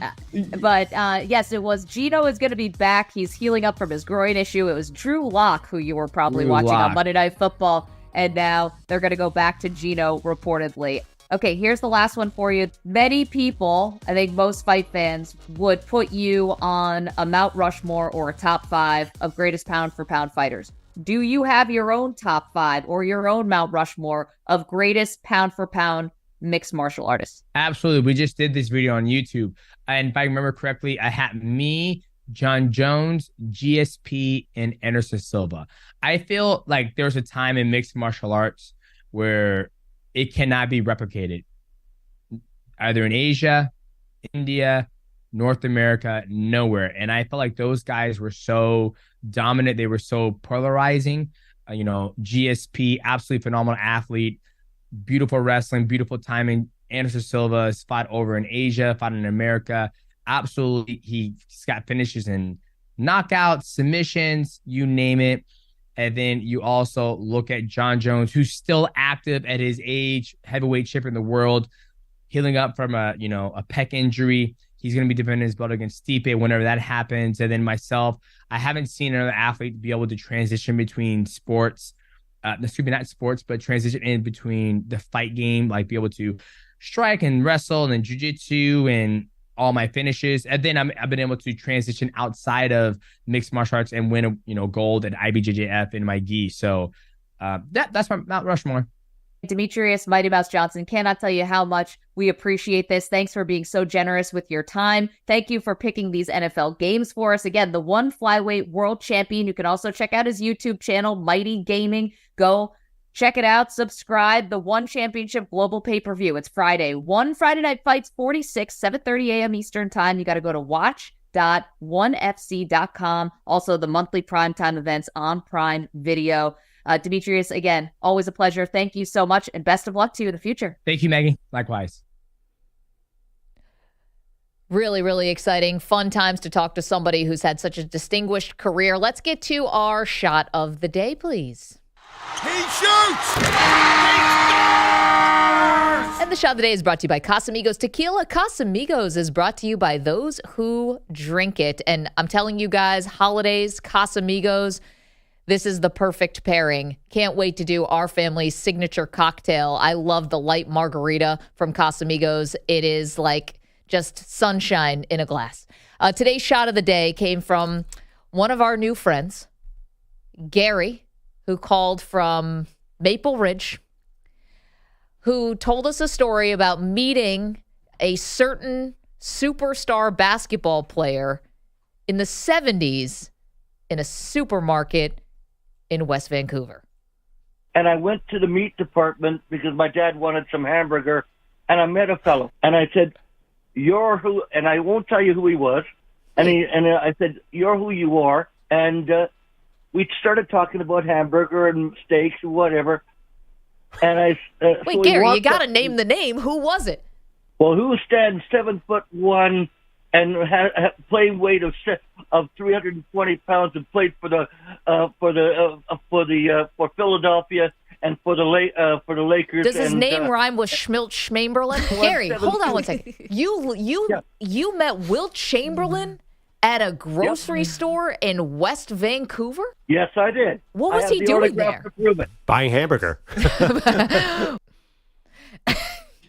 That could have kept going and going. I mean, EJ had to edit it for our shot of the day, but the whole call was really something I'll never forget. I still can't believe he felt the need to protect a man who has passed away and was doing nothing bad in the situation. I know. That was the thing. Like, this happened in the 70s. Why now are you trying to protect his anonymity? Like, he was there. You said it. Yeah. I also didn't understand. The impetus was the call was because we were doing an NBA GOAT conversation, and you wanted to mention how this mysterious man would have crushed LeBron and crushed Steph Curry. Yeah. But then wouldn't name him. He wouldn't name who he was. It's up to our imagination, EJ. That's why. What other 7'1" player played for the Philadelphia 76ers and the Lakers and may have been on break from the Harlem Globetrotters? And was in Vancouver in a hamburger aisle. Right. Yeah. Stupid the produce woman. I think you racked up all those numbers. Nobody is safe. Everywhere is the dance floor for Wilt Chamberlain.